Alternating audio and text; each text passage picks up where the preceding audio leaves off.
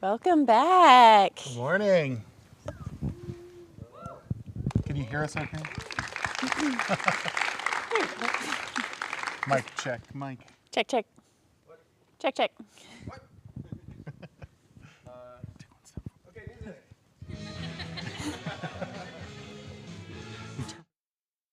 Just always in the dark. Oh, thank you.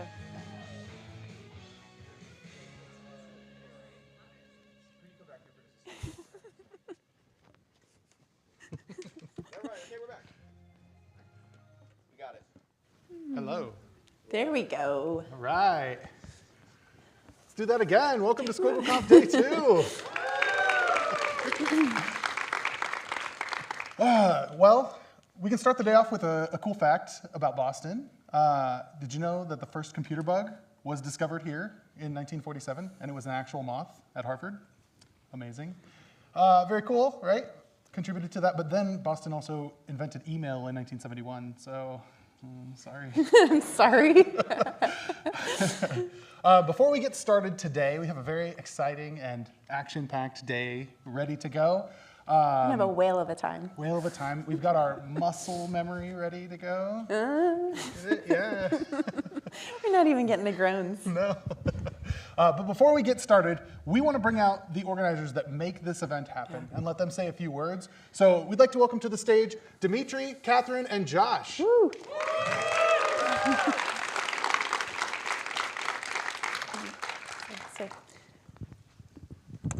Hi, everyone. Thank you so much for joining us this year. We worked really hard all year to put on this event, and we're so happy you're all here for our 2 days of great talks. We hold this event for you. This is a community event. We love the community that we've built up around it, the people who come to the meetups and the conferences, so we really couldn't do this without you. And we wanted to say thank you for being here with us. We really appreciate you. All right. Yeah. Anything else, Dimitri? Nothing on my end. Let's go. So loud. Here, you want it back? Maybe. Thank you all, Yeah. and to all of the amazing organizers and volunteers that have helped put this together. Let's give a round of applause for everyone you see around at cameras, at the booth outside, Yeah. just guiding you where you need to go. So many people come together to make this work. Yeah, and this really is their passion, and they are being authentic when they say they do it for you. So we really do appreciate that. So getting started, again, we want to thank our sponsors for making this event happen as well. Couldn't be done without them. It's a collaboration. So let's give a round of applause for the sponsors.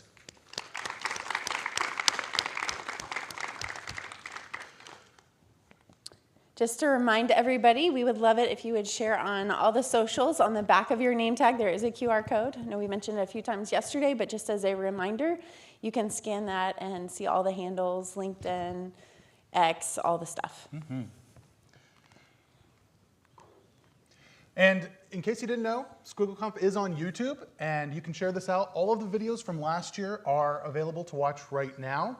And all of the videos from yesterday are also there in one long stream, because this is being live streamed. So if you know of anyone who is not at SquiggleConf right now, but they could benefit from hearing these talks or participating in that, go to that link and then send that link out. And on the live tab, you can find today's event. And then in addition to that, hit me, Nick. Harder. There we go.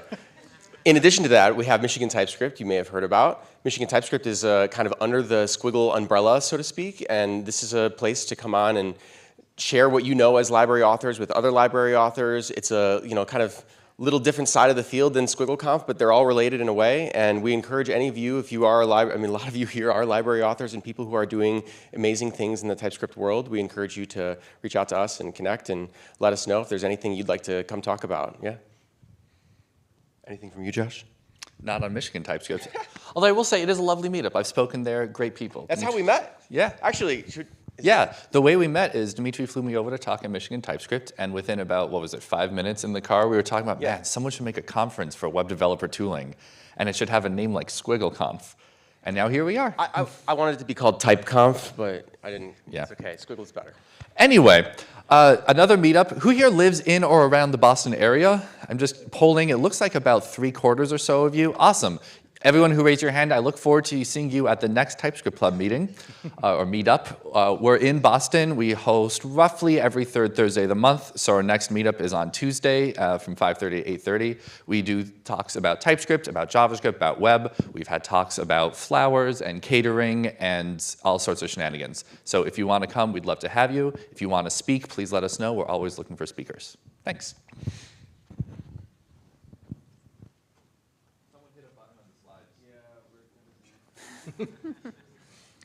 All right. Thank you, Josh and Dimitri.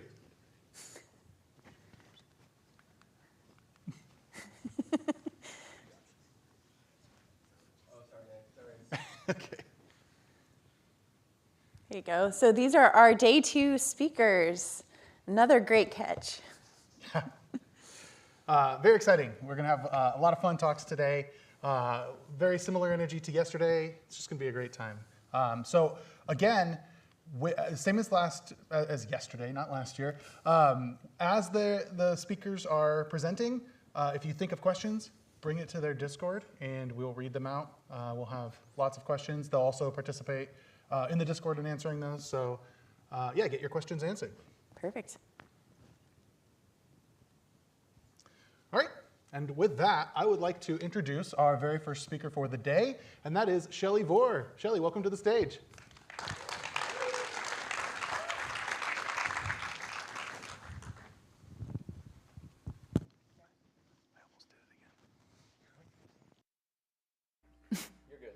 Okay, cool. Hey, everybody. Automation has a lot in common with an old Looney Tunes character named Wile E. Coyote. He's desperate for a Roadrunner dinner, and you're struggling with an engineering pain point. You build a contraption, and on paper, it looks brilliant. But then gravity shows up, and suddenly you're the one going off a cliff. As engineers, we do this all the time. Maybe it's a script to speed up builds, or a bot to automate a checklist. At first, it feels like the answer. And then 6 months later, it's 2 a.m., the tool's broken, and you're wondering why you didn't just do it by hand. That's the real danger of automation, when the solution becomes just another problem to maintain.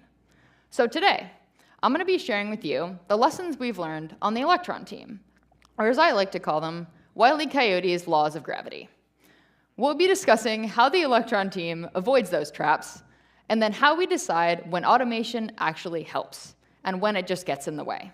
But first, who am I? Why do I care so much about this? And why am I telling you about it? I'm Shelley Vore. I'm a principal engineer at Microsoft. I'm based in Berlin, Germany, and I've been working as an Electron core engineer for 8 years. Among other things, a lot of my job is keeping a very large, very fast-moving open source project on track, without burning out either myself or any of the other engineers who work on it. Electron, for some background context, is the JavaScript framework behind applications like VS Code, Slack, and Discord. It combines Node and Chromium, with its own APIs layered on top.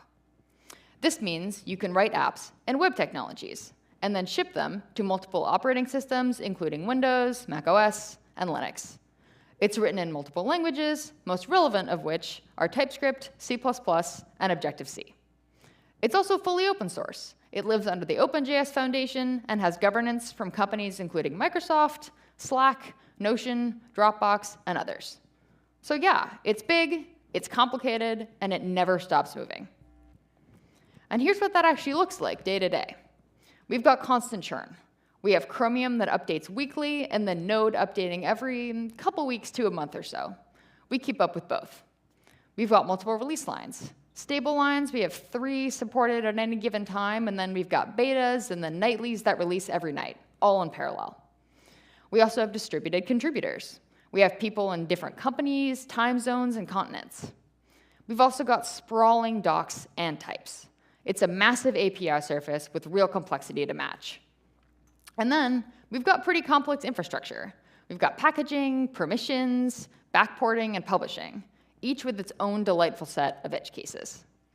If we tried to do all that by hand, we'd spend nearly every waking hour basically just keeping the lights on. Automation, for us, isn't really a nice to have.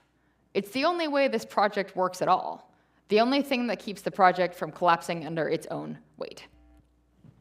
So when I say automation, I'm not really talking about prettier configs or your favorite VS Code extension. I'm talking about the unglamorous, behind-the-scenes machinery that keeps a project, like Electron, from going off the cliff. We've got scripts that generate our TypeScript definitions, so we don't have to babysit them by hand. We've got bots that open weekly Chromium sync PRs, or quietly spin up backport PRs when fixes land.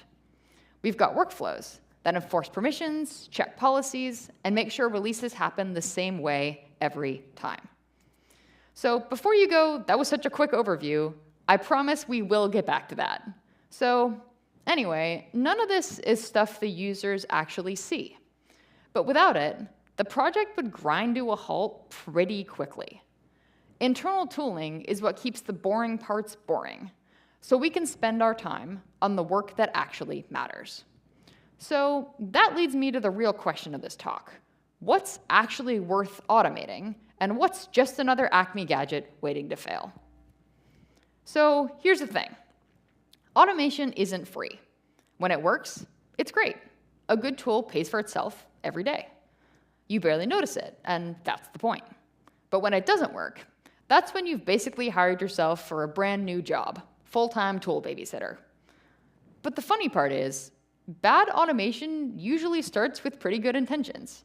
It fixes a pain point once, everybody cheers, and then, as I said earlier, 6 months later, you're spending more time maintaining that tool than you ever did on the actual problem. So that's the trap. That's why the real challenge isn't how to automate. The challenge is deciding what's worth automating and what's better left to the humans. So, how do we make this kind of decision? Instead of a checklist, we're going to be talking about it as the 5 laws of gravity, straight from our friend Wile E. Coyote. Because just like his contraptions, automation can look clever on paper, but the real test comes when gravity kicks in. Here are the 5 laws that keep us from falling off the cliff. Number 1, gravity always wins. Maintenance always catches up. Number 2, don't strap on rockets without a helmet. Security needs humans in the loop. Number 3, check what's below you. You should know the blast radius when something breaks. Number 4, don't cut your own ropes. Automation should reinforce culture and not undermine it. And then finally, we have number 5, wait until the paint dries. You should only automate when a given process is stable. Each of these lessons, of course, sounds like cartoon logic, but they're exactly how we keep our automation from blowing up on us. First law is simple. Gravity always wins. Or in our case, maintenance always wins. This is a discussion of cost versus benefit. You can build the flashiest tool in the world, but if maintaining it ends up costing more than the problem it's solving, you're still going to hit the canyon floor. Every piece of automation has a price tag. It's not just, will this save time today? It's, will this keep saving time once we're on the hook to maintain it? If the answer is no, or you don't know exactly how to effectively judge that, congratulations, you've just automated yourself into more work, not less. And I don't really think that's what any of us wanted. So, law 2, don't strap on rockets without a helmet. This is a discussion about security.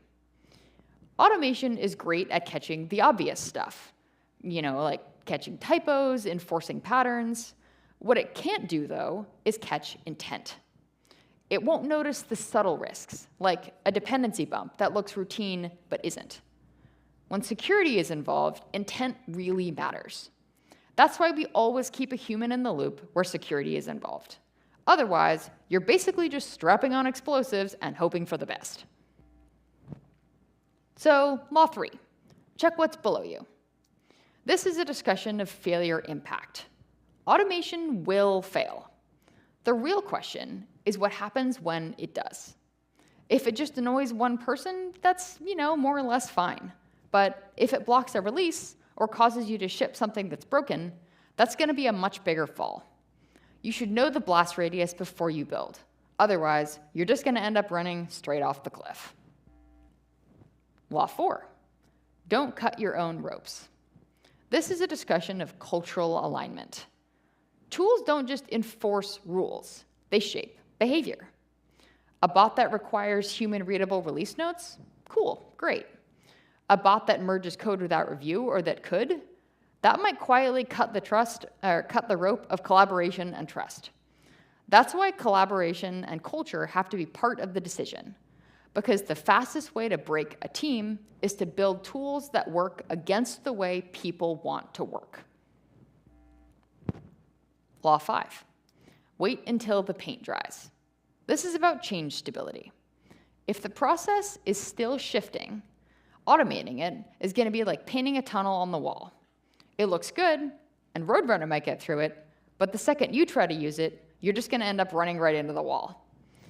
The best time to automate is when the process is predictable, when it's boring. That's when automation sticks. If you jump in too early, you're just going to end up encoding chaos. And chaos, as we all know, does not really scale. And once chaos is baked into code, it's going to be 10 times harder to undo, because then the process and the tool are both going to be moving targets. So before we keep going, a brief recap of what we just discussed. We've got number 1, cost versus benefit, gravity always wins. Don't strap on rockets without a helmet, security. Check what's below you, failure impact. Don't cut your own ropes, cultural alignment. And wait until the paint dries, change stability. So now that we have a bit better of an idea of what makes something worth automating, what does that actually look like in practice? Electron has a lot of internal tooling. Here's a smattering, but there's actually a lot more than even what we have on these slides. Do you notice a common theme in our naming patterns? No? That's right, there isn't one, because engineers are terrible at naming things. Our automation tends to group into clusters, different pieces of the same puzzle that help us with our documentation, our releases, and permissions, among others. We're going to take a closer look today at those 3 categories. Let's start with documentation. So, before automation, most of our doc work came down to hoping contributors remembered to update things, and then maintainers trying to catch it in review. I'm sure you'd be absolutely shocked to know that that mostly did not happen. So documentation was one of the first areas where we learned to lean hard on automation. So let's look at the problem, the solution we built, and then how it measures up. Electron has a huge API surface, and with it comes sprawling documentation and type definitions. Keeping all that up to date by hand is really tedious and, at our scale, basically impossible. A single API in Electron may be implemented in up to 3 different languages, as I mentioned earlier. So we've got TypeScript, Objective-C, and C++, depending on whether or not it's a macOS-specific API, something for Windows, etc. So we can't really do something like type inference there. So without this kind of automation, our documentation drifted out of date all the time. Even when you were careful, it also wasn't super obvious how an API change would ripple into types, or what else needed to be updated. And this isn't just an open source headache. There are whole teams at big companies who spend their entire careers trying to solve this kind of problem. For us, trying to keep docs and types in sync by hand was a losing battle. We really care about documentation as a team, but asking contributors to wrestle with it manually was like trying to outrun gravity. Noble effort, but pretty doomed result. So here's what we built. We actually ended up making documentation the single source of truth for types. If the docs are right, the types are right. To support that, our documentation all follows an extremely strict style guide.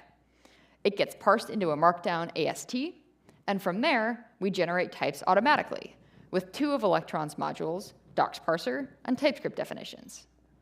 And to make sure nothing slips through, we added a pull request check called archaeologist. Anytime someone edits a piece of documentation, it will show you exactly how those changes affect the generated types. That way, contributors can see the impact immediately. There's no waiting until the release or discovering incorrect types, potentially weeks or months later. So here's Archaeologist in action. On the left-hand side, you can see a more or less simple doc change. In this PR, we're adding a new method to Electron's browser window module called getAccentColor. You can also see there that there's a Windows-specific piece of styling right next to the name of the method. On the right, the diff is what you'd see in Archaeologist's actual PR check. So you can see it uses the definition right underneath the method name to come up with the comment above the method to describe what it does. And then it will also specify the types below that, and then also that it only works on Windows. So now, instead of guessing how a tweak to docs might ripple through, contributors can get immediate feedback right in the PR. It's small, but it saves hours of review time and helps reinforce a documentation-first culture. This is what it looks like for us when documentation keeps us on solid ground. So, how did this stack up against our laws of gravity? Maintenance was dragging us down pretty significantly. Automation flipped it into a net win. This also reinforced the documentation-first culture we really wanted. Ensuring docs are up to date became an essential part of any engineer's work, and not an afterthought. It also guarantees a lot more consistency and readability across documentation, which reinforces trust in the documentation itself. The way we document APIs hasn't changed that much in a lot of years, so the problem space was also pretty stable. Finally, there was minimal security risk here. The worst outcome is a doc update that doesn't parse, and that can be caught pretty quickly. So the payoff was pretty big. We have docs that stay up to date, fewer release blockers, and contributors who can see exactly how their changes affect types. This was automation at its best for us. Low risk, high reward, and culture aligned. A rare contraption that actually worked. Next up is releases, which might be the biggest productivity sinkhole we had before automation. Releases were, technically possible, sure, but they came with a huge cost in time, energy, and reliability. So let's start with what that looked like before we automated anything. Releases had to be manually triggered across multiple platforms.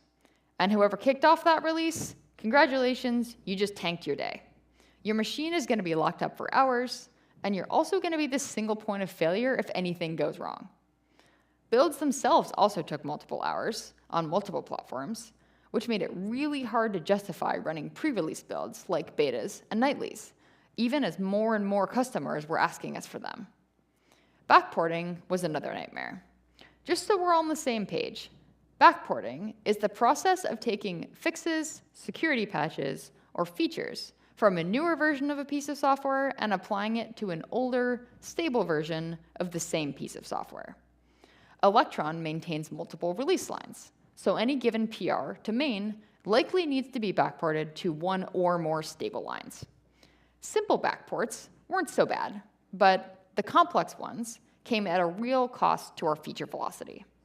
And on top of that, bookkeeping is pretty messy when you've got a lot of the release lines going on, and it's not always really clear whether or not a given PR has gone back to all the correct ones, or who's done that, or who's supposed to do that, etc. So keeping track of that was difficult and error-prone. In short, releasing Electron by hand wasn't just painful, it was basically unsustainable. So here's what we did. First, we automated the entirety of the build pipeline. Releases can now be triggered end-to-end from Slack, with 2FA input from members of the releases working group within Electron. No more one person chained to their laptop for hours. We named our release bot Sudowoodo, after the Pokemon, whose signature move is Mimic. We also really committed to the bit. When you trigger a release, you go /Sudowoodo, I choose you. Next, we required every PR to include release notes and a version tag. And because rules without enforcement don't really work, we wrote a bot called Clerk to block PRs that didn't have them and to persist the release notes once they did. This gave us a reliable data source, which in turn let us generate change logs automatically, instead of having to do them by hand. It's true that GitHub does have some capability to auto-generate release notes, but as of now, it pulls from the PR title, And we've historically found that a lot of engineers write PR titles for other engineers and not necessarily for the people consuming the bugs, features, etc. So we wanted our release notes to be for people and then separated those out. And finally, we automated backports. Our backport bot trop, which is port backwards, handles them whenever a PR is merged, tagged, or triggered by /command. The simple ones just work, and the more complex ones surface much faster for review without blocking everything else. A script that runs once a week tells the team how many PRs still need to be manually backported, as well as how many open PRs still need review. So releasing went from chaos management to a routine anyone on the team could run without thinking too hard about it. So here's a snippet of what that looks like. On the left, we can see Clerk doing its job persisting release notes. Below that is what the weekly cron job looks like that shows how many PR, or like what the current PR states are for any given release. So here you can see I ran a pre-release audit for the release branch 37, and then it showed me how many PRs need to be manually backported, as well as how many open PRs still need review. And then finally, on the right, is the Slack channel where sudowidu lives. You can see there where sudowidu takes care of most of the steps, and then the critical moment where the human steps in to handle the security critical OTP step. So how does release automation look like through the lens of the laws? Cost versus benefit was more or less a no-brainer. We unlocked pre-release versions, like nightlies and betas, that were previously much too painful to justify, and massively reduced the time and energy needed for stable releases. On the security front, we kept humans in the loop where it mattered. Backports are automated to save time, but they still require review for safety. Failure impact remained low. When things go wrong, it's pretty straightforward for a human to step in, instead of unwinding hours of opaque, machine-specific state. Culture alignment also got a huge boost there, because releasing is now democratized across the entirety of the working group, with shared assignments and rotations. No single person chained to their laptop for hours, again, and everyone is equally capable of making sure necessary tasks are completed for releases. Of course, that doesn't solve the messier dynamics of people sometimes doing their best and just dropping the ball, but it's a lot easier to work through human dynamics issues when you're not simultaneously fighting machine failures. And change stability was also solid. Releases follow a pretty predictable process now, which lets us eliminate one of the biggest sources of cognitive burden on the team. We no longer have to really figure out which backports are outstanding or whether or not release notes are all tied up for the right branches. The tooling handles that. So for us, release automation didn't just save time. It made releases boring, and boring is exactly what we wanted. Our last stop today is permissions, the least glamorous, but one of the most important pieces of automation that we built. Inside a large organization, permissions can get messy really fast. At the most basic level, it's often unclear who has permission to do what. The next question is, why? Was it intentional? A legacy exception? A favor granted years ago? It's never really that clear. Then comes the question of who controls those permissions. If I need access, who exactly do I ask? Sometimes it's obvious. Other times, it's a long game of Slack message hot potato. All this makes permissions feel hierarchical and opaque, a system you don't really see until it blocks you, and then when it does, you usually can't tell how to fix it. And that's even before you get to consistency. Keeping permissions up to date requires constant upkeep, another thing humans are pretty bad at, which means drift, exceptions, and rules no one's entirely confident in. So permissions became both a source of friction for contributors and a liability for maintainers. So here's how we fixed it. We started by creating a single source of truth, a YAML file in a dedicated permissions repo. You want to change access? Now, you don't have to hunt through admin consoles or DM the one person you really hope can help you. You just open a PR. That instantly gave us visibility, accountability, and history. Every permissions change now has an approval trail and a record of why it happened. From there, we built a bot called Sheriff. Sheriff owns everything. Gmail, repository access, repo rule sets, email groups, Heroku, even Slack. If it's access control, Sheriff enforces it. So instead of permissions being scattered across a half a dozen opaque systems, they all run through one consistent, transparent workflow, version controlled like everything else. Here's what that workflow looks like in real life. On the left, you can see a pull request to the permissions repo. We are adding Raytowo, a community member, to the API working group. It's a normal PR. It has a review, an approval, and then it gets merged. So now, we have a record of why the change happened, as well as who signed off on that change. On the right, we can see Sheriff and Slack after the merge. Sheriff reads the YAML file and then brings reality in line with the file. It adds Raytowo to the right GitHub teams, the right Slack channels, and the right email groups for the API working group. One source of truth, one place to see what changed. There's also a small teachable moment here. When you invite a new user to a GitHub organization, you can actually tick boxes for teams to add them to immediately upon their acceptance of the invitation. When we added Raytowo, we accidentally ticked the box for the API working group so they'd be added upon accepting the invitation. That team membership did not exist in permissions, so Sheriff immediately booted them. The config was the source of truth, so the system corrected itself. This was the value. We get transparency, consistent onboarding, and automatic cleanup when something drifts. And if we ever disagree with Sheriff, we change the file and we open a PR. Humans make the decisions, the bot enforces them. Unless you think this is a perfect, flawless system, here's what happened the one time we decided to rename a repo and not properly go through Sheriff about it. It saw the renamed repo it didn't recognize and then tried to reconcile reality with the current state of the permissions YAML file. This resulted in mistaken recreation of the old repo and privatization of the new unrecognized repo for what it thought was safety. It turns out, actually, that when you make a repo private, you lose all your GitHub stars. It also turns out that due to the way they're stored in the GitHub backend, it is literally impossible to ever get them back. We had multiple GitHub engineers try to help us, and they could not do it. So we took a giant L on about 10,000 stars.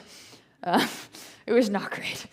In retrospect, we should have much more thoroughly considered how automation would interact with this much more complex process, and then potentially disabled Sheriff temporarily in favor of the human taking the wheel. So how does permissions automation do in a loss evaluation? Cost versus benefit, pretty obvious. We went from permissions being a black box that drained time and energy to a system where everything is visible and fast. The overhead to set this up once has paid for itself many, many times over. On the security front, this was also a pretty massive win. By funneling all changes through a single YAML file and PR process, we get an auditable trail for every decision. No hidden exceptions, no undocumented favors. Just a clean history you can point to. Failure impact is still relatively high, because when things go wrong, it could be a big problem. But at least for now, it's still pretty easy for a human to come step in and fix it. The bot enforces consistency, but people still have the final say. Culture alignment also improved a good bit. Permissions stopped feeling hierarchical and opaque and started feeling like just another PR-driven process. It's the same workflow contributors already know, just applied to access control. And change stability was pretty high too. At least in our ecosystem, permissions don't change often, which made this a pretty stable and safe space to automate. The result? Permissions went from being a constant source of confusion and drift to being predictable, transparent, and boring. And once again, boring is exactly what we wanted here. So, stepping back, what should you take away from all this? We looked at 3 examples: documentation, releases, and permissions. And in each one, the same framework kept showing up: cost versus benefit, security, failure impact, cultural alignment, change stability. The laws never really changed, but the way we applied them did. And that's the point. These aren't rules you use once and forget about. You could ignore them for a while, but eventually they will catch up with you. Every shortcut, every just this once script, every bot without guardrails, sooner or later, gravity will pull it back down. So Here are the big takeaways. First, you've probably noticed a bit of a theme. Good automation is boring, and that's a compliment. It means it just works, and you don't really have to think about it. Second, automate the repetitive, stable, high-cost things. If the process isn't mature, wait. Third, keep humans in the loop where judgment and security are involved. Bots are great at consistency, but terrible at intent. And finally, the best automation isn't just about efficiency. It's about culture. Well-designed automation should reinforce the way you want to work, so the tools and the teams can always be growing in the same direction. These laws aren't just for projects like Electron. They can apply to any project. Even your random side project can fall into these traps. And if there's one thing I hope you take away, it's this: gravity always wins. Wile E. Coyote learned that the hard way, and software teams do too. All you can do in the end is your best to keep your team and yourself on solid ground, because you want your automation carrying you forward and not leaving you in a cloud of dust at the bottom of the canyon. You can find me online as @CodeBiter on Twitter, Blue Sky, GitHub, anywhere else. Thank you all so much for listening. That's all, folks.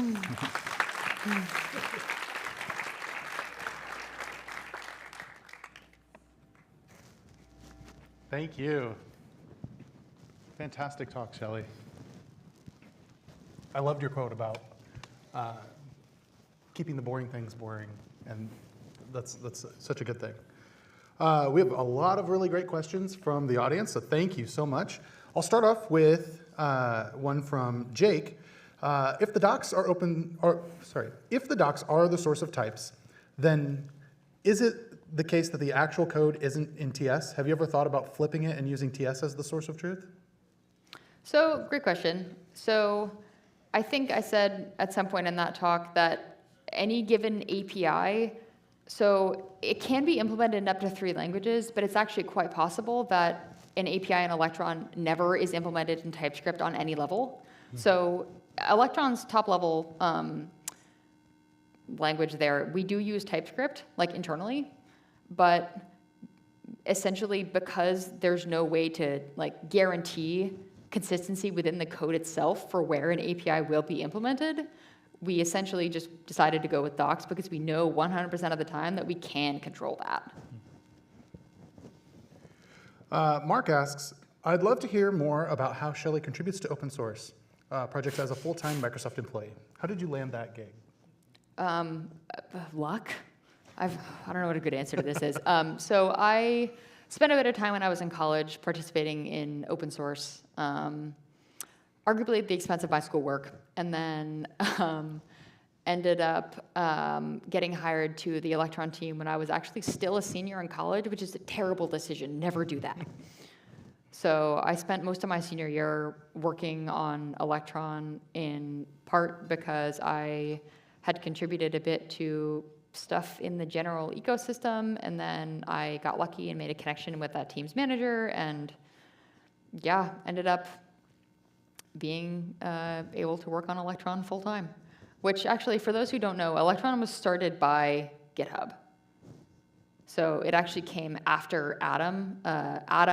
The idea for Atom was created, and then Electron came out of that, and then was sort of spun out into its own team, which has since, rip Atom, persisted a lot longer. Yeah, I think it was Adam Shell first, right? Yes. Yes. Another question, and admittedly, this one sounds a little bit like an interview question. Can you talk about a time when you/the team automated something and it turned out like the wrong decision? How did you go back to the drawing board and fix the problem? So we've actually been in a long battle with trying to figure out how to automate like issues and issue reproductions for a long time.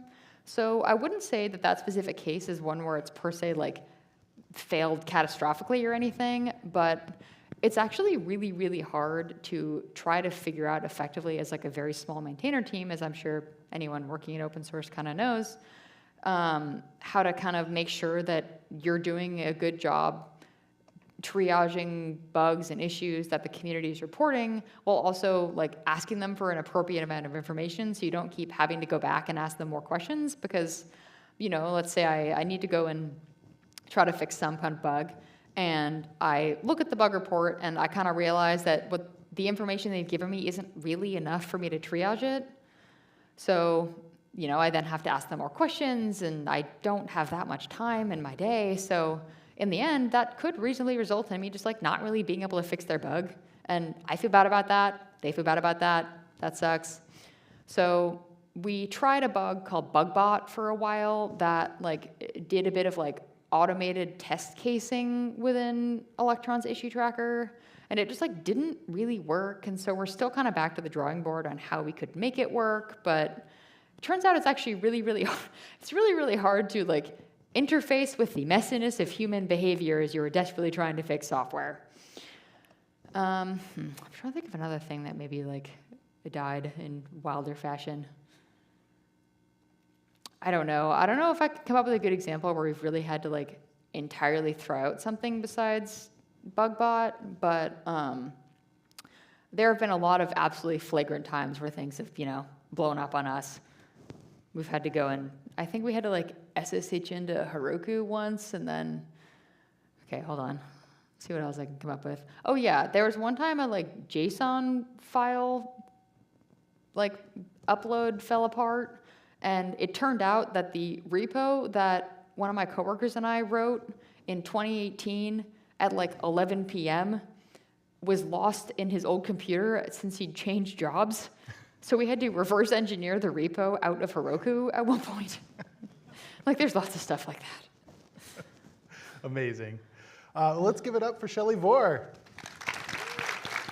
Shelley, thank you so much. Thank you. There's so many questions in the Discord, so if you want to check that out. I will pop in, answer as many as I can. Definitely. Thank you so much. For our next talk, we have Pete Gonzalez giving us a PhD on lock files. Welcome.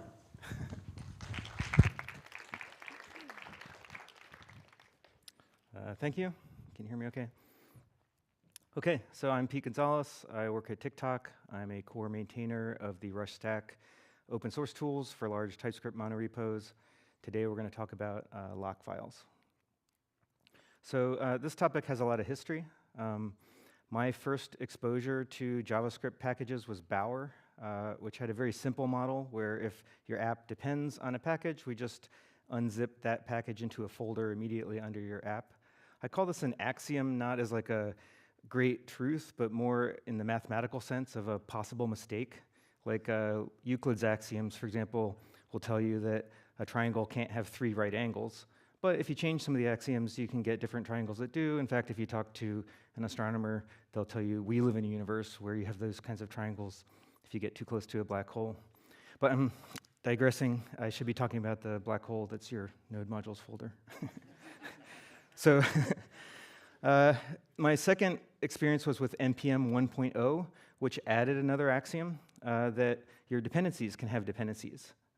So essentially the way they do that is when you, like in this example, you have your project depends on color and it depends on color convert.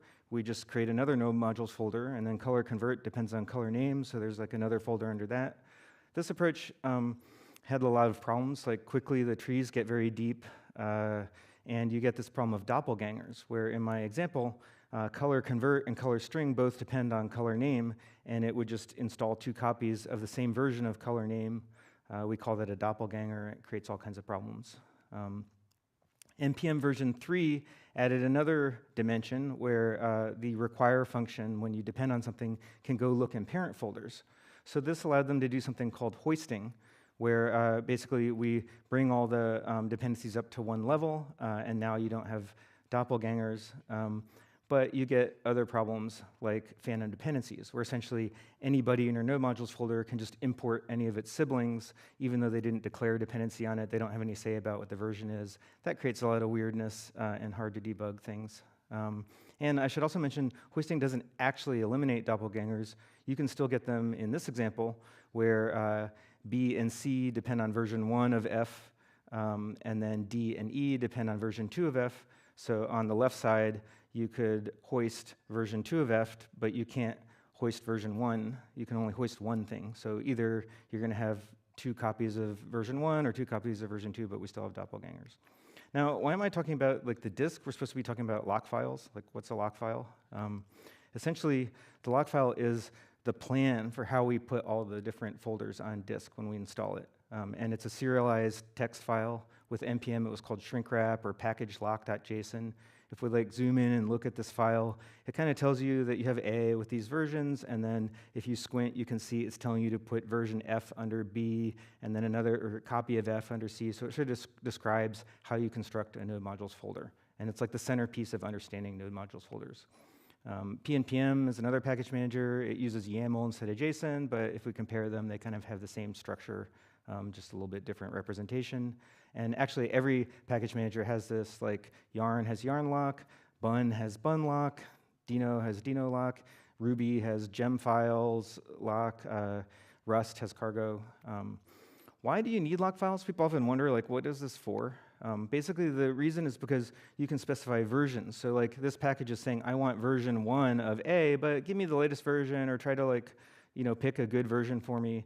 So you can get this problem without log files where somebody's like, hey, my code doesn't compile. And then the other person's like, well, I cloned your branch. It works okay for me. Because when they installed, they did it at different points in time, and their package managers gave them different versions. So the log file essentially makes everything deterministic. It's a file you commit to Git that ensures that Git branch will always have the same set of things in its node modules folder. So being JavaScript, there's like another factor, which is like the rise of other package managers besides NPM. Why did that happen? So besides these problems, in the early days of NPM, there was a lot of frustration with the package manager. Like, it didn't support monorepos.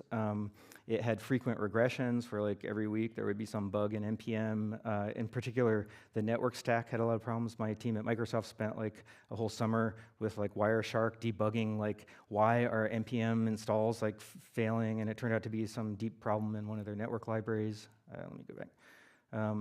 And Facebook was running a mirror of the NPM registry at one point because the Cloud DB kept having issues. And throughout all this stuff, if you talk to average engineers, they'd be like, hey, it works fine. What are you talking about? So, but what I was talking about is we installed like 6,000 NPM packages every 2 minutes in our CI system. So if there was any flakiness, that would mean like every hour you get like a crash. Whereas like the small startup company person like did not have that experience, to them, and like just worked fine. Anyway, this was the underlying current that caused other package managers and, in fact, other installation models. So NPM, we talked about its hoisting model. My team built something called Rush that in the early days had Rush Link, which basically added workspace symlinks to NPM's model.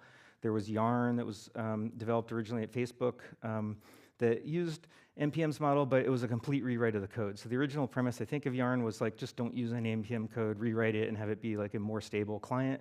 But they added support for workspaces. Then PNPM came along, which was really interesting. Basically, its insight was that this problem of phantom dependencies arises because we're representing everything on disk as a tree, but the dependencies actually form a graph. So you're trying to like project a graph onto a tree. But directories have symlinks, so that would allow you to actually create a proper correct graph on a directory.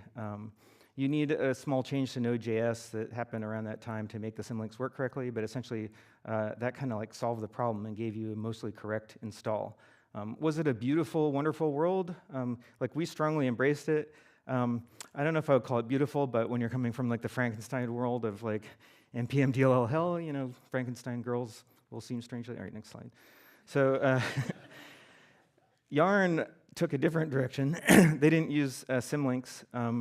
They did this thing called plug and play, where they were going to change how the model worked. So it didn't need to crawl the directory. But they couldn't get Node.js to adopt their model, so they did plug and play actually monkey patches the require function, and then in TypeScript, I think it monkey patches the resolver, and essentially they like superimposed this like better way onto the existing stuff. But it had some compatibility issues. Yarn later added support for the PNPM symlinking model, and then PNPM added support for the plug-and-play model, so those package managers have converged in this area. At some point, NPM added finally support for monorepo workspaces, but they never got away from the hoisting, as far as I know. Bun copied the model of NPM. I'm not an expert in Bun, but my understanding is that it's essentially NPM classic, but they do some collapsing of the directories that actually creates more phantom dependencies, but maybe a simpler directory structure. Dino took a different approach where they embraced the ECMAScript modules, and they have like a whole registry of URL-based imports that we heard about yesterday. I don't have a lot of experience with this, but I know that not a lot of packages, or there's a lot of packages that haven't published URL-based versions, so they have a compatibility layer where it can also do classic npm installs, and there's a version with hoisting and then a strict version where there's no hoisting at all, and it's common to combine these together so you can have some URL packages. So I think it's hard to say Dino has simplified things yet, but it's like another interesting direction. So another thing besides that would motivate this is the underlying problem that the package managers solve is a lot harder than people realize. And I'll give a little bit of a taste of that. I can't go into too much depth today. But we can't talk about packages without also mentioning module resolution. So packages are like, if my package depends on this package, what version do I get and where is it on disk? Module resolvers are more like, I have an import statement in a file. Where is that going to take me? Like, what file and what package should that go to? And there's CommonJS, which has one like way of doing that. ES modules has another way. TypeScript has its own way of finding DTS files, not finding JS files. So you have to like deal with that stuff usually. Like your general introduction to lock files is stuff doesn't compile, and then one of those dimensions is one of the problems, and then you go start looking at lock files to understand what's broken. There's also like a bunch of other advanced features in package.json, like optional dependencies, peer dependencies, optional peer dependencies, workspace dependencies, injected dependencies. My team added a tool called PNPM sync that helps injected dependencies work better because the story of them wasn't actually that complete. And then there's like package manager specific features. Like the stuff I mentioned before is kind of generally supported by most modern package managers, but like PNPM has its PNPM file.cgs that can rewrite stuff. Rush, the tool that I work on, uses PNPM but like adds more features on top of it. So we have installation variants that lets you have like different lock files for the same projects. And then we have subspaces that lets you have different lock files for different projects, but they can have like links and dependencies between each other. Why we built that, it's like long story. Okay. But the most interesting project, I think, from Rush Stack is this little app called Lockfile Explorer. And essentially, the idea of it is it's like a tool that helps you to understand and diagnose problems with lock files. And it's like a desktop app. Actually, you run like a shell command, and it launches a web browser on localhost and lets you view the lock file. It was developed by a guy named William Huang. I kind of like designed it and worked on the docs, but he did most of the coding for it. So in the docs, I want to call out, they're not that complete yet. There's probably a lot that I could improve. But one interesting thing I did was I made this demos repository with different branches that each illustrate different kinds of like weird edge cases. And then I came up with like a notation that lets you show like peer dependencies and how they get solved. And you can kind of like teach somebody about how this works, sort of like with interesting cases and diagrams. For today's purposes, we can look at a kind of simple diagram. I don't have time to explain how peer dependencies work exactly, but in this example, package Q has a peer dependency on package P. And you can see that like S and T both depend on Q, so there's like two chances to say how we're going to satisfy that peer. So the peer dependency is P, and then it gets satisfied with a version of P that comes from whoever depends on Q. And in our example, we get a peer dependency doppelganger. This is like the NPM doppelgangers that I mentioned earlier are avoidable with a different package manager. Peer dependency doppelgangers, you have to have separate copies unless you violate Axiom 4, which I don't have time to talk about today. But basically, in this case, usually you don't want to have two copies of that. Like you would prefer to have less install folders. So what you do is you look for a determinant, which is like some upstream package that's causing you to have this version, and then somebody else has a different determinant, and then that's like what forces the package manager to make two installations. In Lockfile Explorer, if you were dealing with this problem, you would like go into your folder, and then you like run the tool, and it supports both Rush and plain PNPM workspaces. and then it launches like this window. It's kind of hard to see here, but basically you can click on a project and see its packaged JSON file.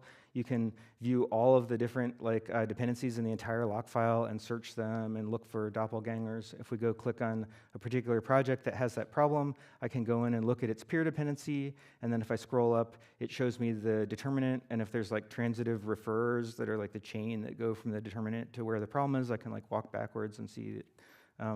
In this case, if you go look at it, there's like the version that we're supposed to have, but if you look in the package JSON file, actually it says 1.2.3 there, but why is it different? You can go to another tab and it'll show, oh, well, another quirk of package managers is they can rewrite the versions to fix problems during install. So here we can like go see in our pnpm file CJS, somebody added some code that like overrode that. So if I wanted to fix this problem, I should really fix it here. I don't need to fix it in the upstream project. Anyway, that's like a taste of what it's like diagnosing log files. So let's wrap up. That feels like a tax, right? Like you have to like maintain your lock file and fix problems. Could we get out of that? Like one idea would be go back to Bower, where we say packages just don't depend on other packages, so we don't have this problem.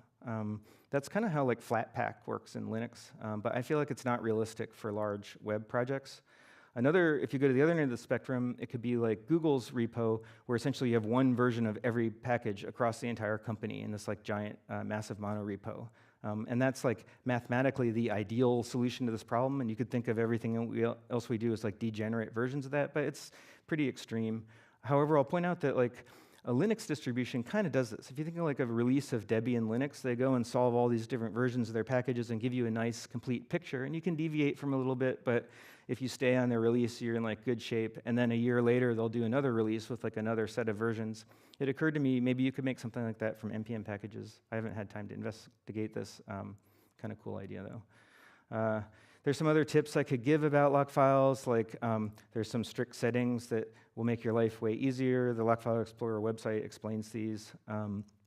There's a compatibility DB where some package managers internally have like rules to fix up problems that they know about in certain packages.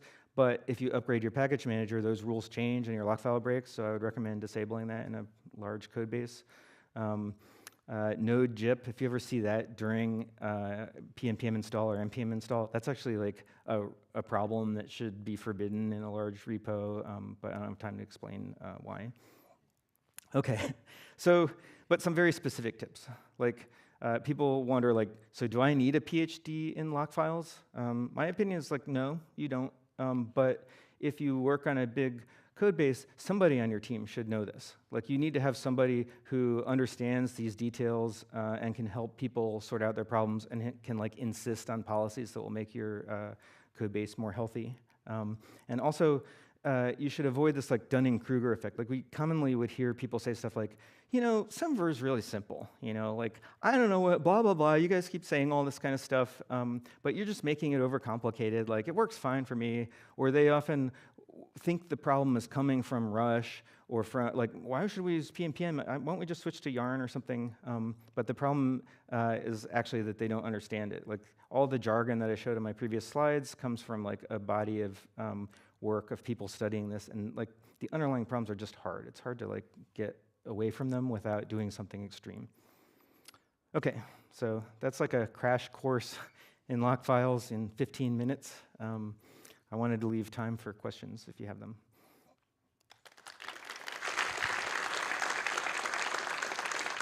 Okay. Pete, you can join us over here, the squiggle chairs. Don't forget to submit your questions on Discord. We have a few. Okay. So Mitch asked, why can't we just have one lock file format? Because different package managers have different strategies. So you could kind of standardize it across the industry, maybe. But there's been like continual innovation. It's kind of surprising. They like come out with new features all the time. Even like this year, I think PNPM added some like new features. So they would have to like agree on their feature set in order to agree what to standardize. And yeah.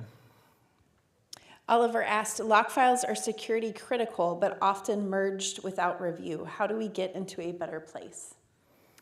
Yeah, so they are a security focus because they tell you all the external code that's coming into your repository. So like from that perspective, they should be analyzed. But reviewing them is a little tricky. Like I think our lock file has like 8,000 NPM packages in it at TikTok in our biggest repository. So you're not going to review that meaningfully. Yeah. You need more like tools to analyze it. And Lockfile Explorer had a companion project called Lockfile Lint that's supposed to help with that. It's not like ESLint. It's more like it can capture things that you already solved and prevent that part of the lock file from regressing.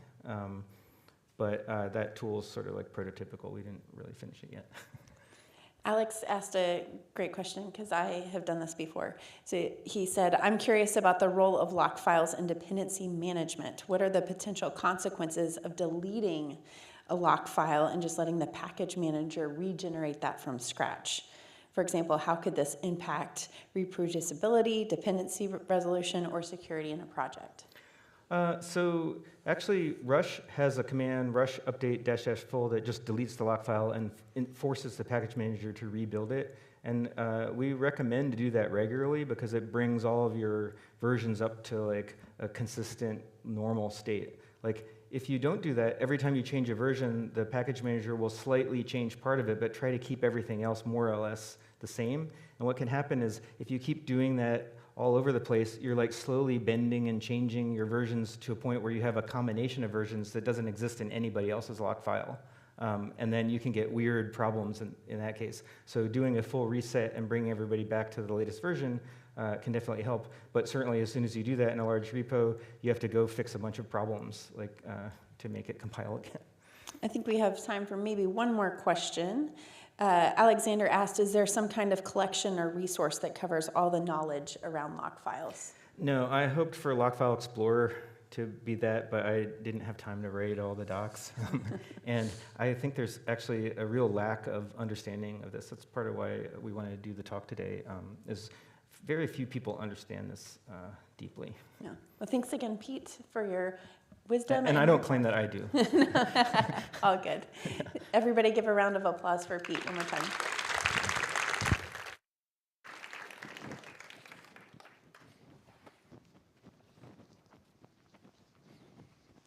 Nice job, Pete. All right. Now, it is time to explore the depths of type-safe programming, where errors bubble up before deployment, not after. Welcome Mattia Manzati to the stage.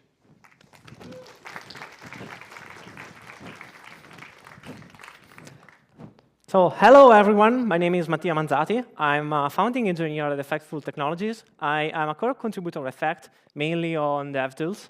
And today I'm going to transform how you think about TypeScript squiggles. They become your most trusted allies, catching not just syntax and semantic errors, but also hidden failures and missing dependencies before your code even reaches production. So let's start with a very simple scenario that every developer knows. And here's our order processing code that looks clean, typed, and basically TypeScript gives us a green light with 0 errors.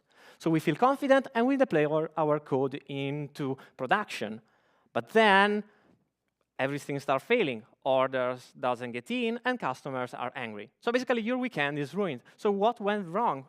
Well, the main problem is that we felt confident about TypeScript, but TypeScript now couldn't tell us what went wrong.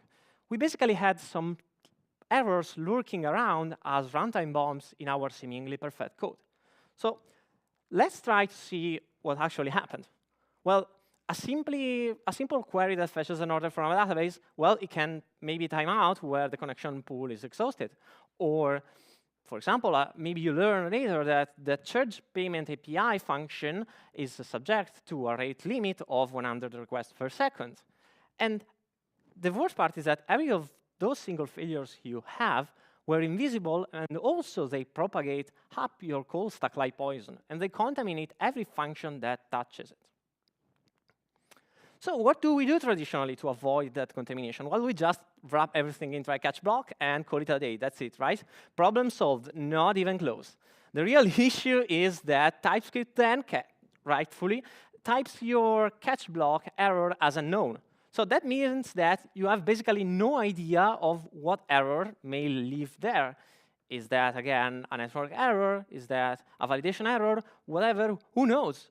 And now you're basically playing detective, trying to figure out which are the possible errors that can be raised in there, and then you have to implement instance of checks in order to ensure that you properly handle them with retries or fallback logics. And the worst part is that if you miss even one of them, you are back to 2 a.m. phone calls, starting again from scratch.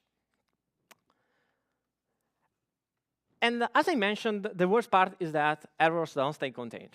When a teammate looks at your function, he sees that it's called process order, takes in an order ID, and returns a promise. So how do they know that it might throw a database connection error or a shipping rate limit error? Well, the thing is that they don't know, because the function signature just tells it's a promise of an order. That's it. So they eventually call this function from their functions, and then the function they write that called by other function by other teammates, and so you basically end up having an invisible chain that is slowly spreading across your entire code base. And slowly but surely, your code base is becoming a minefield where every function is now a step into the unknown. So this disease has a name, and it's called happy path blindness. Basically, if we look at every code we write, we basically spend 90% of the time crafting our perfect success case. And our code reads exactly like a fairy tale, where everything goes smooth and there are no problems. But we are just telling ourselves some comfortable lies, because that's not how reality works. Production doesn't care about our assumptions. In production, everything may happen. In production, that's Murphy's law that rules. And Murphy's law said that if something can go wrong, it will eventually go wrong. And when Murphy's law kicks in, what we can do is just stand by and watch everything burn, right?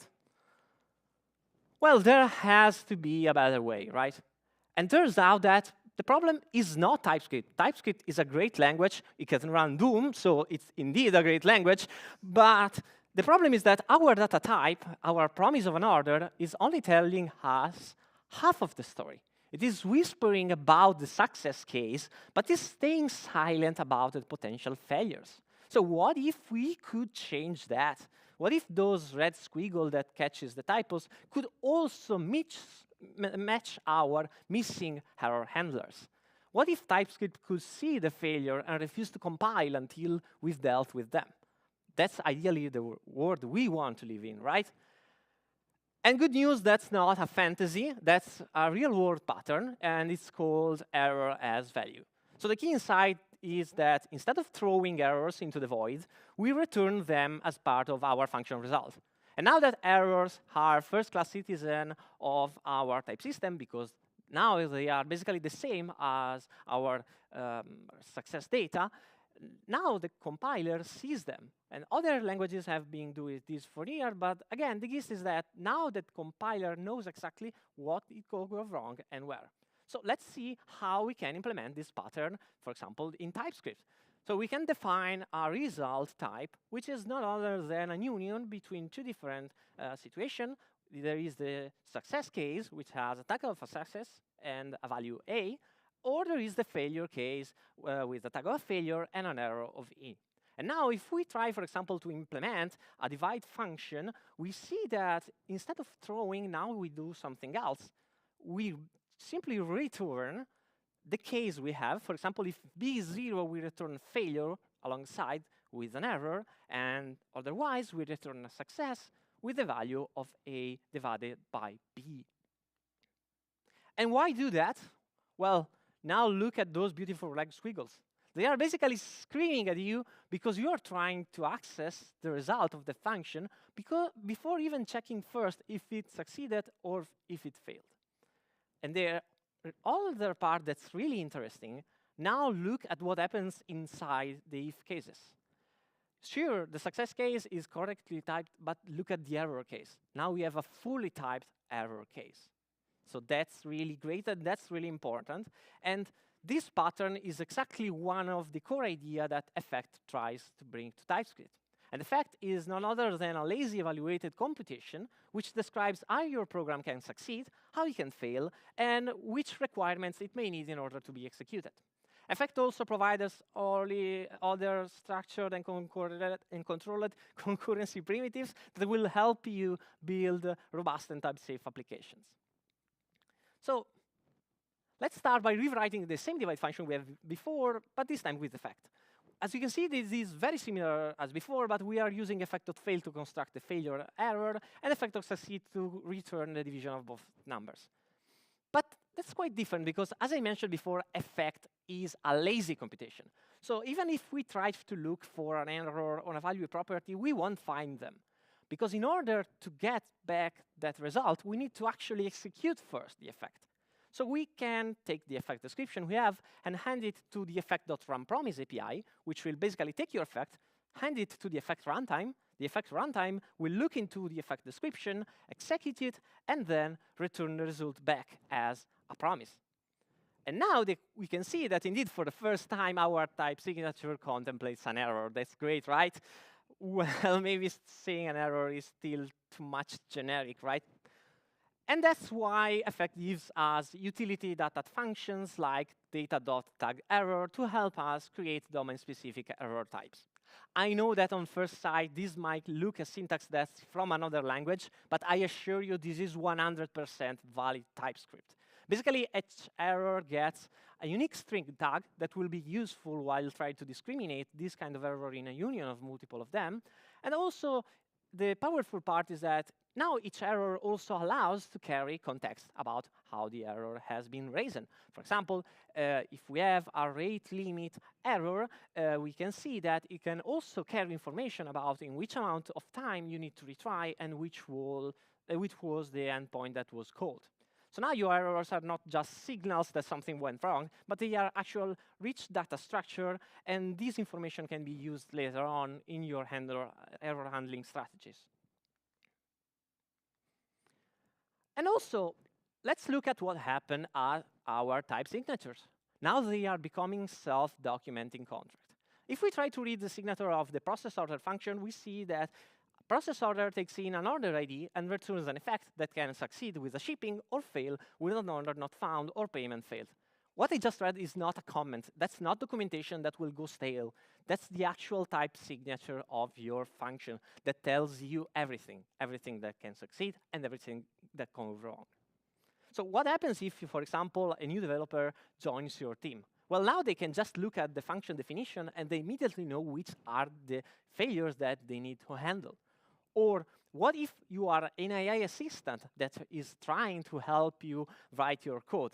Well, now you don't need to waste context tokens in order to watch and see the actual function implementation in order to understand what can go wrong, but you can instead just ask the LSP the type information, and by having that, you immediately know which are the possible failures. So that is what I call beautiful types, because they tell you the complete story, not just the fairy tale happy ending we had before.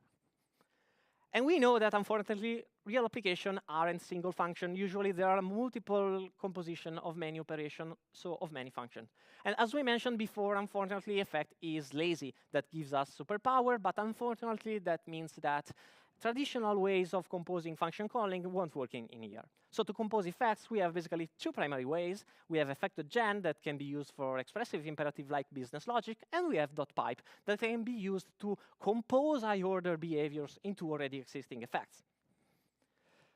And effect.gen is, in my opinion, the effect's secret weapon, because that's a generator syntax that looks almost identical to a sync await. Basically, with effect.gen, instead of writing a sync function, you write effect.gen function, and instead of await, you write yield star, and the rest looks exactly what you're used to. It's linear, it's sequential, and it's readable.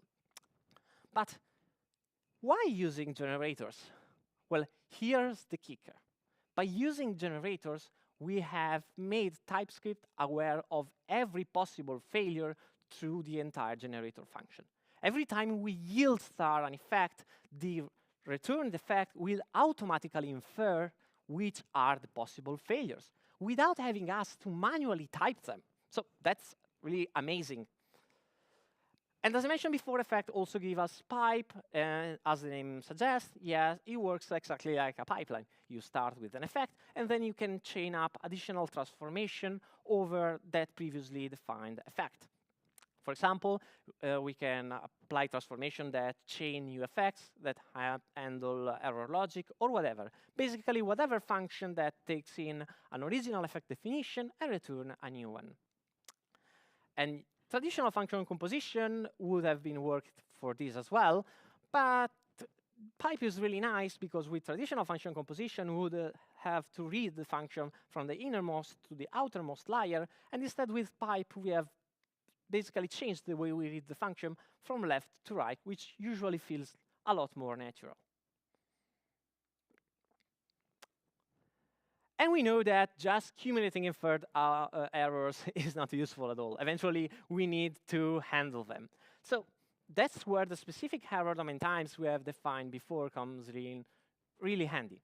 Because thanks to the tagged union of errors, now we can easily define by just specifying, for example, we want to handle the user not found error, and we provide a fallback logic in case that happens, and that's really it. Now we have handled the error in a type-safe manner. And you can see indeed that our type signature of get user full name that before expected to return a string or a user not found error, now that we have handled the user not found error, it will return just a string because we already handled the only potential error that could be there. And we know that sometimes, as I teach to my grandma, when the television doesn't work, you can just turn it off and turn it on again. The same goes for code, you know. Sometimes there are some kind of errors that you need to just retry and they solve themselves. And thanks to effect being lazy, that means that retry is a built-in policy. You can have, with really couple line of code, build complex retry logic that involve, for example, an exponential backoff only in the case the error is a network error. And you can imagine that these, combined with domain-specific errors we have defined before, is really useful to get rid of most of transient errors you have. But what happens if something really unexpected happens? What happens if your server goes out of disk space? Or what if even the retry policy fails? Well, effect has an additional error channel that's called defects or unexpected failures. And this channel is typed as unknown and has not shown in the effect type parameters. But basically, defects are a very common way to use when you don't expect any possible recovery from an error that just happened. Or, as I mentioned before, when something very unexpected that wasn't coded in initially happened. So given we have typed errors and defects, you can imagine that it's not uncommon, in effect, that you start writing your function locally with some expected failures. Then at some boundary of your application, maybe you apply retry policies or you try to catch the potential errors you have. And then even if the retry policy didn't solve the errors, you can use combinators like, for example, effect.orDie that basically converts the expected failure you had before into a defect. You can see, indeed, in an example that we had initially a network error that can be retried, and eventually, if it fails, now it goes to orDie. And that is really useful because usually at some boundaries of your application, some errors you don't care about because you expect them to already have been handled internally. So we have spoken enough about success and failures. So what about requirements? Well, effect has a built-in dependency injection, and in classic effect style, it is also type-safe as well. So let's have a look at it. So the first thing that we need to do is to define a tag. A tagging is basically an identifier that represents the name for the service and alongside the shape of the service you have. We can use, for example, the context.tag API from effect that will help us, again, with this very nice syntax to define three things. The first one is the inventory service opaque type identifier that will appear, as we have seen before, in the third effect parameter. The second one is the actual shape of the service you expect. So the implementation of the service will have the shape of two methods, reserve quantity and get available quantity. The last one is a runtime value, basically something that you can get a hold on to get the actual implementation of the service inside of your code. So now that we have defined the service, we need to access it, right? And how? Well, if you are inside an effect generator, you can just yield things. You can just yield the service identifier, in our example, the inventory service, and what you'll get back is the actual service implementation. And then you can use the actual service implementation to call the methods that are implemented on the service. And again, you can see that TypeScript generators in here really help us because, again, the third effect type parameter gets inferred automatically, and now we see that this computation requires an inventory service. And what happens now if we try to run our effect that has a service requirements? And type error, of course. Squiggles are our friends. Well, we have defined the name and the shape of the service, but we did not provide any implementation of the service. So basically, it is saying to us, you are missing the implementation of this service in order to be able to run it. So to provide an implementation of the service, we may, for example, use some APIs like effect.provideService, which will require us, again, to specify which service we want to implement, the inventory service, alongside the actual implementation of the service. The actual implementation will be type checked against the tag we have provided, but also it will automatically erase from that third type parameter the inventory service, because now we have provided it. And now, if we try to run the effect, we can see that we can safely call run promise again. And you can imagine that a dependency injection like this, like the one the effect provides, is really great because, as I have described it, I have used the actual service before writing the implementation. So that gets you in a mindset where you think about service more about what they provide rather how they are implemented. And you can imagine that also testing is now really easy because you don't need to inject global things or whatever, but you can just swap at the edge of your application the actual implementation that you are providing. And again, we know that every non-trivial application has by default a complex tree of dependencies required in order to be executed. And that's why effect comes also with another primitive that's called layer. And a layer is an effectful constructor of a set of services that can be easily composed in the same way we did the effect. Layer has three type parameters. The first one is the services that layer construct, for example, a database connection. And the failures that may happen while trying to construct the service, like, for example, a connection error, and requirements of additional service that may be needed in order to construct the initial service. For example, if we want a database connection, we may need, for example, to have a configuration service when we can pick up this connection. But I know that here at SquiggleConf, we care a lot about dev tools and developer experience, right? So what's the story of dev tooling for effect? Well, effect, thanks to its unique shape of type parameters, have quite a lot of dev tooling. And now we are going to go quickly through some of them. So the first thing that I want to mention is that effect has built-in telemetry instrumentation. We know that it's really hard to set up full distributed telemetry tracing with any application, but with effect, the story is different. Thanks to the effect runtime, we can just add effect.withSpan alongside our existing effect, and on the edge of your program, provide basically the endpoint where you want your effect to telemetry to be sent, and that's really it.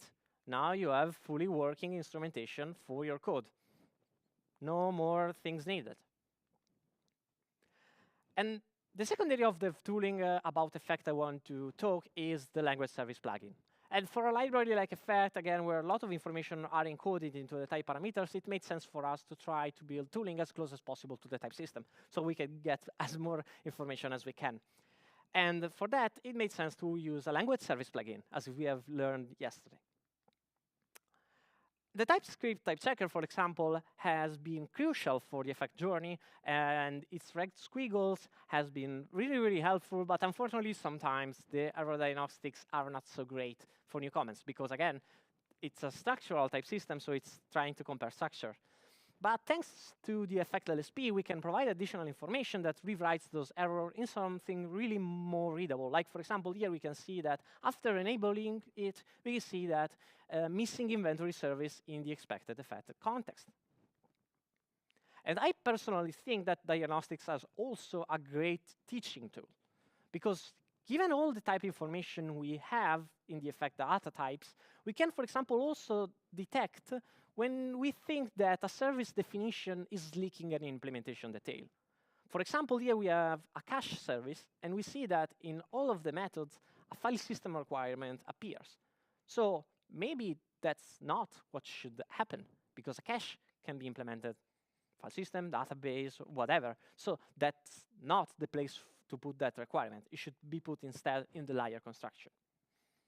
And another feature of the effect LSP is the effect quick info that basically allows you, when you hover an effect, to show in a clear fashion all the potential error, requirements, and whatever that may happen in your effect.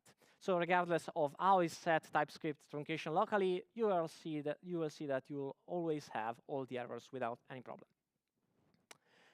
And the effect LSP also provides custom refactors as well. So you can, for example, rewrite async await code into effect with one click.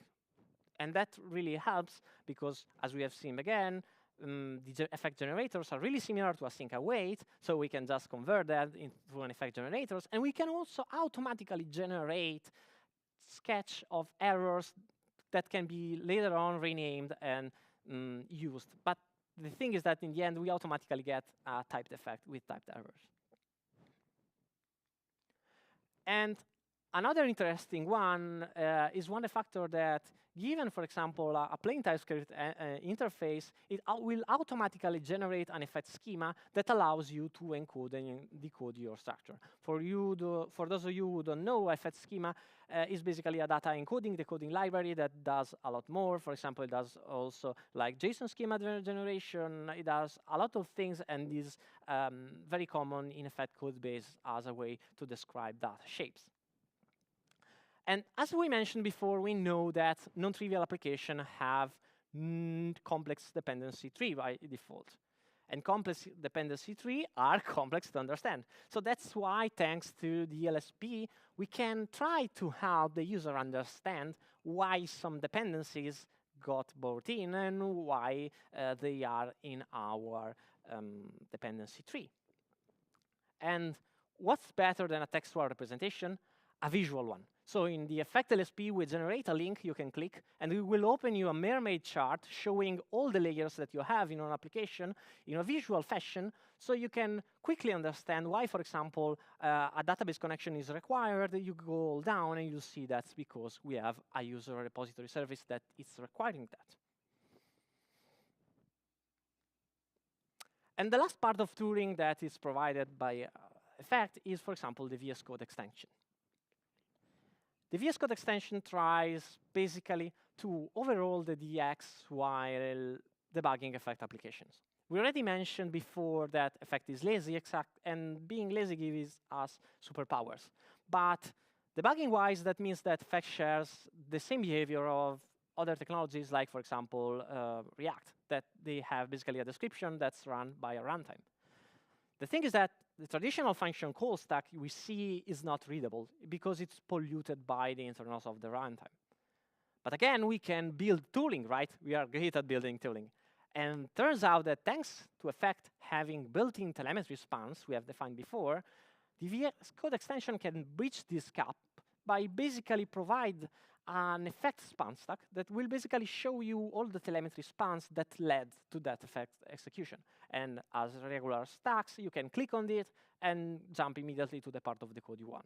And alongside of the same lines, we also have the fibers panel. And the fibers panel basically shows all of the fat fibers that are running inside of your effects. And we mentioned before that we love visual tooling, right? So that's why the effect DevTools also provide a visual tracer viewer that works over the debugging connection. Why over the debugging connection? Well, we know that there already exists like telemetry instrumentation, but they work basically by batching and sending to a backend your telemetry. And when you are step debugging your application, that means that you pause as well that telemetry process. But now, by having that inside of your debugging connection, you can basically do that in real time as effect spans happen. And that means that you can see the real-time chart of what's happening, what's still in progress, and what's completed. So, does it mean that with all of those great features, one should basically toss away your entire code base and start from scratch adopting effect? Sure, good idea. No, that's not the reply. Thanks to functions like run promise, we can convert an effect into a promise. And thanks to other methods like try promise, you can convert a promise back into an effect. So that means that you can start replacing promise with effect whenever it makes sense and have most crucial sensitive part of your application. And then you can evolve from that and adopt effect gradually. In the end, I just want to tell you that I hope that this talk was interesting to you, learning in what are the dev tools that are leveraged by the unique patterns that Effect uses, and then you can adopt yourself. And if you want to adopt Effect, I welcome you to join the Effect Discord, when you can ask any question, and we'll be more than welcome to reply to whatever question you have. So again, thanks very much for listening me, for having me.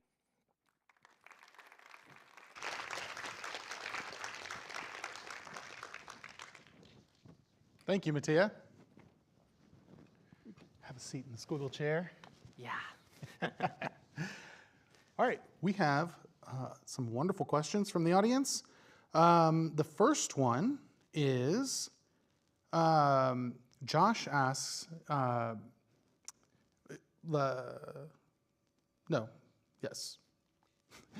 Let me restart. There are 3 people, Alexander, Mitch, and Owen, who all asked, how does never throw compare to effect? Okay, so the thing is that never throw focus mainly on trying to get you the typed failures, and that's it, you know. And in order to get that, you need to basically pay the cost of some verbosity, as we have seen in the example we had done by implementing the result type. And Effect has, for example, the either data type. That's exactly what never true brings.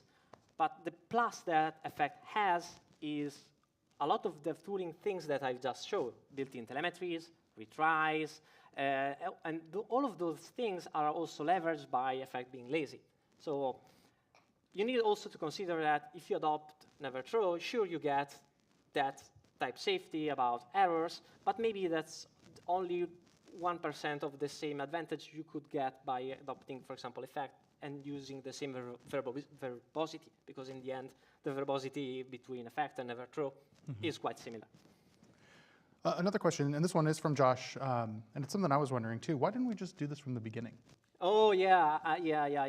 It's one fun fact that not many people know, is that, for example, the generator specification was before the async await function, and the browser actually shipped them before the async await function, and for a while we were like back compiling the async await syntax into generators. And the thing is that it was like, I think the type safety was made possible only once TypeScript adopted a particular way of fully typing generators. So initially, we didn't have this fully like a beautiful way of doing that. But again, I agree that unfortunately, when we went from callbacks to promises, and that was kind of, I don't say a mistake, because again, as developers, we always say depends. But probably we could have find something that would fit better, and really that's it, I think. Nicolo asks, how do you deal with all the built-in APIs that don't use this pattern? Does Effect provide wrappers for them? Yeah, basically, as I showed before, I unfortunately covering all of the Effect in a 130-minute talk is really hard. But the thing is that, as I mentioned in the last slide, Effect basically has a lot of utility function that creates Effect starting from other kind of APIs, from callbacks, from promises, from whatever, basically. And you can basically then bring what's another kind of asynchronous API of function that you already have, convert that into an effect, and then as I showed you, you can then call run promise to get back the same effect as a promised result, or run callback and that I have back the function as a callback. Or basically whatever, converting between an effect and non-effect code is really trivial. There are a lot of APIs for that, and as I mentioned in the last slide, it's really, really good when you have those typed errors, but mostly those type dependencies, because I think that's the most cool part. And so you need to start adopting a FAT, I think, where it makes sense, where you feel that problem more, and then slowly but surely, you can try it everywhere. Great. Oliver asks, how heavy is effect and how tree shakeable is it? Yeah, fun story. We are now in the process of basically writing effect versions 4. Current release version is effect version 3. And the code name for version 4 is effect small, because effect initially started as a port of a library that's called Zio. So initially it was very focused on being a 1.1 port. Version 3 started having its own identity, but still the way the fiber runtime is built was very similar to the Zio ones. And while building effect 3, what happened is that a lot of people asked obviously for tree shakeability because they want to use effect in front end. And so we had this data type that we called micro that was basically a very lightweight version of the effect runtime. And turns out that we tested micro, and micro was able to do exactly what effect was doing before.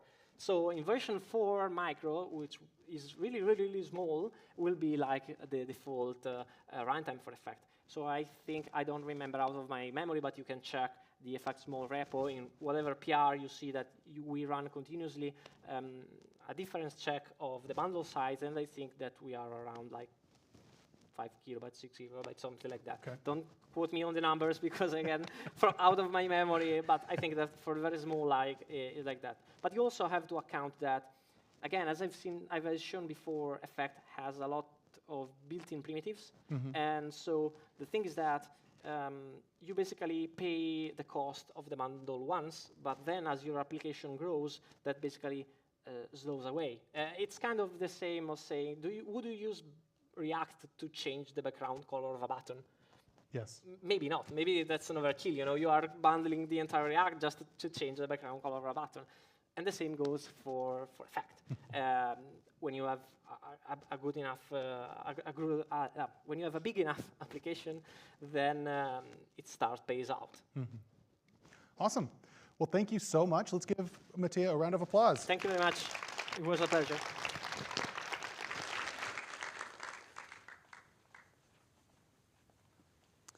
Up next, we have a break, but before I release you, I do want you to know that the t-shirt, the SquiggleConf t-shirt, is on sale for $25. Now, if you buy one today, that will be $25 off your next SquiggleConf t-shirt. So definitely a great deal. Now, if you bought one yesterday, DM a picture of your t-shirt to Catherine within Discord, and she will honor that, and she'll DM you a code, so you'll have that $25 off your ticket for next year. So when you're out in the lobby area, be sure to pick up your SquiggleConf t-shirt. So we'll see you in about 15 minutes.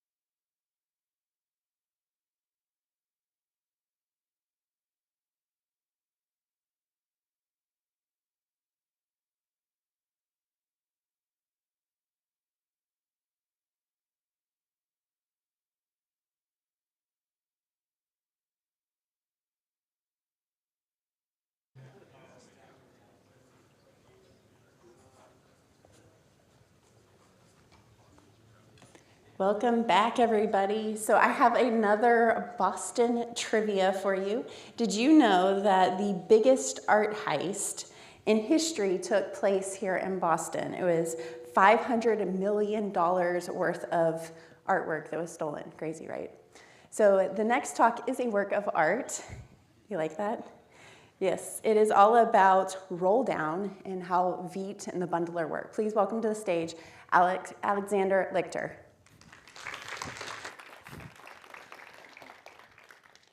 All right. Hello, everybody. SquiggleConf, how you feeling? Woo! That's the vibe. Awesome. And I start with a difficult question. Can you see your favorite framework up there?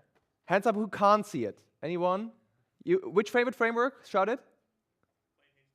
Plain HTML is not a framework. Sorry. No, doesn't count.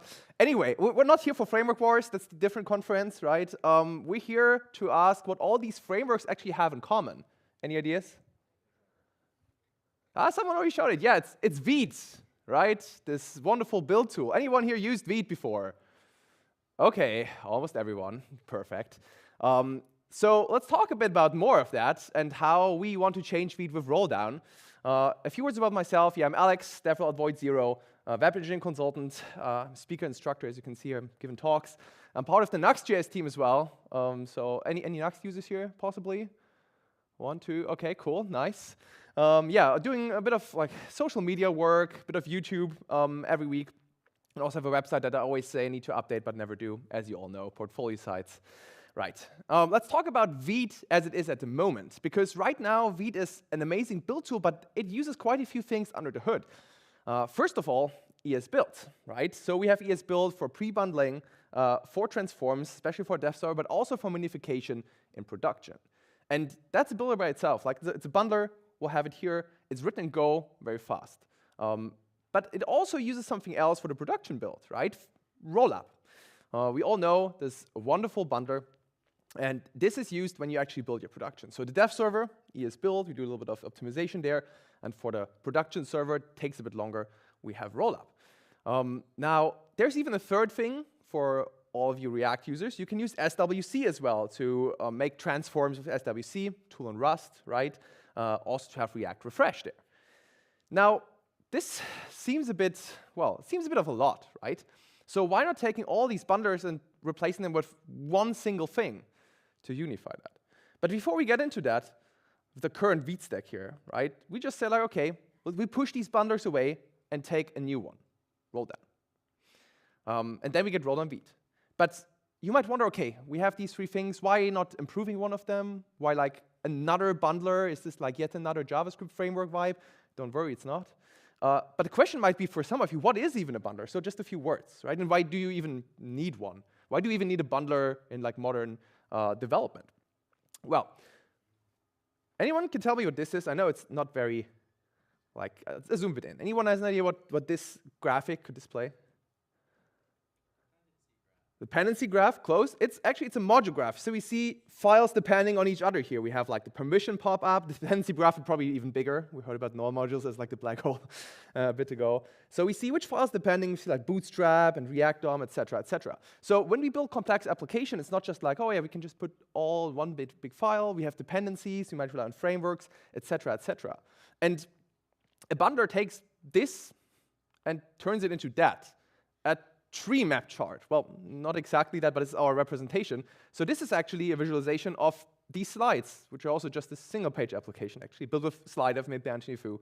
Shout out on that occasion. So here we see which JavaScript is used. We have the slides actually here. We have like a certain highlighting. We have Shiki magic move here. We'll see that in action in a bit. And we have this big block here to actually do a code highlighting, et cetera, et cetera. So we have, but now these dependencies in certain chunks, in certain pieces of JavaScript, especially because we don't need to load all of them in like one big file. We maybe want to say, okay, let's do it in a smart way. So yeah, the question is why do we do that? There was a few years ago, DHH, right, saying no build. We don't even need a bundler. We can just write plain JavaScript and HTML, like the guy over there, which the framework is plain HTML, it's fine. So we could do that, but I wouldn't recommend to do that. I would say let's have a build step. There are a few simple reasons. This is a simple component with JSX, right? How do we do this without a build step? Can we run JSX in a browser? Not really. Same for other custom components, right? So for example here, a view component. This also is nothing that the browser understands, so we have to move that to plain JavaScript. And also this, TypeScript. Yeah, the browser can't really run TypeScript. Also, it's actually wrong TypeScript, so this talk couldn't go without a squiggle at SquiggleConf, right? So we all need to change things here to move TypeScript to plain JavaScript. That could be just stripping the types or doing a bit more work here if you have non-erasable syntax, which is not necessarily a good idea, but anyway, another talk. We also can say, let's depend on things, let's depend on libraries, and we don't want to get the whole library of all the functions. Let's say we import format here from date functions, for example. We only want to have this one function, maybe its dependencies, and not all the other 100 parts. It's called tree shaking or dead code elimination. So we only want to have the code that we're actually needing and using. There's also something you would miss out if you wouldn't have a build step. And another thing that you would definitely miss out is this. Minification, yeah? We also want to make sure that we just don't ship things as is, but as small JavaScript and bundle size as possible to make sure our sites load fast, it's good for low-end devices, less bandwidth, and that is a must-have for production-grade applications. So also this without a build step, you can't really do this because seriously, you're not writing that kind of JavaScript. I hope, right? So yeah, now we know we have to transform our non.js code. We have to remove unused code from dependencies. We also want to make sure we smartly move codes into the files to see what is used together, what can be maybe lazily loaded on demand, etc., etc. So we chunk all files up to make sure we don't have to load unneeded JavaScript, and of course also don't have waterfalls. And last but not least, minification.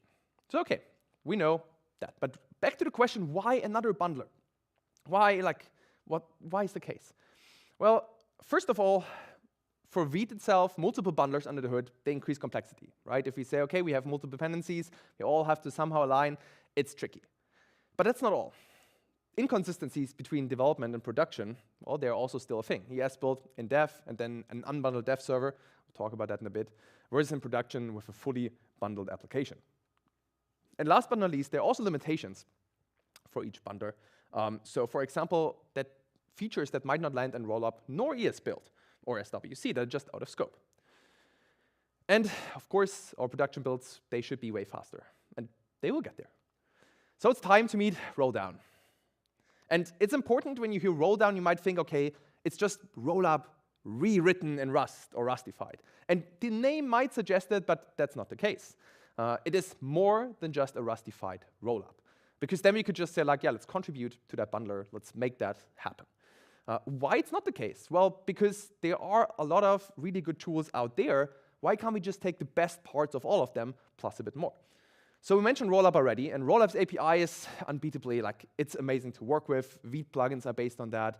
If some of you have maybe written some Rollup or Vite plugins before, it's amazing. Plus, this is what the ecosystem is built on right now. We don't want to break that. So compatibility is important there. And when we have roll down in Vite, all the Rollup plugins will be compatible. They're actually already right now. But also ES-Build has a lot of good things, like define, like inject, and of course it's also quite fast. So we want to align with certain behaviors there as well, taking good parts too. And of course, speed, as in this tool is written in Rust, that doesn't necessarily make it fast straight away. There are some more optimizations, which we'll get to in a bit. And even Webpack. Yeah, for real, Webpack. It was amazing back then what you can do in terms of chunking to define, like, okay, let's group these kind of files, let's just put in a regex and make sure they go into one single file, like having a smart comment and make sure they end up in the same chunk. This is a feature that both, like, Rollup has it a bit with the manual chunks, and ES-Build is lacking for that quite a bit to make sure how we can define them very efficiently and make sure that we don't have to load a lot of small files or too much. So even there, we took inspiration and make sure there is an optimization for fine-grained advanced chunking. And there are also features, as said before, that might not be in any of these bundlers. So right now, HMR, hot module replacement, hot module reload, is built into Vite, but we would like to have that on the bundler level, especially with Rust, to make things just faster and let Vite not bother about that. So roll down comes with built-in HMR. Already is the case, it's experimental, and with them roll down going into Vite at some point, that will be used there. Also, import map generation. We heard about import maps in other talks, for example, the Deno talk or Dino talk. That's the right pronunciation. Also, CSS bundling is something that a lot of bundlers can't do out of the box, maybe with plugins. It's also something that Rolldown should cover. And we also want to get to first-class module federation. That's work in progress right now. Probably won't hit before stable, but it's also on the list to make sure you don't need any external plugins and things just work. And we mentioned minification. That's also part of the bundler. You can use any minifier if you want to, but out of the box, that's run by OXC. And when we built the bundler, when we built Rolldown, we thought like, okay, great, we start unifying the bundler there, but it doesn't stop there. Why couldn't we do more than that? Why do we have to just stop at the bundler level? Because actually building a bundler needs a lot of foundational work. So let's take a look what we use for this. And that's OXC, the JavaScript oxidation compiler. By the way, the logo is an anchor. It kind of fits in the whole vibe here. But fun story, it's a brown anchor because it's rustified, right? And how is Rust being created, right? Water and oxidation. So we have the oxidation compiler here. When I heard the story the first time, it blew my mind, and maybe mine did blown too. If not, let's take a look at some stats in a bit. That might do. And we have some components in there of OXC, because the idea is to have a certain collection of tools. You don't have to use them all together. You can use them separately. And let's have a look. The parser. So of course, we want to have our JavaScript or TypeScript code, like just a file, the string. We want to have a representation of that, an abstract syntax tree, an AST. So for that, we need to parse the file. OXC parser is the fastest JavaScript parser out there, and important. If you take a look at the slides, there are always links to the benchmarks. We want to make sure that if we say these things, they're actually objectively the case. So there are benchmarks and GitHub for all of that. It's spec conform. It passes all ECMAScript conformance tests, so all test 262 stage 4 tests right now.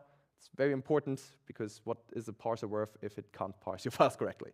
And it's 3 times faster than SWC and roughly 5 times faster than BIAM's parser. A little chart just to see how long it takes, for example, to parse TypeScript.js, the file itself, in parallel mode. Here we see BIAM takes roughly 300 milliseconds, SWC is faster, 164, and OXC goes by 52. That's roughly in line with the numbers. Okay, so we have the parser covered. It's there. Now we have to resolve modules. We just seen this gigantic module graph, and we have to make sure both in ESM and CJS, as we still have these 2 formats and beyond, to make sure the module resolution also works and can find the right files. So of course, there's also a resolver. The resolver implements both module resolution algorithms, and also it supports tsconfig out of the box, which is great. So extends, ADSs for the paths and the compiler options, and also project references, because we all use TypeScript, I hope. If not, you can also use it without, but that's a great addition on the lowest abstraction level.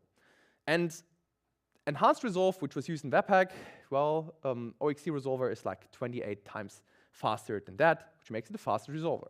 Funnily, there are also 4 forks of OXC resolver nowadays, so it also seems to be quite a popular thing. Also stats for that, we have here enhanced resolve from our benchmarks, 0.9 milliseconds here, 0.02 for our benchmarks. More interestingly is the transformer, because now we have, as we've seen before, like JSX, we have maybe view components, etc., or just TypeScript. Or maybe we want to say, okay, we want to target all the browsers. How do we do that? Well, with the transformer.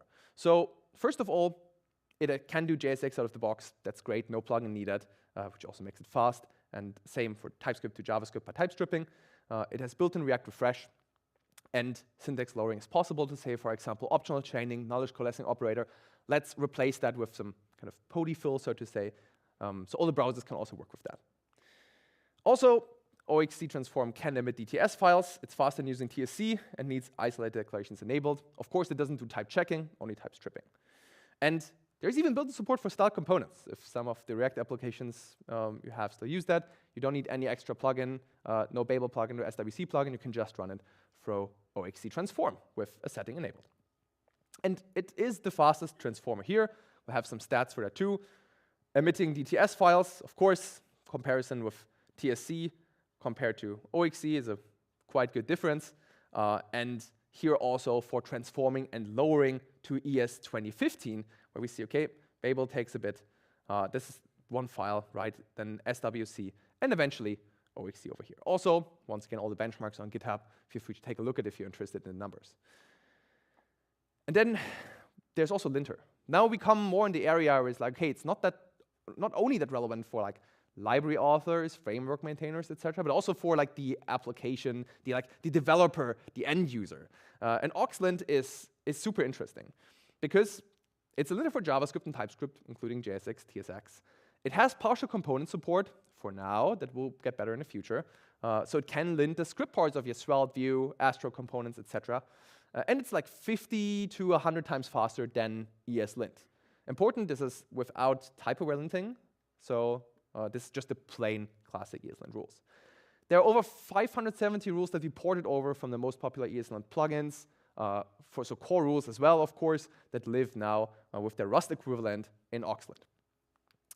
And it's used in various projects, open source like Preact, Bun, Vue, PR is open, almost merged. Shopify, Airbnb, Mercedes-Benz, and other companies also use them for the gigantic code bases. For example, to check for cyclical imports, for barrel files, etc. Oxlint is stable for a bit now, so 1.0 got released a while ago, but there's still a lot of features we want to get into and that are being worked on. One is type-aware linting. Jake already mentioned TSGoLint that we are using for that. It's in technical preview. You can use it already with 40 rules from TypeScript ESLint enabled. So if the only thing you're waiting to switch for is type-aware linting and you wanted a modern, fresh tool that can do that, there you go. Another thing is custom rules.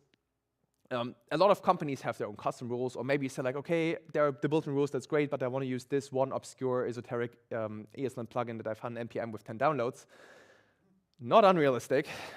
So we want to make sure it's also possible. The goal here is that we want to have a performance while also being as ESLint compatible as possible API there. So we'll make sure that you actually can do that and run all these ESLint packages, as long as they're not using any API that is, well, not that common. We start with the most common things. The idea is to, well, have a good performance and still making it able for you to migrate over. And also fine-grained per glob config is on the list. A number that's quite interesting when we took a look at people with like big repositories, we have here 265,000 files roughly in 22.5 seconds with like 101 rules using 10 threads. That's incredibly fast. If you wonder how long other tools would that take, yeah, too long. We can't go into detail. Some time out. Nevertheless, regarding the custom JS plugins, though, I want to show a screenshot that was announced yesterday, so that's brand new. If you ever written like an ESLint rule or plugin, this is how it looks. This is actually just like a no debugger rule, like re-implemented more or less, and this is then used in our Oxlint rc.json to say, okay, we have a custom plugin here now. Great. We enable also rules from this custom plugin. And ta-da, it works with --experimental JS plugins, which will be available soon as a prototype. So we can actually build our custom ESLint rules and use them with Oxlint here. As said, we're going from the most popular parts of the API over to the less popular ones. Also there, any input is always recommended. Feel free to take a look. Okay, and Minifire. Now we went to the point, we have a linter, we have a transformer, a parser, resolver. We also need a Minifire.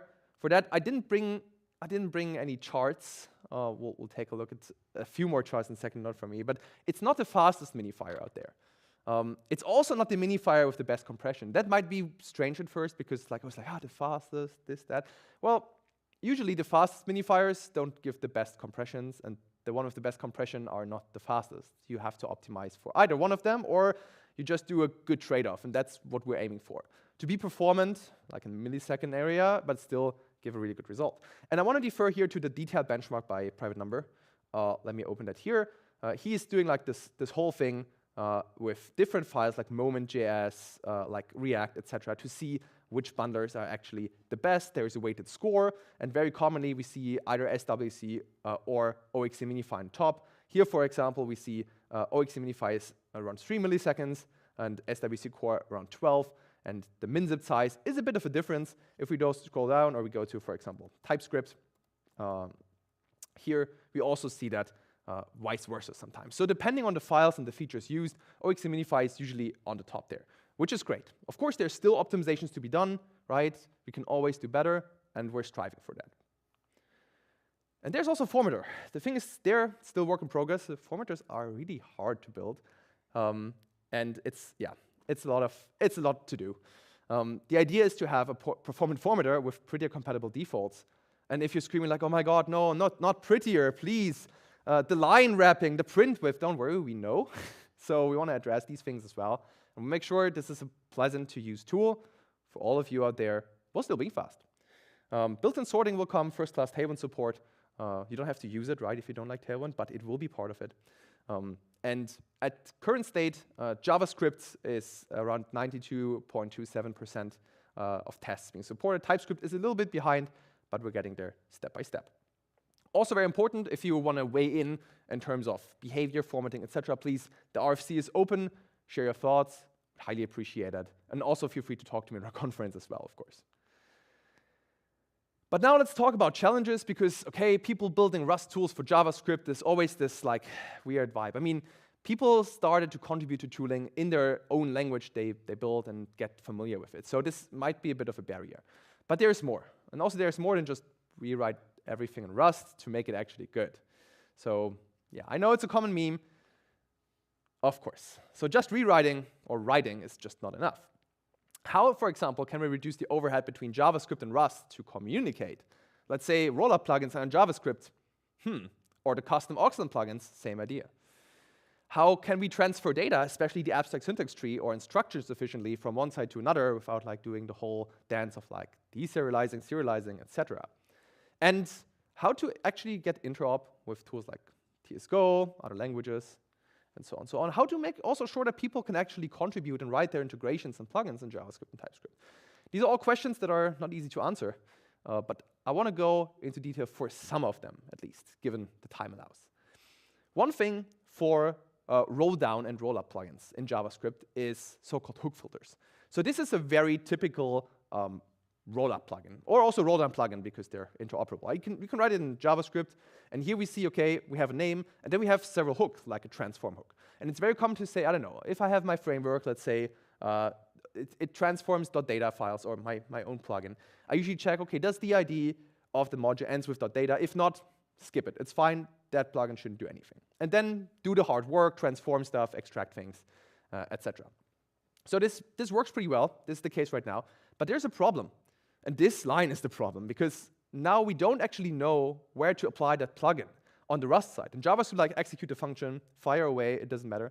But it's actually quite expensive to call these things again and again from the Rust side. So it would be nice to have this a bit more, well, interpretable, without just like having that in a function call. And for that, we actually said, okay, let's build in filters. So here we can just say like, okay, we have this new filter object. We have the handler with the function from before.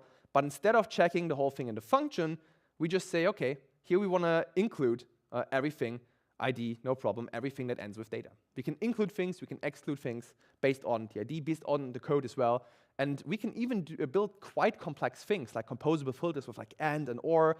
That's all possible. So there is no reason to make the roll-up or roll-down plugins in JavaScript not performed anymore. Because now it's easy for us to just say like, okay, let's take the regex here, or like let's parse that part at least for filter, and figure out when we have to call it. Way less function calls, which means faster builds. So that's great. And it's important to note that this already works on rollup, in Vite, and rolldown, so you don't have to think like, oh, I have to build specifically for a certain builder or bundler. It just works right now. And it's also backward compatible if you actually leave the check for the .data also in the function. So if you need to support older rollup or Vite version, that's a way too. Now to a difficult topic, transferring abstract syntax tree. AST transfer between Rust and JavaScript is expensive, because if we do all in Rust, we have to ship it all the way over to the JavaScript side at some point. How do we do that? Well, actually, at first, it was just that. Serializing, deserializing, right? Like JSON parse, JSON serialize, etc. It's quite expensive. Can we reduce the overhead? Here's, for example, okay, this looks how it looks on the Rust side. It's also slightly different than the JavaScript side. It's not like a one-on-one thing, right? And if you wonder where like this whole, it's not that long. The Rust thing's a little bit longer here. What that translates to in like code, it's actually this. That's the AST for const a equals 1. Nevertheless, we just don't do it. We don't do serialization. And now we're like, wait, how does it work? this is a whole thing called raw transfer. Big shout out to Jim Dummett, aka Overlook Motel on GitHub. He built the whole thing. And he actually thought about that back in SWC to support JS plugins better and keep like the extensibility alive. That wasn't very interesting for the maintainers back then, so I'm happy that this eventually ended in OXC. So how does it work? Well, the idea is JavaScript creates a shared array buffer and just passes it to Rust. On the Rust side, we'll just create an allocator, and then the buffer from the JavaScript side, we use that as the backend memory. Then we put in the AST in there, binary into allocator, convert module records and errors, etc., also into arena types, and write them all the way into the arena allocator. And then at the very end, we want to have the offset, which the data begins, right? We write that at the end of the buffer and back to JavaScript.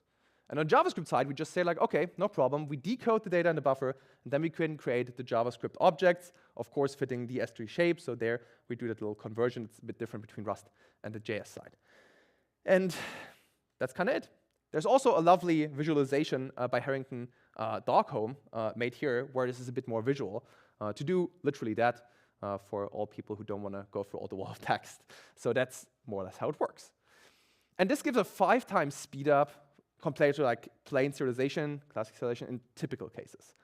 And the best part is it unlocks even more, right? So it also allows lazy deserialization. Think about the custom linting rules. If you say, okay, I'm only interested in debugger nodes, like the example we've seen before, why couldn't we just like not decode that at all and just on demand deserialize the AST nodes that we're actually interested in? So only the debugger nodes, for example. That's a serious use case we're working on right now. And this is roughly 3 times faster on top of the 5 times faster of raw transfer. So 3 times 5 is 15. Pretty decent. Also here in typical cases, of course, approximations, and there is more to come. Also, this could also work for the opposite way, right? Think of also like a magic string-like API, but executed on the Rust side, so you don't have to do any manipulation in JavaScript, and just send over the instructions, let Rust handle the rest. So that is also quite promising.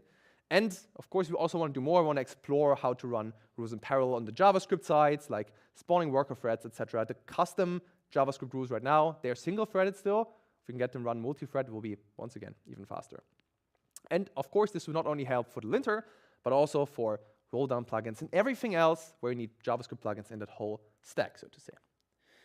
So, okay, now we went from like your framework, or plain HTML, all the way down to Vite, to roll down, to OXC, and actually let's go a bit up again to Vite as like build tool, dev server, plugin system, and then more, and talk a bit about future plans of roll down Vite here.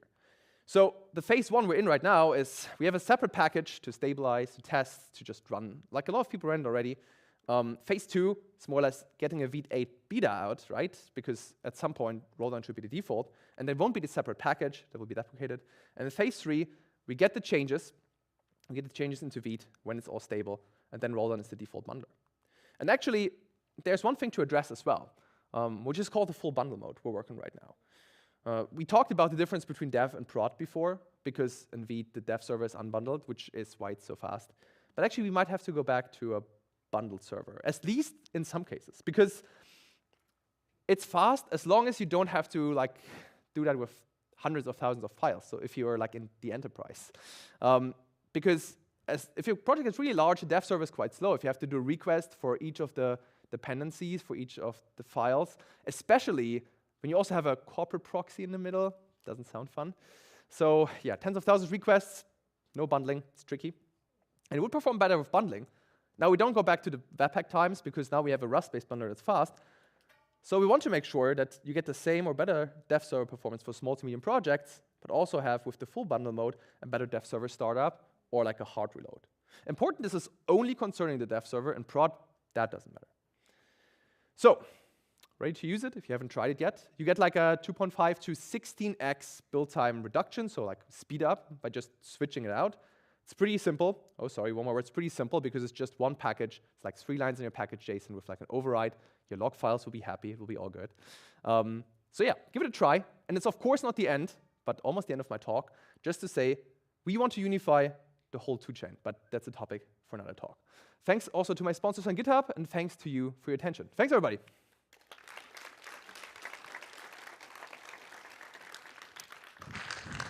Awesome. Thank you, Alexander.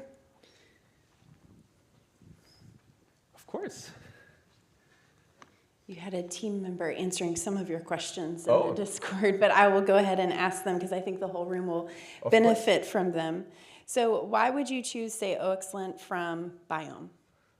From Biome. So, well, I mentioned type-aware linting. I think like this is a big part where right now Biome has like no floating promises with like 75% of like coverage, and TS-GoLint as like the backend, and OXLint is the front end. So with like OXLint, TS-GoLint covers well all the 40 rules. It just works. A lot of patches to TS-Go, but yeah, that's a good way if you want to have fast linting with type-aware linting.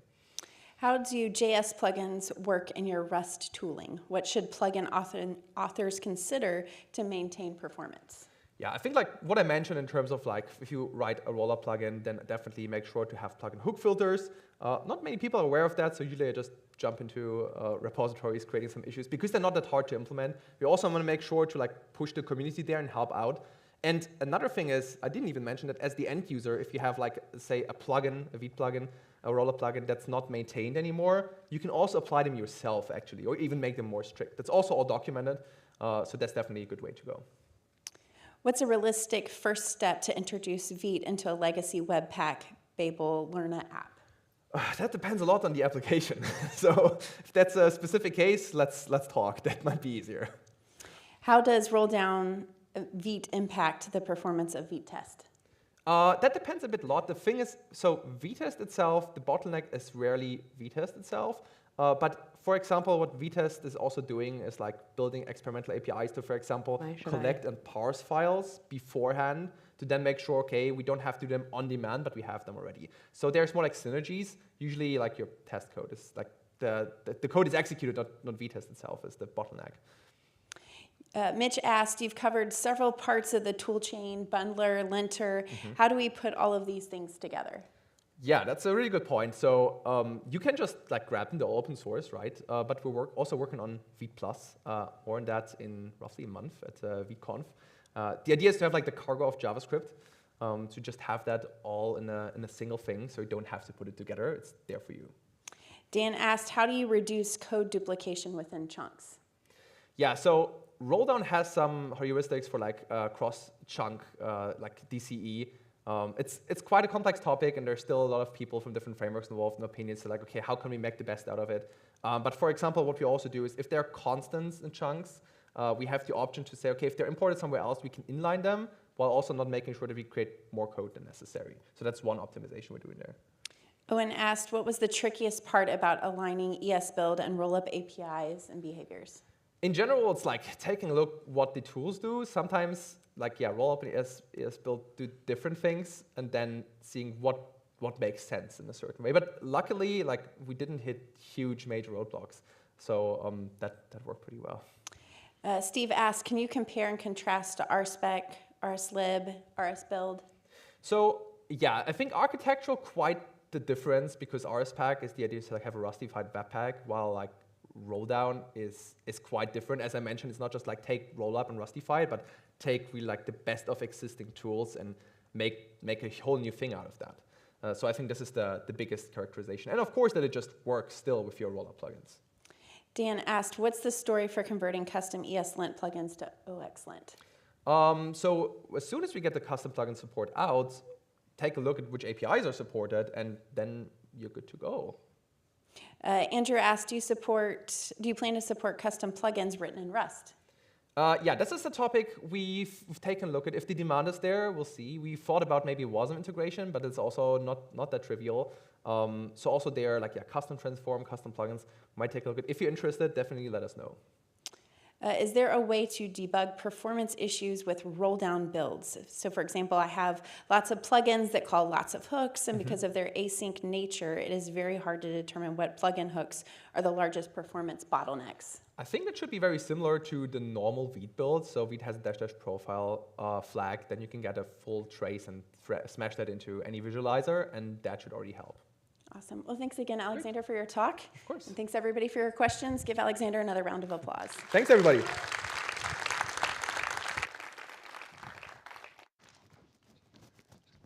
Great job, Alexander. All right, I got a joke for y'all. Stop me if you've heard this one. What do Sea Lions and Aspire, which is a new dev-first toolkit for local development, have in common? What? No YAML. Thank you. I know, y'all aspire to be as clever as me. Well, Docker Compose walked so Aspire could swim. Ladies and gentlemen, I would like to introduce our next speaker, Maddie Montequilla. That was a great intro. You stole all my Aspire puns already. Sorry. It's the only reason I'm here. Hi, everybody. Yeah, thanks. I'm Maddie. Nice to meet you all. I work at Microsoft on, quote, developer tools, broad. What that means, it depends on who you ask. But the last year and a half or so, I've been the product lead for this thing called Aspire. And I started on the .NET team. I'm still technically on the .NET team, even though I'm here at a TypeScript conference. Please, no tomatoes. I'm not going to do anything mean. The same guy created both of them, so it's fine. One thing we realized while we started this journey of building Aspire is that apps, software engineers, we build these things called apps. And they're all very similar. They're also all very different. Also, most of what you do as a software engineer is not actually write code. You have a front end, and I'm too far. Oh, wandering too far. Is this the wrong clicker? No, I got it. Front end. You have a front end, right? You have a back end. They talk to each other. Normal, right? And then all of a sudden, your app starts to have to do stuff besides just show pixels, and it becomes a complete mess, right? I actually refuse to implement auth. I'm a PM, so I'm allowed to say that on premise, but I know many of you have had to, and it's a disaster. Yeah, and then these things all have to talk to each other, and then your app becomes a disaster, and then someone says, I don't really want to do this the right way, I'm just going to connect the front end straight to a service. And then you have an app, and you have a new hire, you have an intern, and they start, and you try to get them on your repo, and it takes them 4 weeks before they can write a line of code. Yep. There's also a whole slew of other issues and decisions you have to make through the life cycle of app development as a developer. You know, you go to school and you're like, oh yeah, I have to write linked lists. Nope, you have to figure out what cores means. And yeah, my therapist, not technical, knows what cores is. So, and I'm not kidding. Also, what do I do? Do I do microservices? What is the shape of my API? Is this REST? Ooh, I don't know. I'm using Vite. I'm using Next or Nuxt or insert framework here. I'm using server-side rendering. We have a team that only writes things in Objective-C. What on earth are we doing here? And so local dev becomes an absolute cluster F. I am from Boston, so if I don't swear through this whole talk, I will be very proud of myself. Bash scripts, build.sh. You have your Docker Compose, you have your end files that you have to message some guy on the team when you start and be like, so where do I actually get all these environment variables from? You have to run npm install 47 different places, and your bash script runs it in some places, but not all places, so you have to remember when you clone on a fresh machine. You have a launch JSON in VS Code, but now people are using Cursor, and people are using Windsurf, and people are using Vim or NeoVim. And it's sort of source controlled, but everyone runs the app differently. If the one guy that knows how everything works is on vacation, you literally cannot run the app. This is true. We have a Damien. And then when he goes on vacation, nobody knows how to get data on anything. It's crazy. And then if you're in a smaller company, deployment, you probably have maybe some ClickOps, or you have a nice little CI/CD pipeline, and you push your code up, and you guys got it working, and you're never going to touch it again. If you're at a big company, you have a DevOps team, and you make a change, and you have to go to them and be like, I'm so sorry. I changed one thing. That's 4 days of work for you. And then they hate you. And then that's why we always say dev and ops hate each other, even though we don't. Imagine if none of this was true. We like types here, right? We're at a TypeScript conference. Imagine if you could have Docker Compose with type safety and IntelliSense. Launch JSON that worked on any command line. If you could use it with any type of executable or container under the hood. npm, pnpm, yarn, dino, bun, blah, blah, blah, blah. Also, all the other executables and CLI tools on the world, cert utils, SSL, just regular old other languages and their runtimes, all of that actually works with Aspire. both for dev and deployment. And I'm not actually fully lying to you. I'm only kind of lying. Because up until about earlier this year, however long ago that was, it's September, so 9 months, we had only been building this for .NET developers because we were like, cool, .NET, back-end, front-end, normal, databases. As we started building this, first started with .NET developers being like, hey, we have a JavaScript team. Like, they want to use it. Does it work? And we were like, oh yeah, you can just run anything. Then they were like, oh, well, we have a Python AI team. They don't want to use it because it says .NET. And I'm like, okay, that's fair. We started having people say, oh, well, you know, I'm only TypeScript, so I can't use Aspire. And I was like, actually, you can. So we're fully rebranding. If you told me I would become a Discord community admin with a computer engineering degree, I would probably have quit halfway through. But we are fully rebranding into a polyglot toolkit. And so the reason I'm kind of lying is because all of our docs still say .NET Aspire. So Aspire, polyglot Aspire thing, the online presence is rolling out slowly. We have a website that was supposed to be up this week, but it turns out deploying a static website at Microsoft is like 3 weeks of work. There was a chat I was in last night, and people were having a meltdown. It was just like, it can't be this bad. Is this really how bad this is? So I'm gonna show you a demo. I'm gonna do it live. We're gonna do it hot. I am on like nightly builds. I was up in the back like, oh, I'm gonna add this thing some guy merged in last night. Because Aspire's still a baby, and I don't wanna pretend that it is like some super mature Vite level dev server, right? We have people using Aspire for production applications, in production workloads, deploying to production with Aspire. It is still changing. We have made a lot of mistakes. We love to listen to feedback and fix the things we break. So that's why I'm on the nightlies, and I just want that disclaimer in there. All right, let's look at a simple Aspire-ified official verb app. This is a, shocker, front end, back end. Whoa, one server JS file. Very fancy. Not even TypeScript because I'm criminal. This is what an Aspire app host looks like. So this is a C# file. That's because we built it and we're on the .NET team and we know C#. We've been experimenting with rewriting it in TypeScript. The only problem right now is that that's just not how our stack is built. But if you look at this file, okay, besides the fact that the extension is .cs, it looks it looks kind of like TypeScript, okay? It has types and semicolons. So I don't want to hear it from all of you people. Aspire is super simple though. So I have add a node app. The reason I'm doing node instead of npm is because I'm literally doing like node run server, like the most lazy ass way to do this of all time. Add npm app, I'm telling it where the source is, where the package JSON is, right? The script I want to run most of the time in development.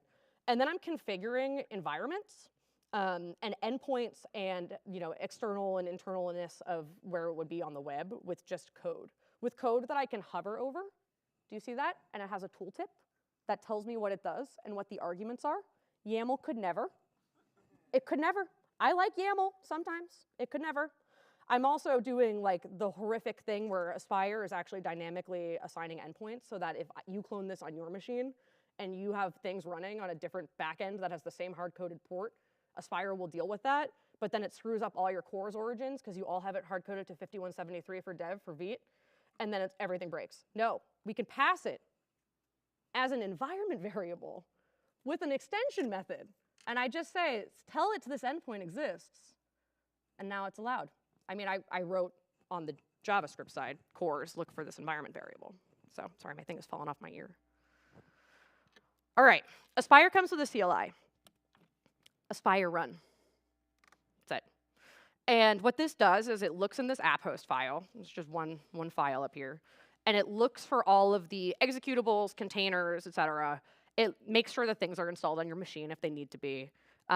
It sees if you have a container runtime, if you have Docker or Podman, and if anything needs to be containerized. Or Rancher actually works now. And it starts everything. And it injects it all. And it puts it in this cute little dashboard. And the dashboard shows me what's running and how it's running. And then I can click on my links. Oh, not like that. Like that. And go and use my app. Look at this very fancy app I built. Those messages are from the back end, I promise. Because it says front end, greetings from the back end, I swear. And then I can actually like investigate everything that's happening in one dashboard. So instead of having the 2 different terminals to flip between, or like now ChatGPT or whatever will start a million Claude, keep starting terminals in like little Claude mode, and I can never see what's going on. I have all my logs in one place. I can like look per resource, see what's going on. If I have instrumentation, so a couple people actually already mentioned OpenTelemetry, which is awesome. We are an OpenTelemetry dashboard just by default. Like this comes in with the CLI. So if you have instrumentation, it just shows up. You can see traces. It's pretty cool. And I can see how everything's flowing. So you can extend this, like obviously, way, way, way further. Like there's health checks, there's containers, there's all different stuff. But you know, the most simple example of kind of growing up past a front end and a back end is adding a database, right? Or a cache or whatever.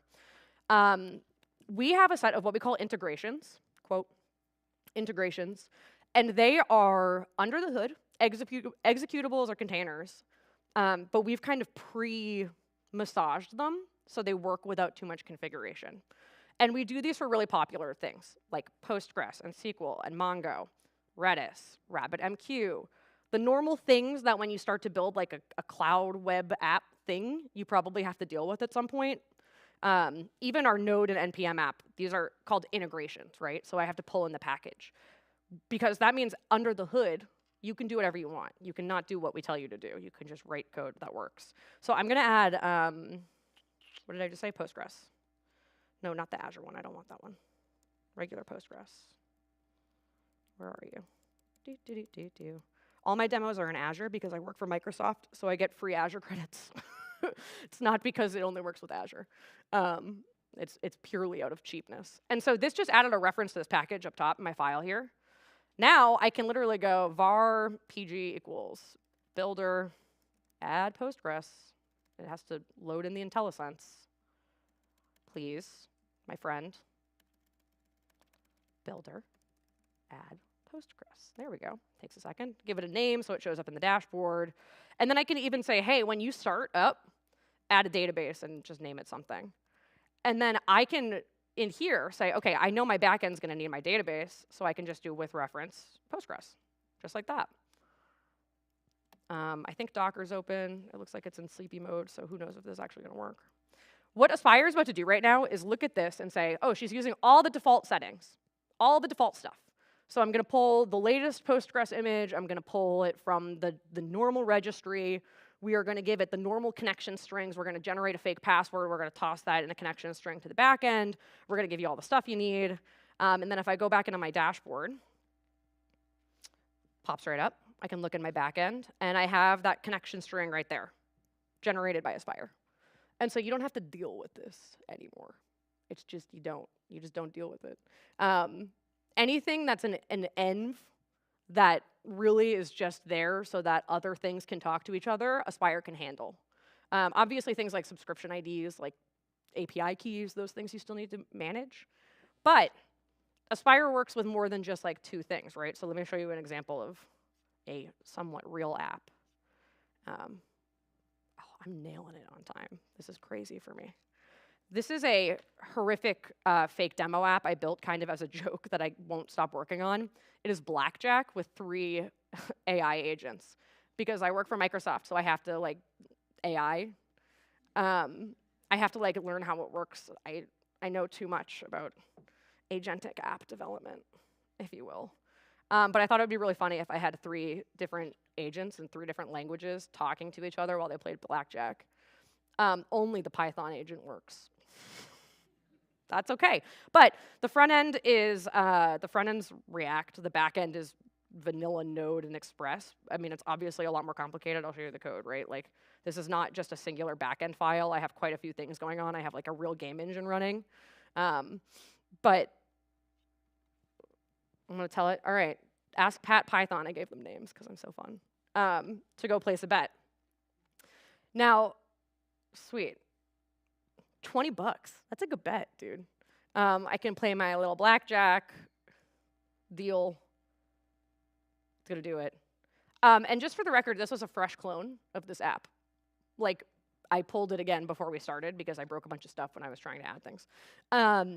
All it knows is that I have a subscription ID for Azure in an environment variable somewhere, because I didn't want you to have to watch it redeploy the model. Because if it doesn't find the model already in memory, it creates a new one and it deploys it for you.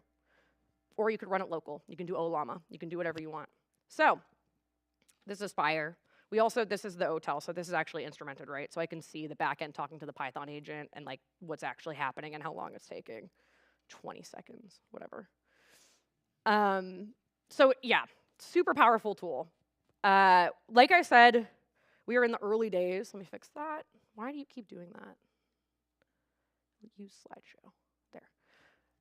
We are in the early days for like full polyglot. Everything is mostly .NET centric, and then it works with everything else. Although we are quickly moving past that stage. So obviously try the thing. If this interests you, if you felt the pain of modern app development, contribute some code, complain to us on the Discord.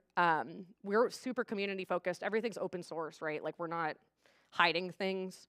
We live stream every Friday, actually, where we just kind of chaotically try to use our own product and we break it. It's very fun. So try the things out. Feel free to reach out directly to me as well.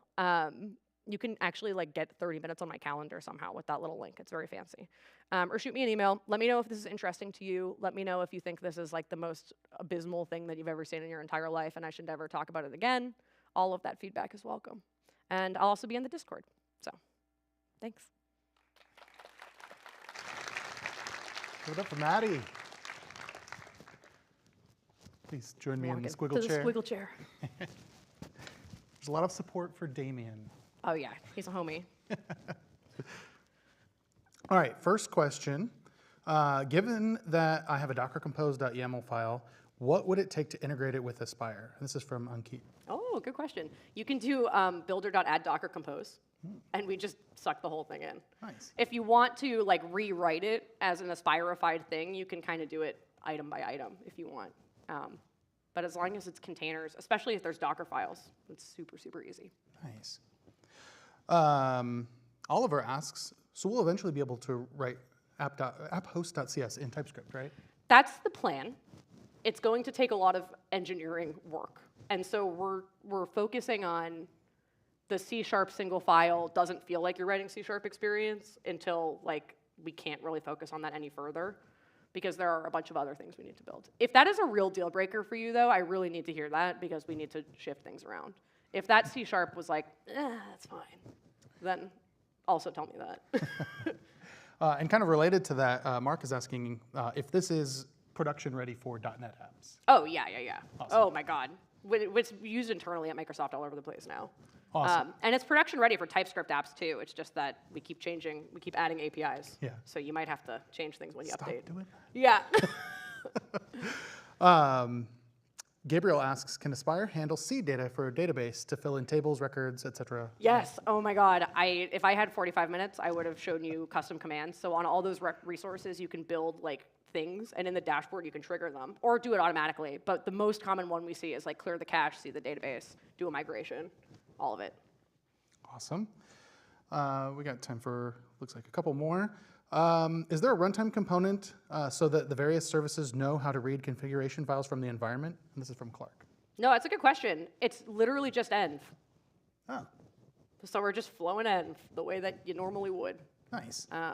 So yeah, it's pretty cool. Josh asks, what will the pricing look like? Free and open source. Obviously, if you want to deploy AI models to Azure, you have to swipe a credit card. But if you want to do Aspire and OLLAMA, that's free. And it works with Docker and Podman, so you don't have to come at me about Docker licensing. And I don't want to hear it. Thank you. All right, one more, and this is a very popular question. Ooh. Who are your little friends in the editor? Oh my God, my pets! Is my computer still up? No. It's called VS Code Pets. It's the best extension ever. A guy who works on Python actually built it. Like, unbelievable. But you can have your little pets. Oh, thank God. Oh, thank God. Oh my God. This is the most important thing ever. Thank you so much. Stay tuned. I keep knocking this thing off my ear, too. Oh my God. It's Meanwhile, called where's VS Code TJ? Pets. It is an extension. And you can create little pets from sprites. I also know the guy who draws a lot of the sprites. So that's like my claim to fame. He's very nice. He works on Dapper, D-A-P-R, distributed application thing. He's really cool. Let me show you this. Look at this. Look at these guys. So this is my rock. These are my dogs. That's my dog, Mari Calamari. Behind Dino is Noli Cannoli. And they are workspace. Those are my actual dog names. They are workspace dependent, so you can do different ones for different workspaces. You can throw a ball, and they all chase after it. And then you can just kind of like add pets. Like I'll add this little thing. Look, and now I have this weird little red thing. And he loves me. It's so cute. And so while you're waiting for your builds to spin, you just kind of sit here and you throw the ball around like this. And you watch them. And that's VS Code Pets. Woo! Thank you. All right. Yeah, thank you so much, Maddie. Woo, thanks. TJ, can we get that in NeoVim?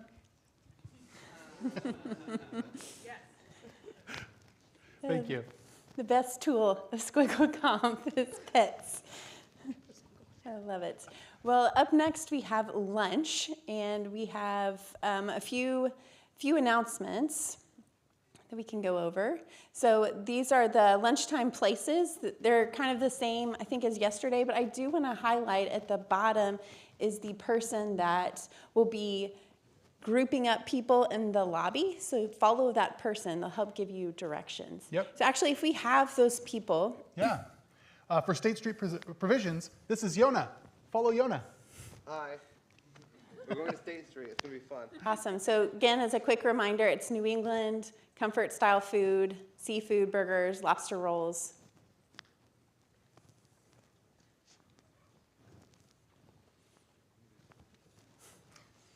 Oh, I'm hitting the wrong button. There we go. There we go. Oh, we'll see you there. It caught up with me. What is happening? Right.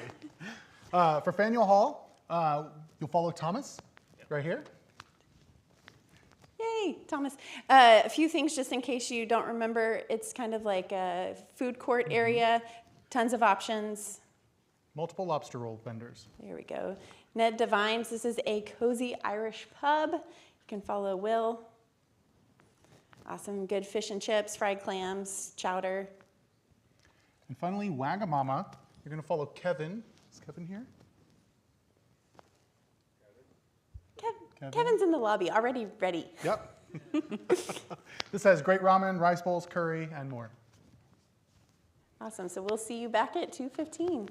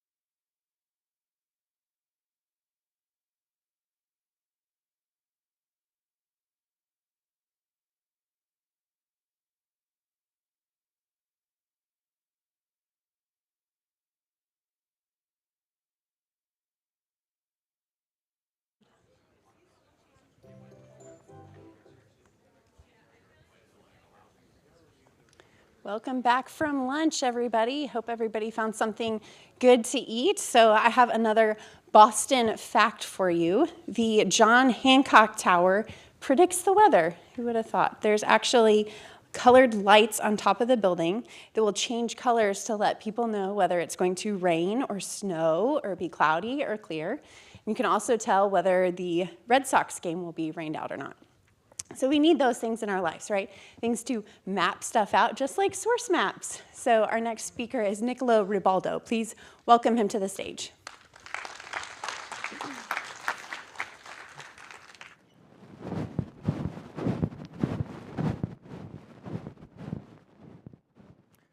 Hi. Welcome back from lunch. So yeah, source maps. I'm Niccolo. I work at Igalia on web standards, mostly JavaScript standard, which means I'm a delegate in Tier9, this group that defines how JavaScript works. And I also maintain Babel. It used to be the JavaScript compiler, now it's just a JavaScript compiler. And this work on source maps, I've been doing it in collaboration with a different company also, which is Bloomberg. There are some Bloomberg people around here. And just a couple of words about what Igalia is, because it's a very cool place. We do mostly like standard things and features for the web, for browsers. Like we created begins, we work on class fields, level weight, and just a bunch of other things. You can find the slides and read the list if you want. And by the way, you can find these slides on my website. It's down there, nickar.dev. There is just a link to these slides. So if you want to follow, I don't know, or just save them around. So given we just came back from lunch, and we're all probably tired, I was hoping I could nap a little bit before giving a talk, but the organizers forbid me from doing it. Let's all have a quiz, just to make sure we're awake. So what do you think is the best way to debug code? A, console.log/printf, depending on which language you're using, or interactive debuggers, like those weird arrows that go up and down, and the little arrow that like a bit round to step through things. Oh, what happened here? OK, sorry, my screen here that just changed without me expecting it. Or, well, reading through stack traces, tracing, and all of those tools. Raise your hands if you think the answer is A. OK, it's the majority, so I guess A wins here. We don't even need to check between B and C. Good. There is no correct answer, so I'm going to say what is the correct answer here. But let's go to the next question. That is, what is CSS? Is it an interpreted programming language, a compiled programming language, or is it just not a programming language at all? Who thinks the answer is B? OK, nobody. Oh, one person. Great. Maybe B was the correct answer here. And what is JavaScript? An interpreted programming language, a compiled programming language, or a weird version of TypeScript? Who thinks that the answer is C here? OK, like roughly 1/3 of the room. Great. So everything is compiled. One person was correct for CSS. Unfortunately, didn't ask the same thing for JavaScript. Like we actually compile our CSS, JavaScript, and HTML code all the time with building most apps. Well, there's obviously TypeScript that needs to be transformed somehow. For CSS, there are things like Sass, or there is even just post-CSS that compiles CSS into other CSS. And there's like a whole bunch of things that gets compiled in some way and then runs on the web. Like we could even run some C++ code on the web if we wanted to through WebAssembly. And so like normally, we have a bunch of files. There is a bunch of code in my slides. For every single slide with code, the code doesn't actually matter. Just know that there is some code. So we have like a bunch of files. In this case, we have user.ts, app.tsx. There's a bunch of transformations that happen. Like maybe we're transpiling them, then we bundle them together, we minify the thing. And all of this is effect of the compilation step. Yes, like sure, it's not like C++ where we get some binary output, but it's like not morally different. And this comes with problems, because due to all of these things, the code that you write, the code that you see in your editor, is not what actually you then run in the browser. And well, why is this a problem? Well, how do you debug it? Like if you were to write some, let's say you write some code and there is a bug. We have this example here. Again, what the code does doesn't matter, but there is some code, and somewhere in this code there is a bug. You can try spotting the bug, doesn't matter. We just write it in the browser and we actually see, oh no, we have an error. Well, state is undefined. OK, so let's fix the error. Let's look at where it is. Well, it's clearly in function n in line 5, column 49 of our file. So, well, we go to line 5, column 49, and that's where our error is coming from. So now that we know it, we just open our editor and fix it. Except that, like, how likely do you think it is that state is undefined is being thrown in that location there? It's like clearly something is wrong here, right? There is no way a white space is causing all of these problems. And the reason we see something different is because, again, the code that the browser is actually running is not the code we have in our editor. This code has been minified, in quotes. I minified this manually just for the example, so it doesn't look like minified code. But here we can see that actually main.js, line 5, column 49, is actually a place where reading this variable state, and so that's where the bug is coming from. Now, this code is still readable, well, because it's not properly minified, but like, think about those like huge walls of text that just one character variables, and there is like no way to actually look at that and see, oh, yes, this was clearly a problem in that part of my own code. So what is the solution about this? Well, I guess you already saw the title of my talk, so it's not a surprise anymore, but it's source maps. How many of you ever looked inside a source map? Wow, that's like half of you. Great. So for those who don't know what they are, source maps let DevTools, well, map the code that's actually running in the browser or in the JS or anywhere else to the code that you originally wrote inside your editor. So thanks to a source map, a browser would be able, for example, to say, oh, actually, the error here is not in line 5, column whatever it was. We have an error in line 11, column 31. Oops, I misclicked.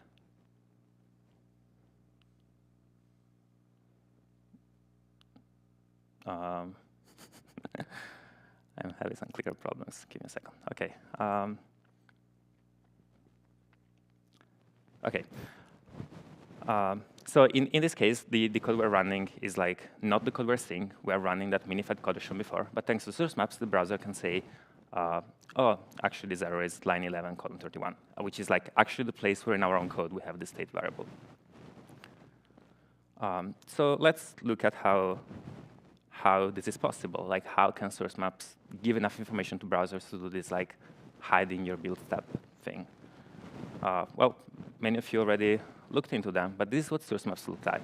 It's like a JSON file that just contains a bunch of stuff. They always have this like version 3 field. Has any of you ever seen a source map with a version different than 3? OK, nobody. That's great. We had source map version 1 and 2. They lasted a couple of months each, probably. They were never really public. Source maps only became popular with version 3, and source map will have version 3 forever. That's just a fun fact. It means that field there is completely useless, but it's just there. Then usually source maps have like some information about which compiled file they're referring to. So if you, for example, have some like bundling process that generates a chunk.123.js, this source map will say, hey, I'm source mapping chunk123.js. Then they have this names thing. It's an array of strings. Not everybody agrees on what it's for. So we'll look better into what it's actually used for in just a little bit. Then they have this sources array, which is the list of file names the list of the files that originally went into your build pipeline. So this is the files actually where like you were writing into in your editor. And it could be one source, like if you're simply transpiling, for example, a source/main.ts to a JavaScript file. There could be multiple sources, like when you have some like bundling process going on. And similar to sources, we have source contents, which, as you could guess from the name, is just the contents of all those original files. In this case, you can see it's like some sort of TypeScript. This, and again, we might have one, might have multiple. This source contents is actually not always there. The problem is that including all of these files in your source map just makes your source map huge, which means that like it may make it slower to like handle DevTools. It's also the reason why when using source maps, they're applied to the DevTools. But then if you use like try to read the stack trace of something through JavaScript APIs like new_error.stack, you're actually not going to see the source map applied because that's like a huge file, and browsers only download it when actually needed to show it in DevTools, and not for like day-to-day web navigation. Thanks to sources and source maps, browsers or other debuggers can actually start showing the original code that we wrote. If you ever, this is a screenshot from the Chrome DevTools. If you ever open them and go to this like sources panel, you can see there are some TypeScript files in there. But clearly, the browser is not running TypeScript files. It's just that thanks to our source maps, it knows that they should be there. That's not enough. Like when debugging code, we don't just want to see the files. We actually want to be able to see what in a given file corresponds to what in original code. Like in this example, there is these two console.log calls. The one above is the code that it's actually running in the browser. The one below is the code we originally wrote in our editor. How does the browser know that, for example, we place a breakpoint in that line 16 of the original code? It means that it has to break when running line 9 of the code it's actually running. And this is where the mappings field came from. How many of you looked inside the mappings field of source maps? OK, that's like 1/3 of the people that looked into source maps. Well, let's just look at it together. It's clear, right, what's going on here. It's just Akka, Sama, Gibawa, Kaif, and so on. Well, let's look a little bit into it for real. I'm not going to explain why Akka this means, but like Akka, in that specific case, means that line 0, column 0 of the generated code, so of the code that is running in the browser, corresponds to line 5, column 0 of that original source/main.ts file. And similarly, Sama means that line 0, column 9 maps to line 5, column 0 of that main.ts file. And it also means that the thing that was there was originally called the missing path. Probably this Sama is mapping the transpile name of the class that we had in that example. And it's actually using that names array. Like clearly, the word amazing path is not encoded in this Sama thing, but it includes a pointer into the list of names we had. Decoding these things is clearly difficult. There are tools that help understanding what a source map is telling us. For example, this source map visualization. This was created by Sokra Tobias. It's the creator of Webpack. You can just upload your file, upload your source map, and it's gonna have this interactive thing where you can hover on a chunk of code on one of the two sides. So either the original generated one, it's gonna say to which one it maps on the other side. There is just one little thing I dislike about all of these tools. That is, they make it look like you're mapping chunks. In the screenshot, it looks like the chunk of code that contains class_missing path is being mapped to the chunk that contains a missing path. Source map actually just map points. So we're actually, in this case, mapping the point between the space after new and class_missing path to the point right before the missing path. And just because that's how debuggers then actually interpret these things. So I said it's quite complex exactly to figure out how the decoding works. So we're actually not going to go through that together. However, if you're interested, you can go on my website, again, linked at the bottom of the slides. You're going to find a link to this slide deck. And close to it, there is a link to a different slide deck, which is like a much longer version of this talk, and it actually explains how you can manually decode those things if you want to learn how it actually works. Or another way to learn how it works is to check the source map standard.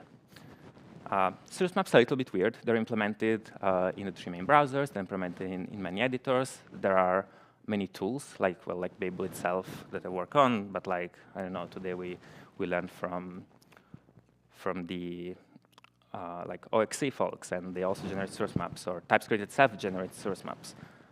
And there isn't really a common way that defined how source maps are done. Source maps were born around 15 years ago, and for the first 10 years of their lifetimes, there was just this random Google doc that, 15 years ago, a person from Google, one from Mozilla, wrote down, trying to agree on what Firefox DevTools and Chrome DevTools should have understood. It was not very complete. It was more of a description of what their implementation was. And somehow, everybody still managed to reverse engineer through this document, through those implementations, to create tools that are able to generate source maps that then work in those two browsers. And however, 2 years ago, 1 year ago, in 2024, we decided within T39, OK, actually, we need to have a standard now. We need to have a single way of making these things work. So we published the first edition of our source maps back in 2024. You can we have like a live draft on the T39 website, t39.es/ECMA426 that you can check if you want to see it. And it's actually one of the simplest spec within TC39. It's structured in a similar way to JavaScript spec, but it's just much smaller. And if you want to learn how to read these specs, I very much recommend starting from this one before moving to the more complex ones. So, oh, I keep messing up with this clicker. So why a standard? Clearly, things were working. Browsers were consuming source maps. Build tools were generating source maps. And it was roughly OK. Our first 3 goals with creating this standard was to make sure that implementations are actually compatible.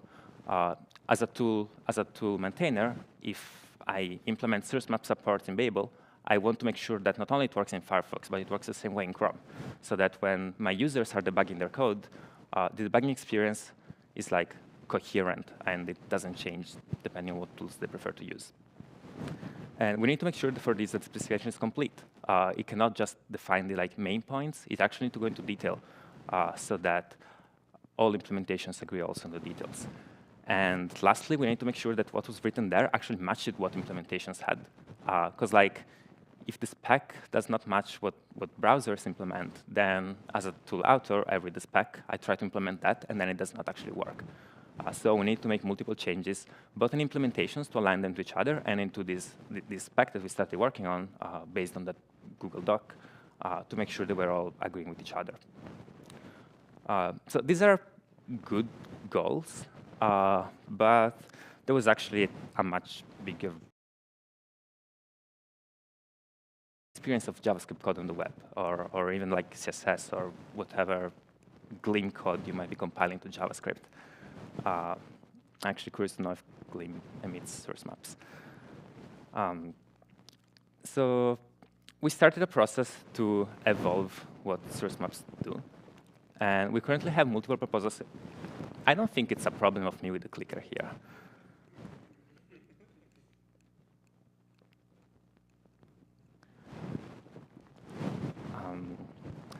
Yeah, we started this process to evolve source maps and to make sure that they can better serve what modern tools do today. We have a process for adding features to this standard. It's based on multiple stages. How many of you have ever heard of the T39 process for adding features to JavaScript? OK, it's like 20%. Don't worry if you've never heard about it. Just the only thing that matters is that we have like 4 stages going from 1 to 4.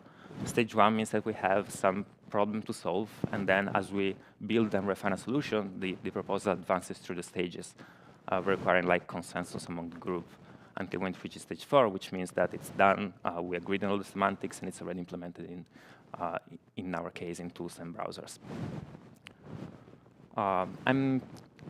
Here I have like some names of the 3 most active proposals right now. There are a couple more, but I'm not going to go through 2 of them, scopes and range mappings. It is very likely that by the next edition of SquiggleConf, you are actually already going to use scope and range mappings through your build tools and through your browsers, maybe without even noticing, and just your debugging experience will be slightly better. This scopes proposal. So when in the first question about what's the best way to debug, I mentioned interactive debuggers, right, where you can step-by-step go through the code. But that's not all they do. Normally, you pause somewhere, and then you actually want to know what variables are there, or how exactly you got there. Maybe you don't only want to know what are the values of the variables, but you want to call some function passing one of those variables. You actually want to be able to play around with the values you have there. And most debugging tools, here is a screenshot from VS Code, all browsers do the same, have like some sort of visualization where they show, OK, your post here, you can see these variables in your scope. Then there is another parent scope, like maybe the top-level module or a function that wraps a function, where there are these other variables. You have a bunch of things installed in the global scope. Many debugging tools have this watcher where you can put an expression there, and it tells you how the value of the expression changes as you step through your code. It's very useful, for example, if you want to know not about a whole variable, but just maybe a property of an object. And so you don't want every time you step through your code to have to expand in the debugger that object. So you can just write like object.foo in this watcher thing. And the problem here is that if we compile our code, especially if we minify it, maybe we inline functions, other functions, or we might do the opposite and like duplicate some code, for example, because maybe we are doing code splitting, and so we might have some duplicated code across multiple chunks that actually was just one file. So like the way scopes like functions are in our compile file, the way all the variables are named and referred to might change. Some variables may even disappear. Maybe we have an unused variable that's just not there anymore, even though from our code it looks like there should be that variable. And today, when you try to use this information while doing some interactive debugging sessions, you're just going to see a bunch of stuff. Normally, you're going to see all the minified variable names. If you're lucky, for variables that have simply been renamed, you're already going to see the original name. But that's like not a given. There are variables that are going to be missing there, which looks like they should be there, but they're actually not there in minified code. So we wanted to make it so that all of that information is preserved, basically making it invariant across transformations that run over our code. And well, how do you do this? Well, you add some new field to your source maps that says bk the book of key. And let's, I guess, read it together. No, let's not do it anymore. But like what that information actually contains is that in this example here, where we have our code that gets minified, this is again my manual minification skills that do not even properly remove white space. It's telling us, well, from here to here, there was like some scope. There was, in our case, the original scope that contained the whole file. It had some variable. That variable was called A. You can get its value by running the code 3. Now, this is a trivial example because the 3 is just like a constant. But maybe there is some more complex expression that the browser needs to run at runtime to retrieve the value of the variable A that doesn't actually exist anymore in our code. Then inside we have nested another scope. So it's nested, which means that we can also see the variables from the parent scope. It has some variable B. We can get its value by running the code 4. And this makes it possible for the browser to rebuild all of that information. We then have range mappings. So in the past couple years, last year actually, I think it was presented at SquiggleConf 2024, there has been a new project called TS blank space. That is the same approach used by Node.js to support TypeScript that thought, OK, maybe the best way of transforming TypeScript code is to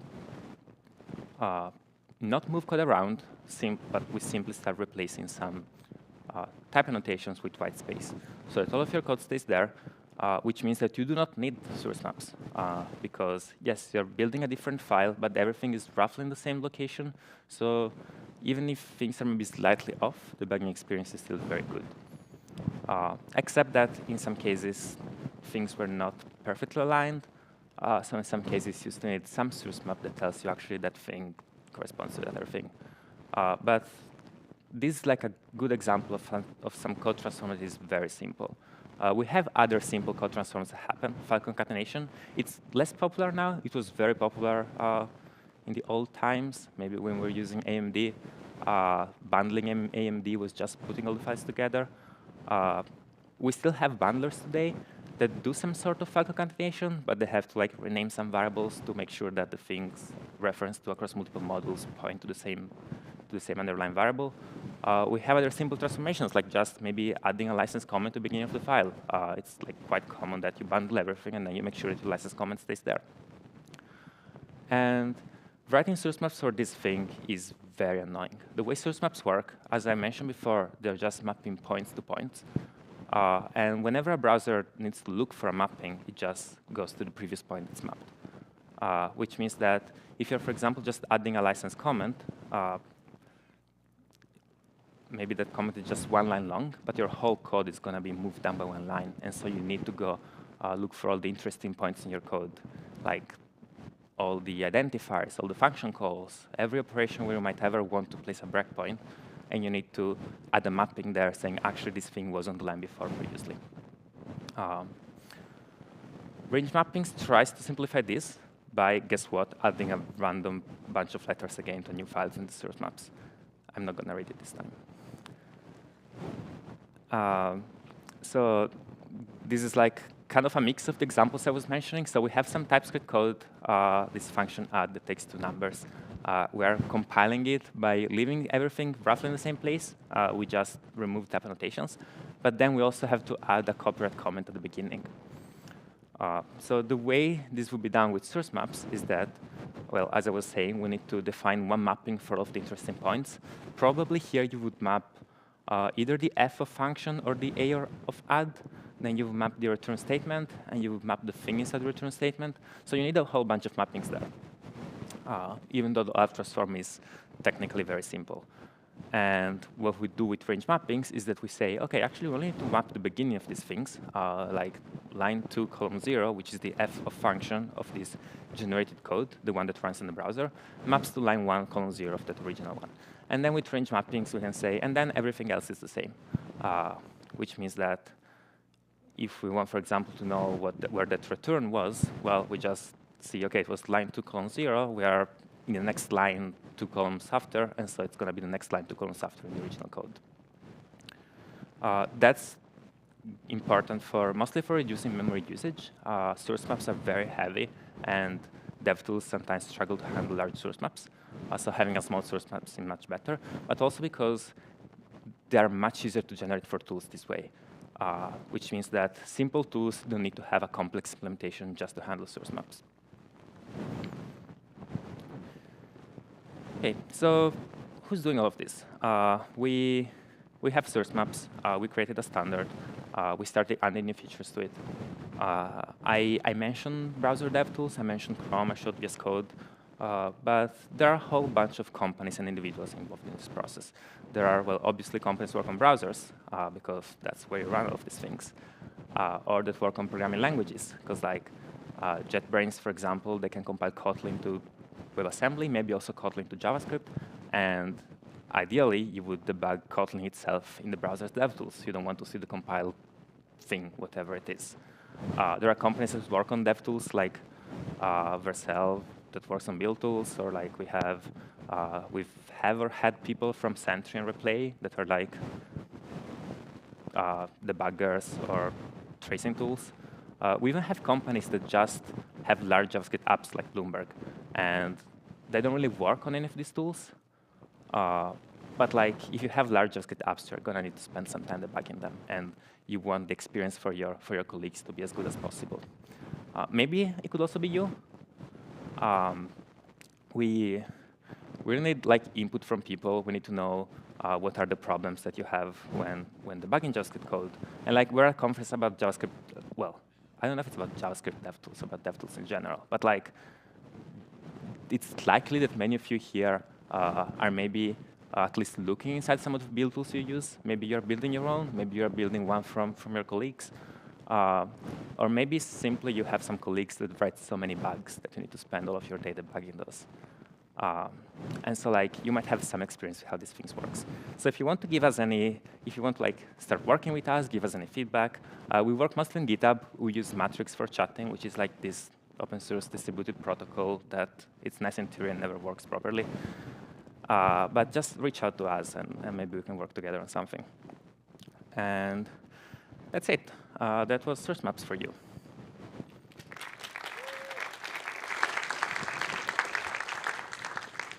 Awesome. Thank you, Nicola. You want to come join me in the squiggle chairs? So sometimes the slides were moving ahead by 4 slides by themselves. There you go. So Tyler asked, what's with all the letters? Why not index offset numbers or line column numbers? Because letters are much more efficient. It's actually not letters, it's base 64 encoding. So we have an alphabet that has, well, 64 characters. Well, digits will be just 10, which means that... Sorry, we have some weird audio going. Oh, sorry. Which means that, like, for example, to encode a number like 32, you would need 2 letters. Well, 2 digits. Well, that's only 1 letter. So that's exactly the information that's encoded in those letters. It is line numbers. It's actually not line numbers, but it's like relative numbers. So if before you had a 7 and then you want to encode an 8, you actually just want to encode a 1. It's good so we have small numbers, we need less space to represent them. So yeah, it's just more efficient encoding. Mitch asked, what is the most common reason source maps are wrong? Source maps are difficult to generate, but tools do a generally good job at knowing, okay, I transform the code this way, so this is the corresponding source map. The problem is that we never work with a single tool, right? It's like normally, well, I was saying an example at the beginning, you start with Babel, and then you put rollup after that, and then there is Cursor. So there are a bunch of tools that transform your code in separate steps. And somehow they all need to make sure that the source map information, so the reverse of the transform, is preserved across all of these steps. And it's not always easy for tools to like properly do this, which means at times you lose information. And maybe you have 4 tools, 3 of them are doing a good job, 1 of them is doing something slightly weird, and suddenly the whole thing is ruined. Oliver asked, what are examples of the inconsistencies fixed by the spec? There was actually one case where somebody was counting something with 0 indexes and somebody else with 1 indexes. I think it might have been column numbers. And I actually don't know how that was not noticed earlier. But yeah, it was probably Safari having different behavior from Firefox and Chrome. Brandon said, I thought for a while that JS and TS types would be nice because we wouldn't need source mappings anymore. But I wonder if minified JS with type annotations would be much larger, and you'd still need a source map and stripped annotations after all. Yeah, it would be nice to be able to run TypeScript directly in the browser. There are some caveats there, but you would probably be able to do that while like building your application. So you just have the file on disk and then you run it in the browser. But then if you want to actually ship it to production, like as you mentioned, yes, you probably want to minify. Well, minifying, you probably also want to remove type annotations. At least if you're working in TypeScript, types don't affect the runtime behavior, so there is no point in keeping them there. And so you will need source maps. Most of the times we debug in development, so it's actually, well, we're just running the code we wrote, everything's fine, but then it happens that you need to debug something in production. And it's good to also have source maps there, so you will still need that in that case. David asked, can you elaborate more on why the source map version won't change from 3? Yeah, so when we decided to vote source maps, we basically had, we sat down and decided, okay, are we making source map version 4? And then you ask yourself, okay, what is the benefit of version 4? You need a version when things are not compatible anymore. Like if it's important information to reflect there, it's because it needs to tell the browser, look, the thing you were doing in version 3, that thing is not going to work here in version 4.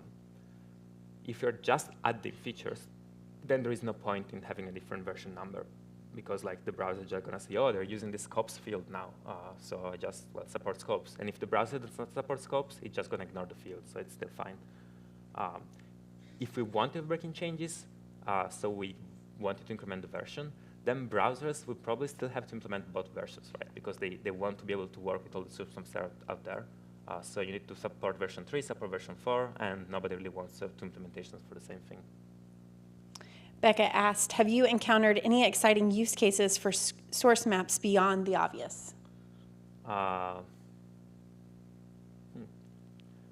They're used in some interesting way by TypeScript. Normally, source maps are used only for actual debugging. TypeScript uses them to map the generated DTS files to the original code, even if you're never actually running those DTS files.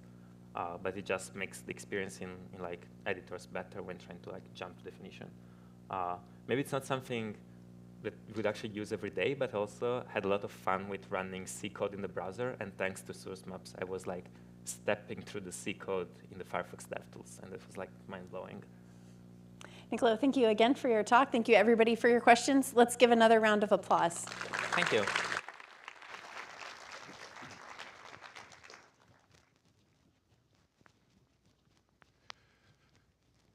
You know, they say that adaptation is the key to survival in the ocean, and Oliver Medhurst has mastered the art of adapting TypeScript to new environments. Y'all, please give a warm welcome to someone who really knows how to scale performance, Oliver Medhurst.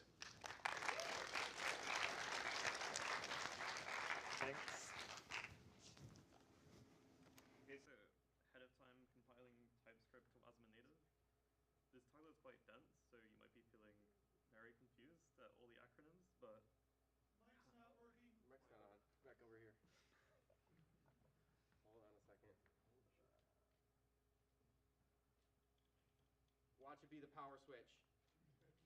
It was the power switch. Okay, here you go. Can you just put it in your button?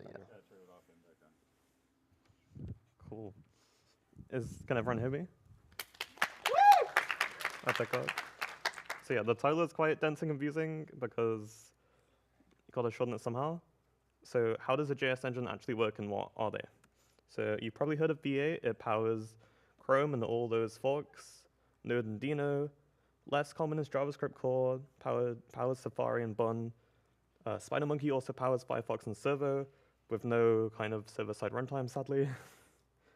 So how JS engines have always traditionally worked is you just interpret the code. So you have your JavaScript source code, you compile that to bytecode, which then your program can just run like it's any other data. More recently in history is just-in-time compilation, which V8 and SpiderMonkey kind of pioneered, where you compile to machine code optimized for the user's machine specifically, where it gives you great performance. Like on micro benchmarks, you can easily get like 100 times the performance of interpreters. But in real-world browser use, it's debatable. This is a study by the Microsoft Edge team, where they turned off the JIT for extra security, because most browser security bugs are just-in-time issues, which is not very good. And also you have overhead. Like if you turn off JIT in a basic benchmark for Node.js, you get 20% less memory usage, which is pretty nice if you're running on a really limited environment. So modern JS engines, because of these trade-offs, usually have a mix of an interpreter and several just-in-time compilers. So when you first do that page load, you do an interpreter because you want that running as fast as possible. But then if you're running a really hot loop ran thousands of times a second, you can compile that down to machine code, really optimized. So ahead-of-time compilation is more traditional in other languages, like say C++ with Clang, or Rust with Rust-C, where that compiler takes your source code and makes a binary, whether it be native, like for your Linux machine, or Mac, or WebAssembly. And JavaScript, this doesn't really exist until now, which is Portal. I will now demo. Can everyone read this text? Is this good? Good. So say I'm running a little script here in JS. Hello SquiggleConf. So like I can run this with Node as expected, or I could run it with Portal, just like Node, drop in what's expected. But what if I want a native binary like this? So today there's stuff like Dino or Bun. We can do like Dino compile, hi Dino, which will then compile this to a pretty neat native binary. So you can just do hi Dino, and it works nicely. The kind of downside to this is it's like 120 megabytes, which like is probably fine for most use cases, but it's not very nice. Bun also do this, where they can do, I believe this is the command. You can do hi Bun with the same kind of setup, which also is a nice little binary. I say little, but if only you could just make a binary and it's like, I know, what would be a good size? Like 10 megabytes, a megabyte. Like, oh, it's nice and it works. And also it's 16 kilobytes, which is slightly smaller, but it works just the same. You could also benchmark all of these, where like, because this is more like how fast do they actually start up, which would scale over time. If say you're running this every hour for a CI task, even just milliseconds can be unfortunate. So most of these are like the size. Yeah, so like pretty fast. The memory usage is not that good, like 30 or 100 megabytes, and Portals is 2 megabytes and takes less than a millisecond, so that's pretty good for runtime. But then you can also do things like TypeScript was the title of this talk, and I didn't lie to you. I could make a different hello. I'm like, I just define a few variables. I'll throw in a big int to see if it works. You can just say hello. And the big int didn't render because live demos. But you can just do TypeScript, and it actually will interpret these types. And if you give it the right flag, it will compile using these as optimizations. So like, say you have 2 numbers, and like, so it should be able to infer these, but you can do it explicitly just in case. So if you do foo.bar, instead of needing to guess like, oh, are these 2 strings that you need to concatenate, or 2 big ints, or anything else, you can just be like, oh, I know these are numbers, so you can just make really nice, tiny output code for that. You can also do more advanced things, like, say I was working on a little script using temporal, which is a cool new proposal. So like, I'm just getting the start of SquiggleConf, doing the time since, doing that in hours, so you can just run this 29 hours ago, but like, maybe I want this in days to be a bit nicer. Just edit this. And yeah, mandatory squiggle.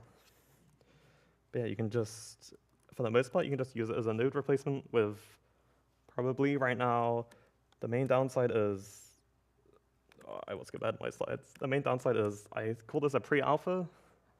I will really emphasize this, in which, like, please be excited and talk to me, but the main downside is you have to reinvent the JS engine. So right now I pass about just over 60% of the entire spec, which is pretty good because that ranges from everything from like basic variables and loops to all of temporal, or other newer proposals. My slides are so yeah, so how this works is you take your JavaScript source code, you make an abstract syntax tree, first compile, you can compile that to WASM, and then also optionally to C to get that native performance without needing a whole separate pipeline. And it's also written completely in JavaScript and TypeScript because honestly, it's what I knew is what language I knew the best when I started it, and I thought, why not? Which is nice because you can just write the language in what you're outputting. I mean, you can write the language in what you're inputting with. There's no like, you have to learn all of C++ or Rust, which are like decent languages, but if you want new contributors, they will have to learn that entire language. And yeah, this is not vaporware, it's on GitHub right now if you want to star or look and judge my code. So yeah, I will emphasize that it's like, you probably should not use it yet, but it's increasingly getting usable. One study I did a while ago is using this for AWS Lambda because you have no cold starts because you're literally compiling it. So with Node, you get cold starts averaging about 200 milliseconds, and with Pulsar, it's 16 milliseconds. So you just don't have to worry about cold starts, which is really nice. And thank you.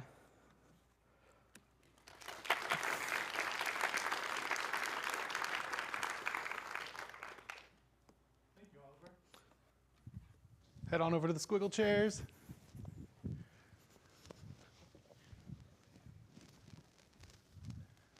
Also, I intentionally timed loads of questions because I expect there to be many. First off, that was amazing. Thank you. Very cool, very fast. Pete asks, did you really code an entire transpiler in plain JS without TypeScript? Yeah, so the funny story is it's half JavaScript and TypeScript because the actual compiler itself is JavaScript, but then all the built-in APIs like, say, date or array.prototype or any of those are all TypeScript compiled with itself, which is really nice for that, like, kind of dog fooding. There's been many times where I'm writing, like, say, the temporal implementation, and I accidentally find a bug somewhere. But yeah, it's entirely JavaScript and TypeScript. Very nice. I know you said that it was pre-alpha and be very careful, but still, Josh wants to know what's the best way to deploy this to a serverless environment. I actually have a built-in command you can do porf lambda, and it will just give you a zip file you can upload immediately. And it will like definitely not work for your production deployments, but please test and harass me. Amazing. Oakleaf says, can you do this? Can this do file system stuff currently? Currently, no, that's one of the main things it lacks, just because everything else has been like more of a blocker. but I'm definitely interested in it. Most likely, I will do something like the Node APIs just because everyone knows it. I don't want to reinvent the wheel. Like, I think every runtime which has made their own, like Dino or Bun, have eventually added Node APIs anyway, so I might as well just embrace what I have to do. Unsurprisingly, Jake asks, what happens if the types are wrong? Yeah, so the reason the optimization is opt-in is if the types are wrong, it will happily completely presume the wrong types and break. One of the funniest things you can do, which I use internally for optimization, is you can just treat strings as pointers into memory, because it's all WASM, so it's just linear memory. You can be like, oh, the string is at pointer 6,000, and you can just write to that string. But it's all like nice and safe because it's WASM memory. You won't have like a Stack Overflow, which then causes a CVE. Brandon asks, realistically, how well does it work for things like web servers? Do you expect to run into specific roadblocks with such use cases? Yeah, so web servers are really interesting. For now, I'm targeting more of you can just spin up a new process every request, because that's like surprisingly good because there's like no overhead. It's like, I think if you exclude the Lambda stuff, it's like 1 millisecond startup. So right now, long-running stuff like web servers aren't the best because like you need a really good GC and memory management for that, which currently doesn't really exist. Another great question from Pete. Why do you think nobody has pursued this before? Well, there's been a few hobby projects I've seen from like over 5 years ago, where I think mostly it's just, like it's really easy to get basic stuff working, but then actually getting stuff usable is probably 100 times harder, just because so many things rely on seemingly random spec differences. Oliver asks, at what stage would you use a bundler when using this? Yeah, so right now I don't support ESM or CGS or anything, so right now you have to, but in the future I'll probably do ESM support. So hopefully, not really, but I imagine if you have like a huge code base, you might want to. Yeah. Michael asks, have you been looking forward towards the Ladybug project for testing ideas? Yeah, it's very interesting of just having a browser which like is just new enough where like even if I wanted to, I could probably fork it and use this engine just because like relative to other browsers it's tiny, which is one aspect I didn't talk about, which is I think V8 is well over 1 million lines of code, and this is 25,000 lines of TypeScript and JavaScript, which is like very accessible compared to other existing engines. Mitch asks, when you get to 100%, won't it be at least megabytes? Yeah, this has been, I guess I theorized this, but even right now, it's like the worst case is, say you do like global this dot something, well, you have to presume you're using the entire like JS built-ins. Even then, right now, I think it's 500 kilobytes.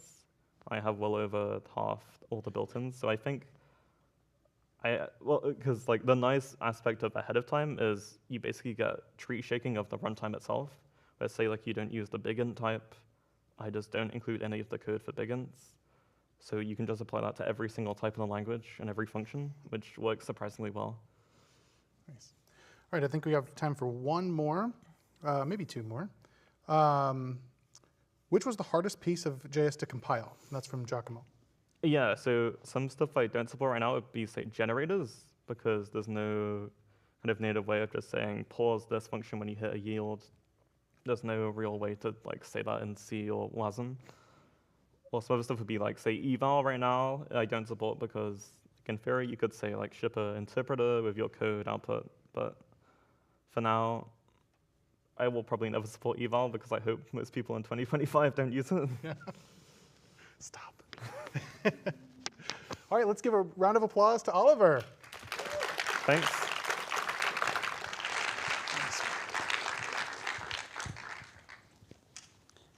Okay, we have a break now with milk and cookies, and I just want to remind everybody that the table for t-shirts is still open for $25. If you also want to get $25 off your next SquiggleConf t-shirt. So, and all the Oreos are gluten-free. So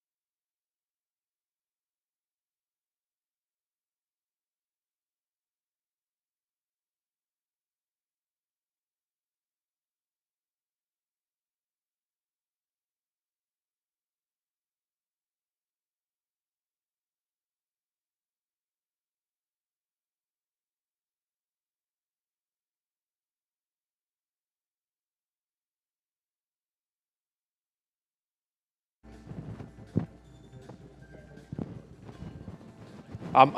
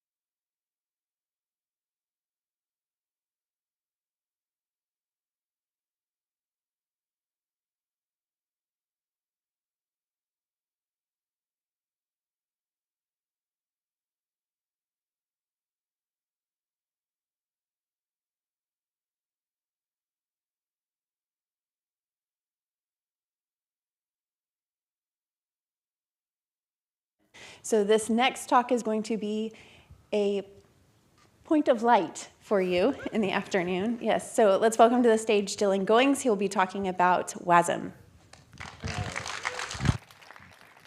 Thank you.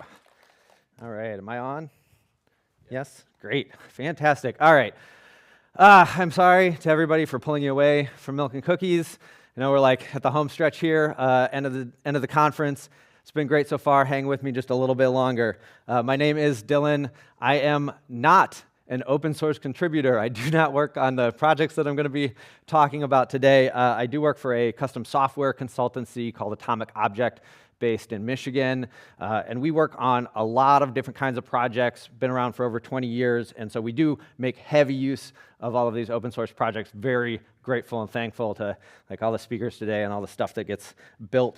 So today I am going to give you sort of a short introduction to something that I have been keeping my eye on, looking forward to maturing in this ecosystem. We're going to be talking about WASI, talks titled Building Blocks for WebAssembly. That talk title, came up with it a while ago. It's a little bit old. I do have, I think, a better name for it today. So really, we're going to talk WebAssembly Unleashed. Let's go. All right. Yeah, there it is. All right.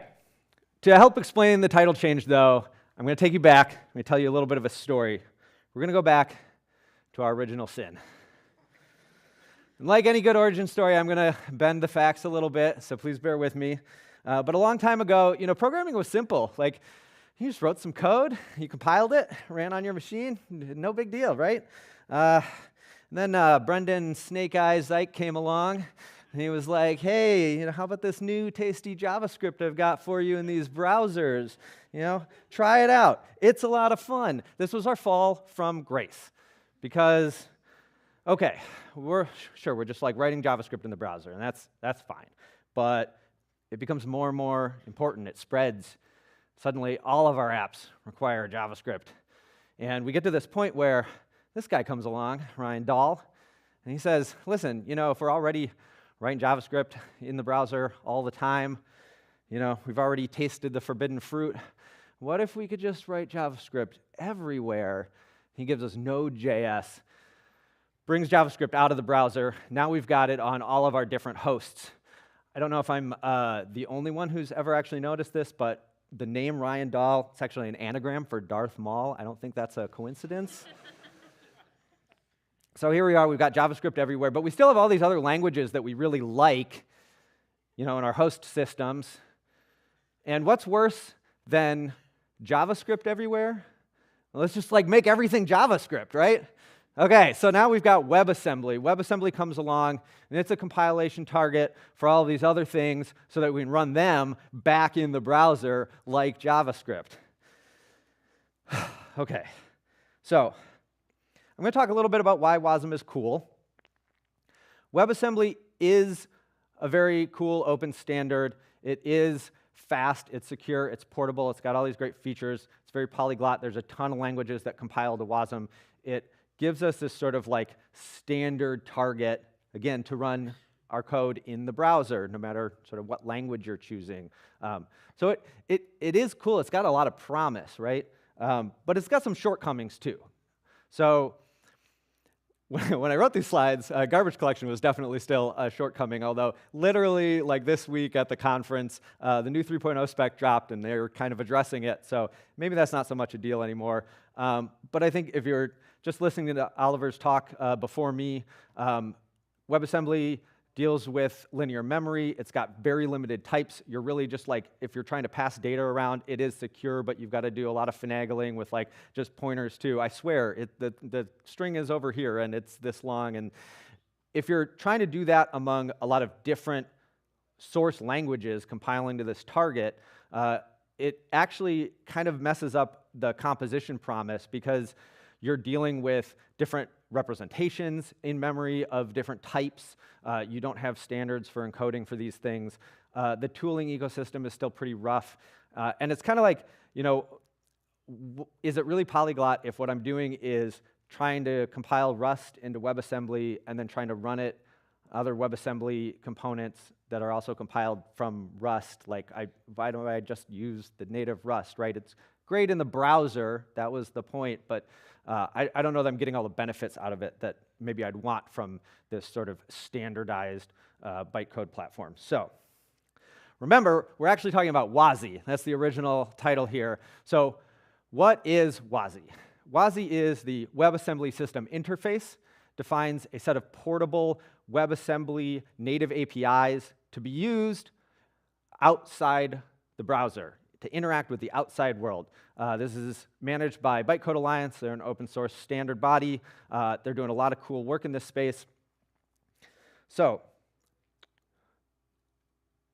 what does this look like in practice? Why are we talking about this whole history of how we got here with JavaScript and whatnot? Remember, we started out, we're writing JavaScript in the browser, and then Node comes along, and now we've got JavaScript outside the browser. This lets us set up an equivalency where we've got our WebAssembly for compiling all of this non-JavaScript and JavaScript targets into the browser. WASI is the thing that gives us the Node-like experience for all of our WASM outside the browser. Specifically, what WASI adds is a canonical application binary interface that kind of deals with this whole type system problem that we had before. There's actually like a real type system now that you can use with WASM. You get also the WebAssembly interface type, which is an IDL format. So you can actually specify language agnostic. You can say, here's my Rust program, and it's going to target this shape, this interface with my WebAssembly component. And you can do that with other different languages, and you can kind of guarantee that they're going to talk to each other correctly. There's also a whole set of standards for, again, using these WebAssembly modules outside of the browser, so providing standard interface templates that hosts can target for things like HTTP and CLI, sockets, that kind of thing. This is like standardizing this process and making it really easy to actually interop with all of this stuff. Okay, so what does this look like in practice? Of course, we're going to do a little bit of a live demo here. I'm going to really quick show you, not the terminal yet, but what one of these WebAssembly interface type files looks like. So this is a world wit for a theoretical calculator application that we want to write. So we're going to create some sort of WebAssembly component. We want it to be able to run everywhere, in the browser, on the CLI, in my car's dashboard screen so I can do math while I drive, all that kind of good stuff. We're going to define an interface, the calculator. It's going to have some different operations like add and multiply. Right now, we'll stick with just those two, but you can imagine it could do more later. And a way to evaluate an expression that gets passed in with some values. And then we define this calculator world that exports this interface, calculate, but it also imports some other interfaces, specifically the operations that we want, adder and multiplier. And we don't have to write those ourselves. That might be an import that we'd get from somewhere else, just like you do an npm install or whatever cargo crate stuff. So, for example, let's implement our calculator component in Rust. Real simple. We're going to define this eval expression function. We're going to switch based on what the operator is, and then call our imports. These bindings that you see at the top are generated through some tooling in the WASM toolchain for Rust specifically in this case, to basically read that WIT file and understand what the expected imports and exports are going to be for this program so that I get all of my type safety in all of that. So then we're going to need our add interface. Let's look at this WIT file. Very simple, right? Basically, it's just an add function, and that's all it is. That's super simple. And let's say this is I don't know, our team out in Seattle. They're going to be implementing the add operation for us. They love TypeScript out there, so they're going to create this add module. You can see I've got some types at the top. Again, WASM tooling that generates my type interfaces for this based on the WIT file so that I know I'm implementing my function according to the spec that I've defined. I've left this open so that it is SquiggleConf. We've got to get some squiggles in here. So we can see that I'm missing the add property. So let's say we'll start adding that in. And I can see, again, okay, add is supposed to take two operations, number.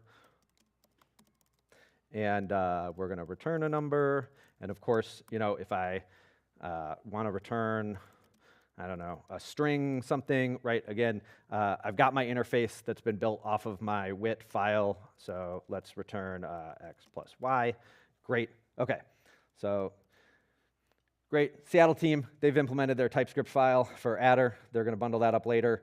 We could do the same for multiply. It's basically add, but it's just multiplication. Maybe we've got another team in Ohio that's doing Python. I'm from Michigan. We don't like Ohio. I'm going to assume they're just doing Python. That's their thing. It's fine. Same thing. We've got a Whitworld exports that's bringing that in. And then finally, like I said, we want to use this calculator component in a lot of different places. For example, we might want to use it in the command line. So here's an example, again, of a Rust component that's using this command import. This is, again, part of the WASM tooling here that's going to import our calculator and use it to call its eval expression and output some information. OK. So I've got some just simple NPM package scripts here to kind of do all of this real quick. I don't want to walk through it one by one, but just so you can see a little bit what's going to happen here, I am going to flip back here, and let's say we just do an npm run build, and this is going to start a whole bunch of compiling stuff.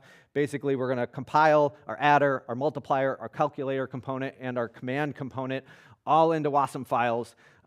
There's different tooling here. So the adder component, for example, is going to be using the tool JCO. I like to call it JCO, which stands for, obviously, French I compose. And then we've got Cargo for Rust. We've got componentized Pi for Python. There's tools for all the different languages. And eventually, you'll see I get all these outputs, and the last few commands are this whack plug tool. This is another tool from the Bytecode Alliance. And what this is allowing me to do is actually plug in my different WebAssembly components together to actually build up bigger complex modules. This is the thing that was really hard before WASI came around. So I build my adder, I build my multiplier, and I build my calculator, which says I'm going to need an adder and a multiplier. Remember, if we look back at our original calculator world, we've got these couple of imports. When I initially package up this WASM file, it gives me an output WASM, but it's missing those imports because I haven't connected everything up yet. And so the whack tool allows me to plug my output calculator, or my output adder and multiplier into my calculator to create a new component, which I'm calling calculator composed.wasm. And so that's got everything I need to do the calculations. And then I'll use whack plug again to plug that calculator compose into my actual command CLI tool WASM file and get my complete app. But you could imagine I could take calculator composed and put it into any other WASM component that wants a calculator for whatever tools it's going to use. OK, so after all of this, I can use WASMtime, which is a host that provides, for example, the CLI WASI world to run WASM applications that have, maybe the need for a command line interface. And so I can do WASM run app. And this first run is probably going to be slightly slow because it's got to actually load the whole WASM up. But WASMtime is the correct command there. We're going to load all that up, but it's going to run my app, and I get 1 + 2 = 3. Yeah, all right. We can see, for example, I can also do some other numbers, multiply, and get a result there. Great. OK, so this is it. I'm running WASM in the terminal, composed of JavaScript, Python, and Rust.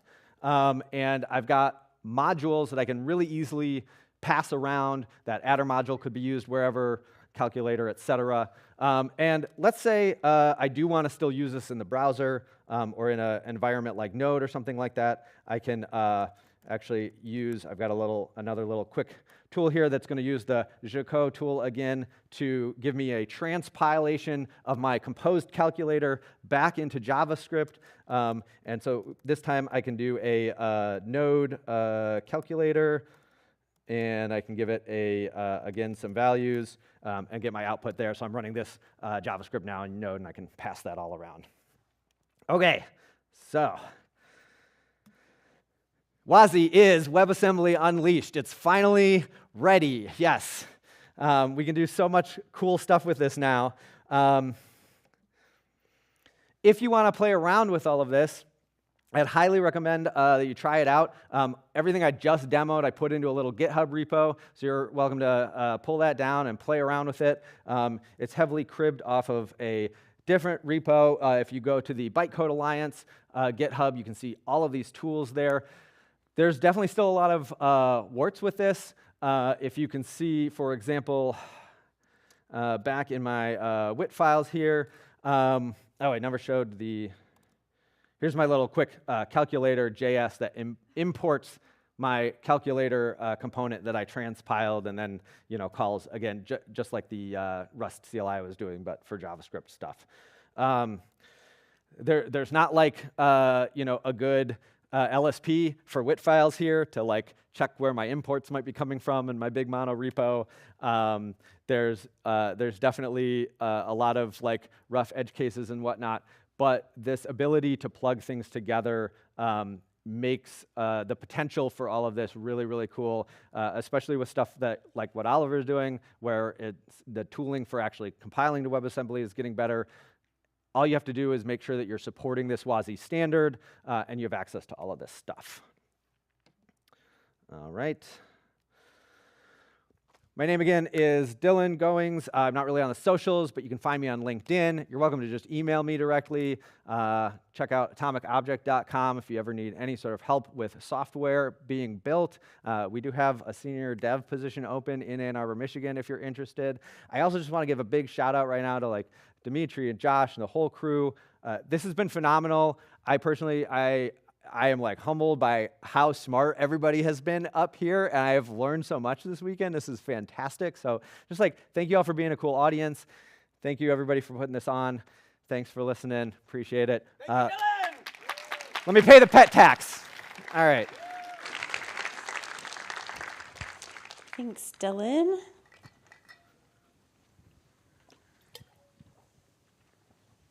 Okay, so we have a few questions. Mitch asked, can a WASI host decide what to support, or does it have to support everything to be compliant? Oh, yeah, no. So the WASI standard gives you specs for, depending on whether you're trying to be in, HTTP proxy land or the CLI or whatnot. So WASM time, for example, you can actually be really specific because part of the security purpose of compiling, to WASM and using some of these tools is you don't want to give access that you don't need. So if you want a WebAssembly component to only run, say, in the command line and not be able to respond to your random curl requests on the network or something like that, or have access to certain other features, you specifically want to make sure to disable that, and the host should be able to adjust for that. Yeah.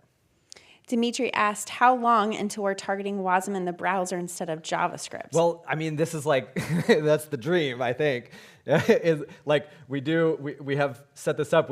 We started out with this, oops, we accidentally all JavaScript the things. I mean, I can't speak for anybody who works on, the V8 team or SpiderMonkey or anything. They've got their whole ecosystem in place, but it feels like a logical next step would be, why can't we, instead of having to still have this JS interface, have a browser that can actually give us direct access to these components, and then we could theoretically write full stack apps, including on the client, but not even touch JavaScript.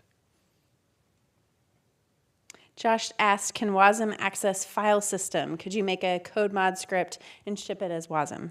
You can totally, again, with WASI, you can very clearly enable that as part of, the host has to be able to provide that interface, and you can give access selectively, again, depending on your security needs. You can be super selective about this component can only access files in the current directory, so you can be really strategic with that. Pete asked, what's it like debugging across languages? I think all the talks we've seen today so far tell you it's both a nightmare if you're working on it and sometimes a nightmare when you're working in it. the great thing about composability like this is that you're hopefully distributing that workload, so you're not expecting one person to need to worry about debugging modules in 7 different languages, but rather you have your team that knows Go or that knows Rust or that knows TypeScript, and you can have them focus on those bugs and let other people worry about the other stuff. And having this WASM target that's standard and that everything is compiling to, you're not sort of like fighting and competing over like, we're the one true language that's part of this project and everybody else has to conform to our needs, but rather like everybody's going to the same standard, and you let the individual teams worry about their stuff. Awesome. Well, thanks again, Dylan, for your talk. Everybody give Dylan another round of applause.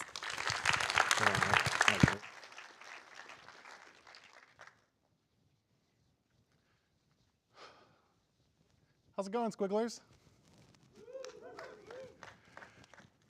It's been a long 2 days, but a very, very information-dense one and a very, very fun one.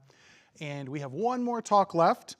And you know, sometimes the strongest currents are the ones that we can't see. Our final speaker at SquiggleConf 2025 bravely shares how work stress can impact our health in unexpected ways and how we can navigate towards calmer waters. Please join me in welcoming Michelle Bakels.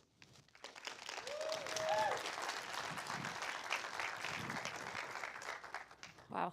Okay, awesome. Hi, SquiggleConf. You made it to the end. Let's go!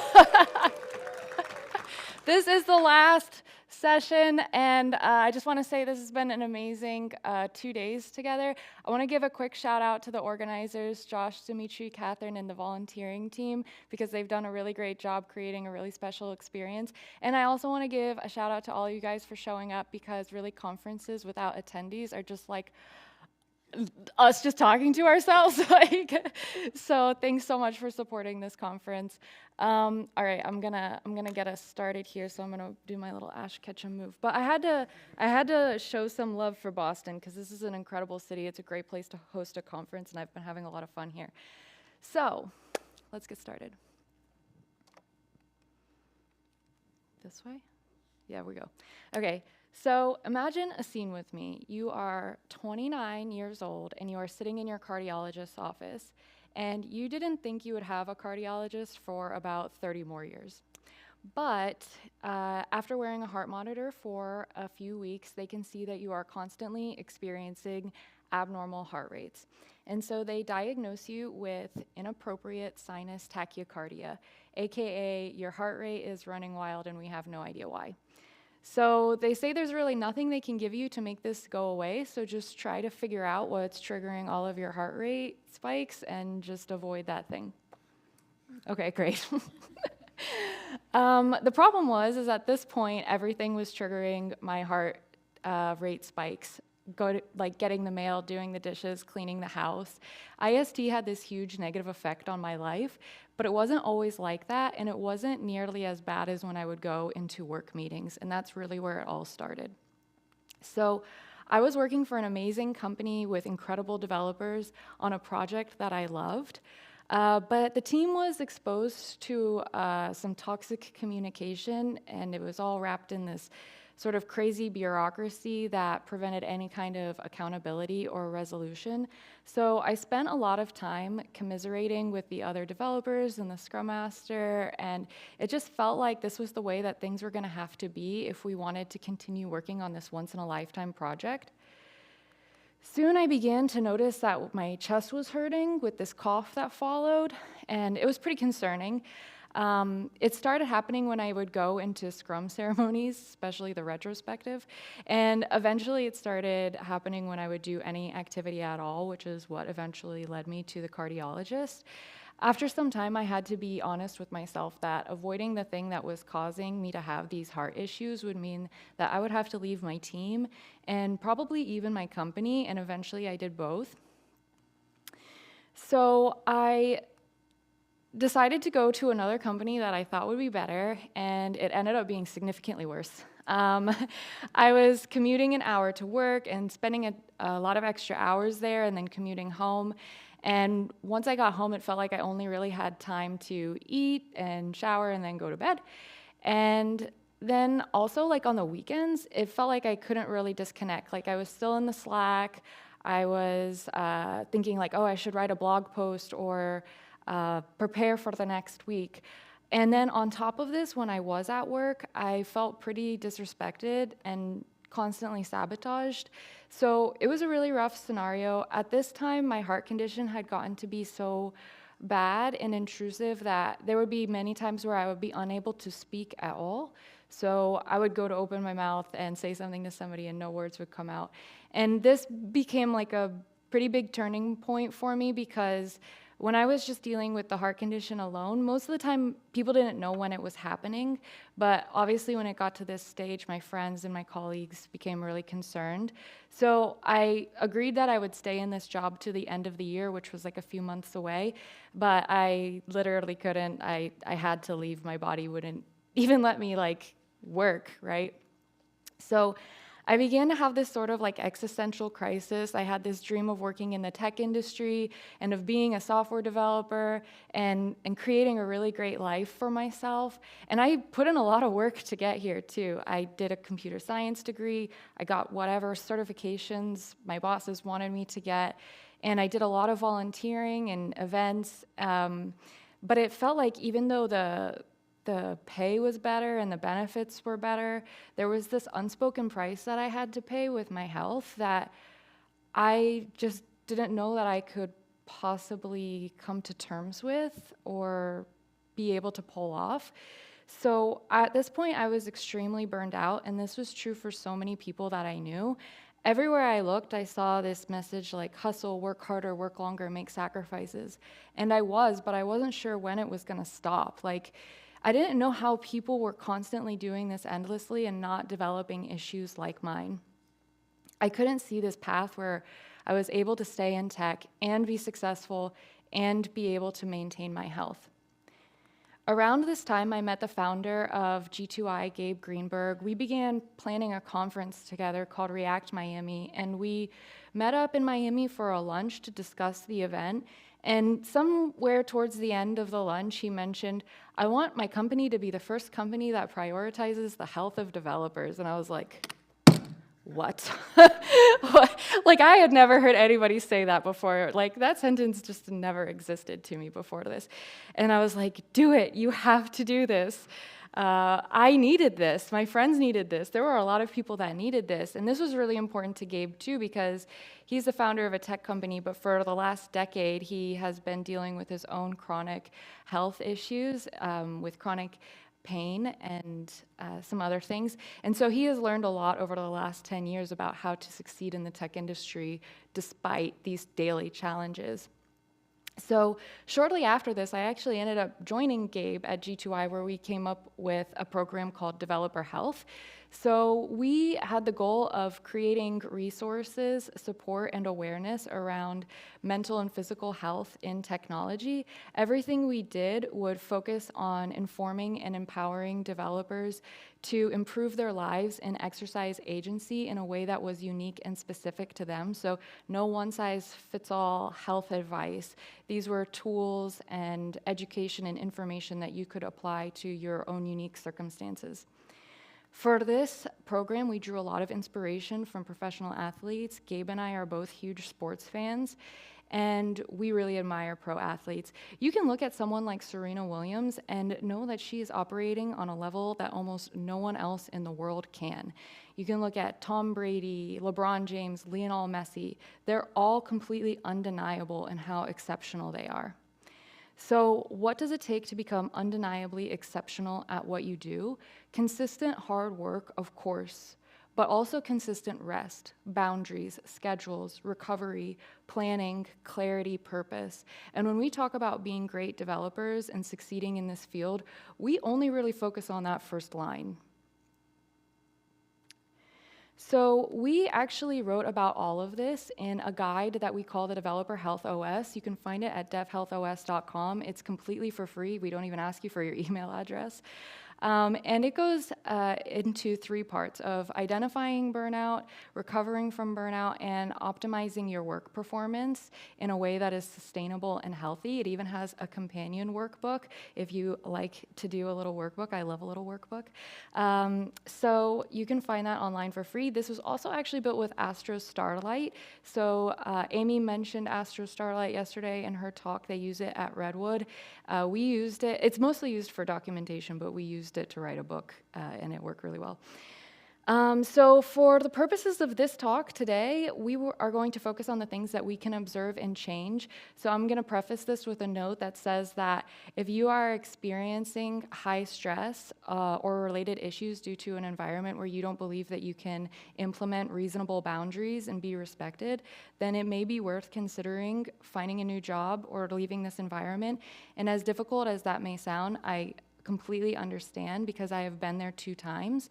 But it wasn't until my health had gotten to be at such a bad point that I finally made that decision, and I'm going to, just truthfully speaking to you guys today, regret that for the rest of my life. So we're going to focus on the things that we can do, which I think is a lot more than we realize. I'm going to kick this off with an issue that I mentioned a moment ago, which is burnout. So 83% of developers have reported that they have experienced burnout from work. It's a state of complete mental, physical, and emotional exhaustion. And like a sports injury, even the slightest miscalculation or pushing it too far can push you into burnout. But unlike a sports injury, it can be much more difficult to recognize the injuries that we endure in our minds. We know that when we get physically injured, the worst thing that you can do is to continue moving through it or push through it. Yet oftentimes when we begin to feel high stress at work or we're burning out, we continue to work through that. In a study about developer burnout, some of the top reasons that are cited are high workload, inefficient processes, and unclear goals and targets. We're going to look at a possible solution to unclear goals and targets towards the end of this talk. But these things can make us feel extreme amounts of stress that may seem impossible to manage or get rid of.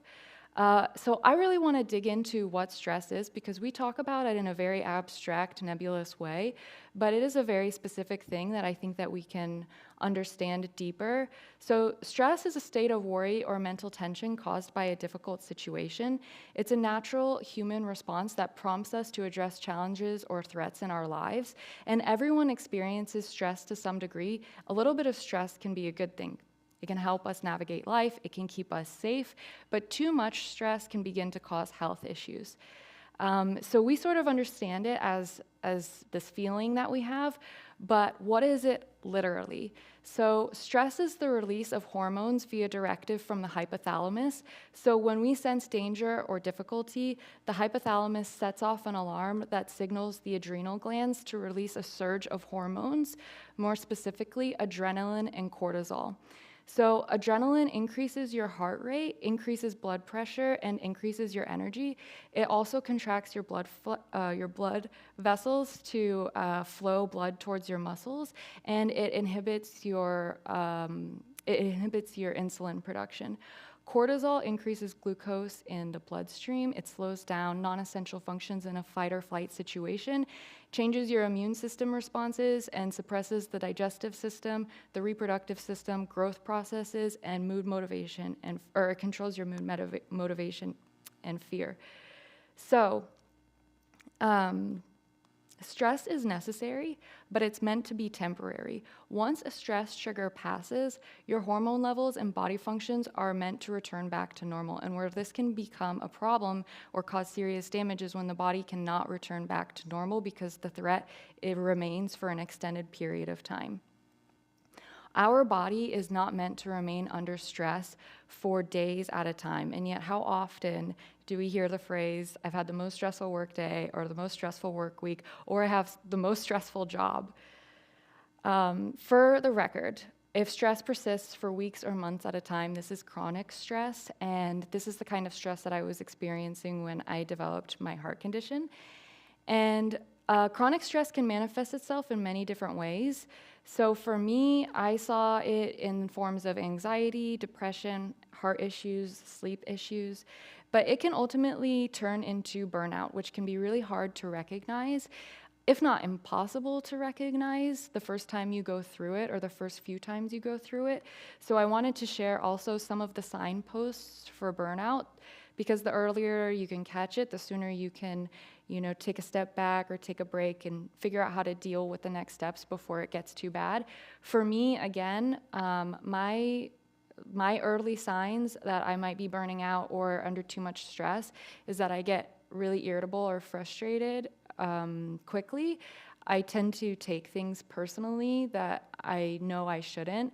So usually when I'm taking things personally really often, I'll know that I'm probably too stressed out. But I want to take a look at stress from another perspective, one that isn't necessarily a response to external factors. So looking at the stress hormone adrenaline more specifically, adrenaline can be released when we feel excitement or fear. So many people can find enjoyment in an adrenaline rush and will create for themselves a scenario in which they release adrenaline into the bloodstream. But it's important to remember that even when adrenaline feels good, it doesn't change the fact that everything that's still happening in your body when it's under stress is occurring. So increased heart rate, increased blood pressure, inhibited insulin production, et cetera, et cetera. And this is one of the reasons why burnout can be so insidious, because all along the way, we can be the ones putting pressure on ourselves to do more, to push ourselves harder, to take bigger risks, to be more competitive. We've adrenalized our work. And another important thing to know about adrenaline, which I think is very useful, is that adrenaline and dopamine are very closely related. They are both principal neurotransmitters that mediate a variety of nervous system functions. So oftentimes we've enjoyed the feeling of constantly pushing our limits or delivering under impossible deadlines until at some point we sort of don't. We start to feel really tired or anxious or irritable. So we know from our understanding of things like social media, drug use, drinking, and more, that just because something makes you feel good doesn't mean that it's necessarily good for you, particularly in excess. It's not hyperbolic to say that adrenalizing your work over a long period of time can create a chemical dependency.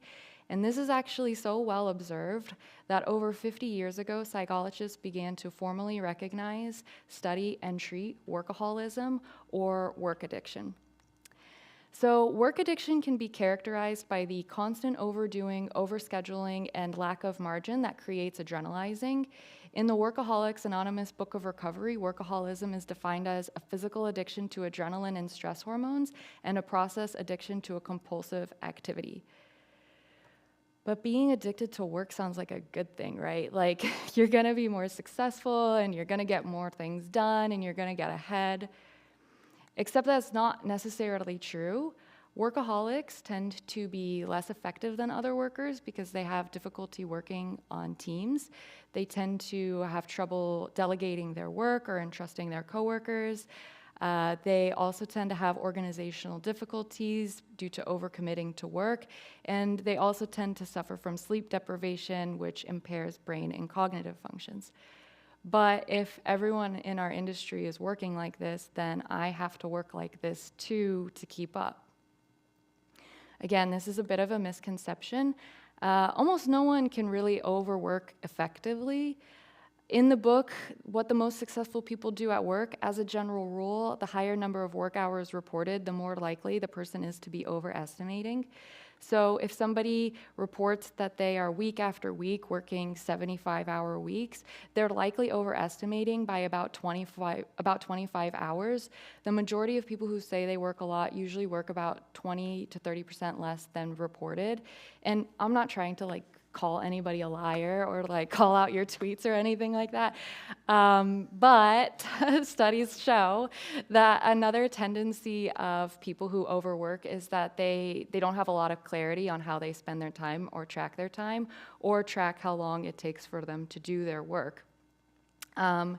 So Closely tracking your time and how you spend it is extremely valuable. The amount of time that you think you have to work on something greatly affects how you work when you are there. So if you limit yourself to something like 40 hours versus just having an open-ended, unlimited 65, 75, wherever it falls, you're going to be much more cognizant of how you spend your workday, what meetings you're taking, what you're going to work on, how often you allow yourself to be interrupted during deep work, when you're checking your messages, etc. So our answer to these pressures is a philosophy that we call restful work. So restful work, how we define it, is let me go back. Okay, is a work week that we look forward to, filled with joy and rest at an unhurried pace. It's a place where we do our best work, yet it's just one part of our life. The days in a restful work week have a clear start and end, undisturbed personal time, and consistent ample time for sleep. Restful work means we're better parents, partners, friends, and employees, and it leads to putting our health first and finding a place of deep contentment. Our developer health OS is completely premised on this idea and how you can achieve it through action and through your work. Okay. So the foundation of restful work is slowing down because it reduces adrenaline.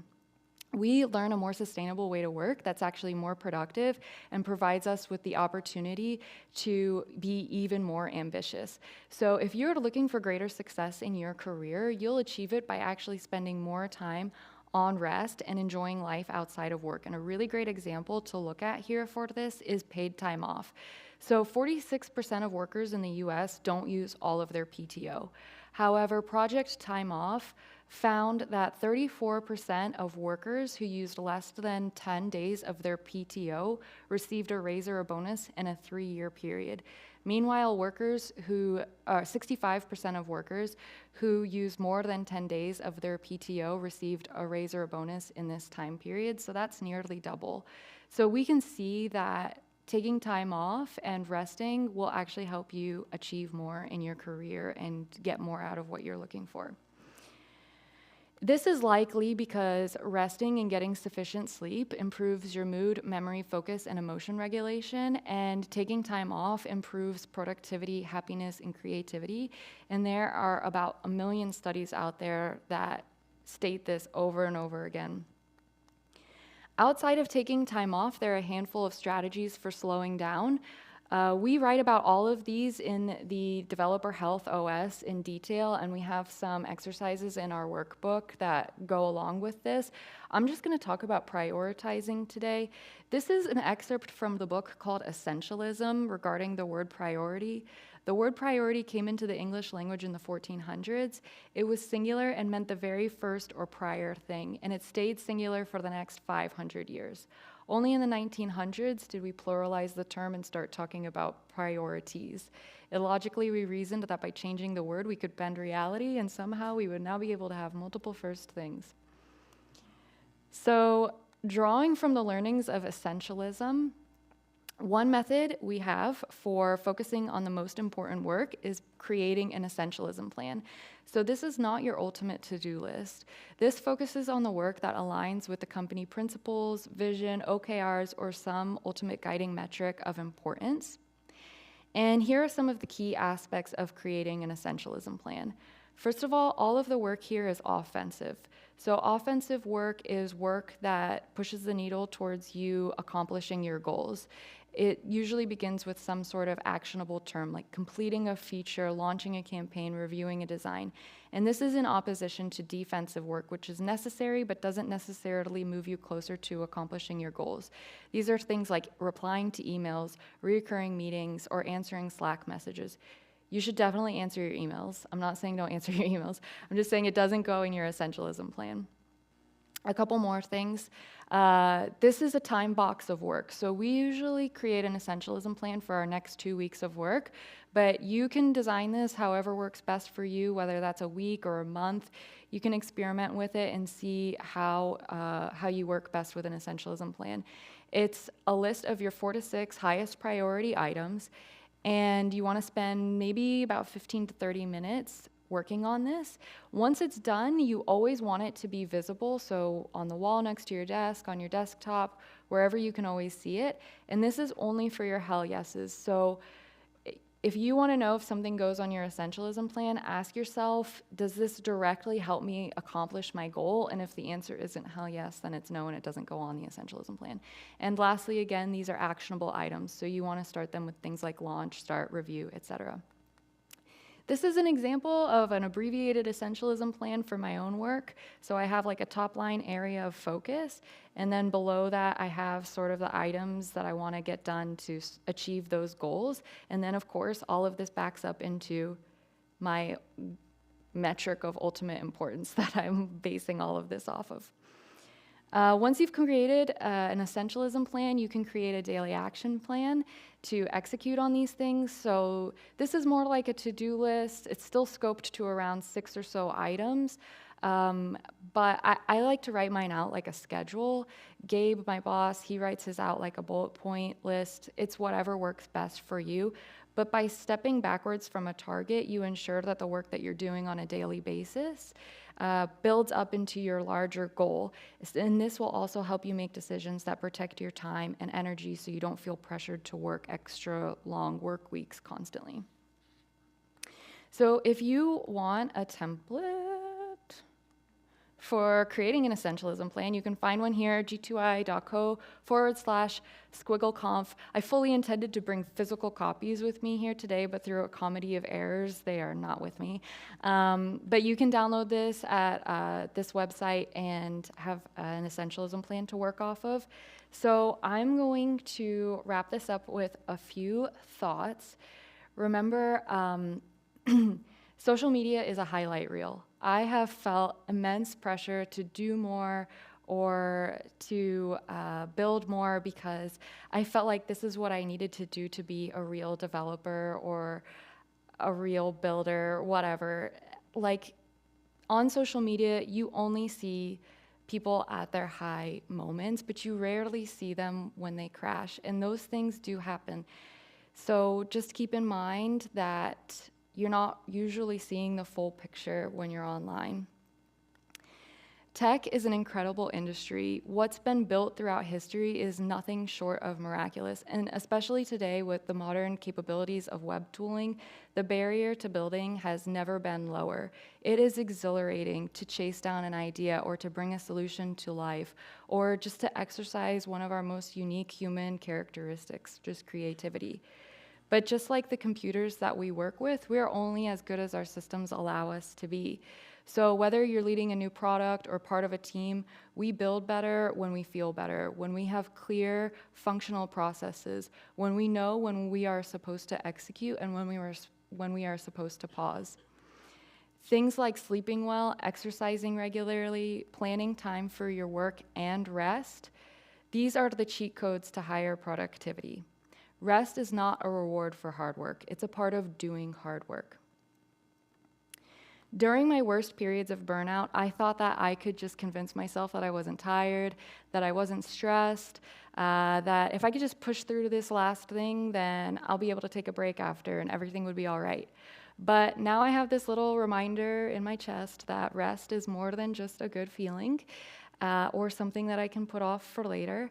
When we rest, we allow our body to restore itself, to grow, and operate as intended. Mental health is physical health. Everything that we fear, everything that happens in our minds, what calms us, what excites us, these things are all attached to changes in our hormone levels, nervous system behavior, body functions, blood flow. So absolutely nothing is all in your head. So listen to your body more than you listen to anything or anyone else. And I just want to leave you with one last thought. If there was one thing that you took away from this talk, it would be this mantra that helped me a lot in my life. This is a quote from one of my favorite yoga instructors, that everything that you could ever want, have, or need is right here inside of you. Thanks, SquiggleConf. We did it!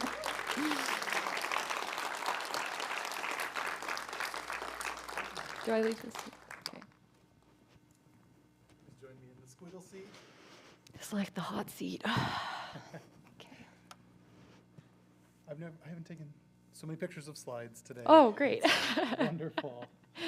It was like very coincidentally on brand with the SquiggleConf branding as well. This just happens to be the G2I branding as well. Oh, nice. Yeah. Okay, the first question is from Dylan. What do you recommend that young people starting out in their careers do if they're worried about falling behind? I think this industry is incredibly overwhelming. So probably, first of all, you're going to change what you want to do likely many times, but it's good to sort of figure out what you want to do and what your goals are so that you can work backwards from there or not get overwhelmed.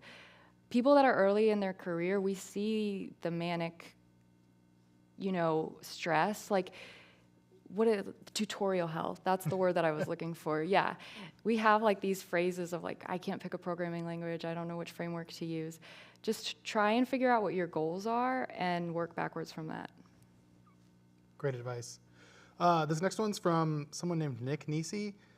There's evidence that AI is fueling a new 996 style culture in some companies. How do you see AI contributing to unhealthy work patterns, and what can developers do to protect their health in this shift? I love this because it reminds me of one of my favorite commercials that I found on YouTube. It was an old IBM commercial from the 80s, and it was this guy, he like gets a computer at work and it has like basically an early version of a spreadsheet software like Excel or something on it. And it's so funny because he's like at work and he's using his computer, and then he goes home and he finds at the dinner table his plate that's like already wrapped with tinfoil, and he's kind of like to his wife like, hey, I'm here for dinner. And she's like, oh, sorry, I didn't really expect you to be here. And it was like, well, thanks to IBM, like I can make it home for dinner and I could be like a present dad again in my family's life. And it's like IBM basically giving you your life back. And that was the promise in the 80s. So when it comes to like any technical advancement, I think it is ultimately our responsibility to decide how we want to spend our time and how we want to use the tools, because the promise of it giving us a life was made decades ago, and we have we still haven't seen that promise fulfilled. Mm-hmm. Agreed. This next one's from Jen. We are fully entered into the era of hard tech per recent articles. How can we protect ourselves and our teams from this narrative, and where we are all simply trying to hold on to our jobs and not get laid off? Okay, so this reminds me of sorry, everything reminds me of something. This reminds me of one of my favorite analogies, because this can be a pretty scary time. Mm-hmm. So I don't want to butcher this, but one of my favorite analogies is that a bird on a branch is not afraid of falling because it puts its trust in the branch. It's because it puts its trust in its wings. And so I think even though things are changing really fast, we have to continue to just try and hold on and trust ourselves to be able to learn and keep up and find a place in an evolving world. Great answer. I love that you have so many quotes for these. It's great. Brandon asks, I find I can get obsessive, overstimulated, and filled with adrenaline when working on things that are really engaging, regardless of any external pressures or deadlines. Mm-hmm. And then afterwards, I feel bad physically. Any tips for keeping a more sustainable pace? Yeah, I think this is like part of the planning your rest. Yeah, there's so many things that come to mind now. But people who operate at a really high level, they plan their work and they plan their rest. So I love sports. Sorry if you don't like sports, but I think of sports a lot with these analogies. You'll see, for example, my favorite team, Inter Miami. Our captain is Lionel Messi, and he's the greatest in the world. And in a perfect world, he plays every single game because he's incredible. But there are many games where the coach or him decide that he isn't going to play the game, even though he loves the game, because getting rest and making sure that he doesn't overextend himself is important for the longevity of their goal, which is to essentially win the MLS Cup. And so I would say if you get really excited about your work, it's imperative for you to find more success in your work to also plan rest and to not get too carried away. I love that. This next one is from Android Lemon. When you find yourself in the midst of burnout and find yourself unable to function as well as you expect yourself to, how do you go about communicating to your coworkers and managers that you're not able to operate at 100% and aren't just being lazy or difficult? Yeah. This is like where your workplace culture means a lot. Because I've been in the situation where, you try and communicate this and it's not taken very seriously. And those are the moments where you have to sort of decide whether or not this is the place where you want to stay. But I would say also, like, there's a lot of pressure that we put on ourselves and a lot of things that we take on for ourselves that nobody asks us to do, basically. So I would just try and like slowly start to pair off of some work and like maybe work some more normal hours. And if you really feel like you need to take time off, then hopefully like you could plan that with your manager and find a solution together. And I have a follow-up. What signs do you look for in other people who might be experiencing burnout? And how should we go about advocating not just for ourselves, but for each other when we're struggling? So I was talking about this on the way to lunch today. So it was like, I've worked with people where I'm like, I think here in the US, we have a little bit more openness around mental health and stress and burnout. And not all cultures recognize that. And so I've had situations where like I've been working alongside another developer who's clearly really stressed to the point where he's going to the doctor now for abdominal pain and stuff like that. And they're telling him he's stressed and he's like, no, whatever, like I feel fine and you just got to keep working and whatever.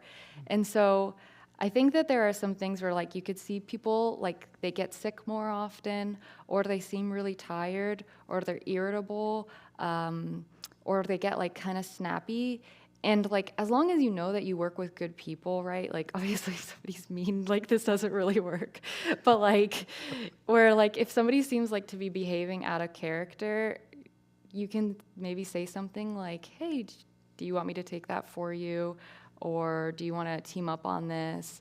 Or like, hey, have you taken a break at work? I remember I had a person that I reported to that after we ran React Miami, I don't think I took PTO for like 2 months. And at some point she was like, we're not going to discuss anything else in our one-on-ones until you tell me what days you're taking PTO. That's great. Great to have an advocate. Yeah. This is such a deep and heavy topic and deeply personal. Thank you so much for sharing your story and for sharing these tips with all of us. Let's give a round of applause for Michelle Bakels. Thanks, guys.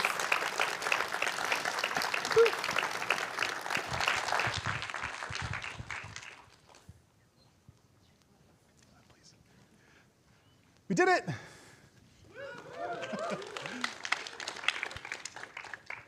Thank you all for sticking around to the end and for going on this journey with us. It was so much fun. I learned so much. What about you? Same. Great. Just in asking the questions. Yeah. You guys had such great questions. I was like, oh, what does this mean? And then I'd ask and get the answer. Some of those questions, I was also just kind of like verbatim reading it. So thank you for nobody putting, I'm Ron Burgundy. But please do share your feedback. So there's a QR code there where you can share your feedback. Also, the QR code on the back of your name tag also has a link for feedback. Dinner plans for tonight. Head to the food channel in Discord and find those dinner plans. The same recommendations are there. You can also, if you have your own recommendations based on your own exploring of Boston, share those in the channel and find someone to go to dinner with. We'd also love for you to join us at Ned Devine's post-conference. We will be there at 6:30. Don't forget your name badge because that's the way to let you in.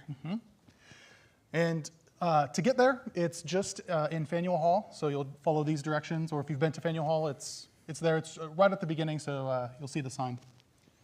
And we have one more thing. We have one more thing. Let's have Dimitri, Catherine, and Josh come out. Thank you. Want to guess what it is? Any guesses? New iPhone. Yes. Well, what are we up to now? I don't have iPhones. 27. 27, thank you. iPhone 27 we'd like to announce to you. All right. From talking to people last night and tonight, we realized something, or I realized something, and it's something that I've experienced a lot in my life. It's really hard to find your people. And I think that's because they're hiding. What are they hiding from? They're hiding from all the other people they found trying to find their people. And no one's perfect. We're all a villain in someone's story out there. But the opposite is true too. You have a chance. It's funny, right?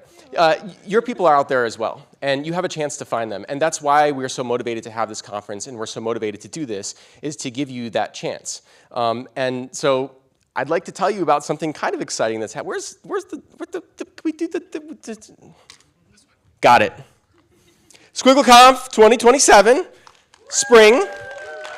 Now, you might be wondering, spring, that's different. 2027, that seems like 2 years from now. It really isn't. In 6 months, it'll be spring. Don't worry. What we're going to try is we're going to try to do it in the spring and just sort of change it up a little bit. If you enjoyed your time here today, please tell your friends.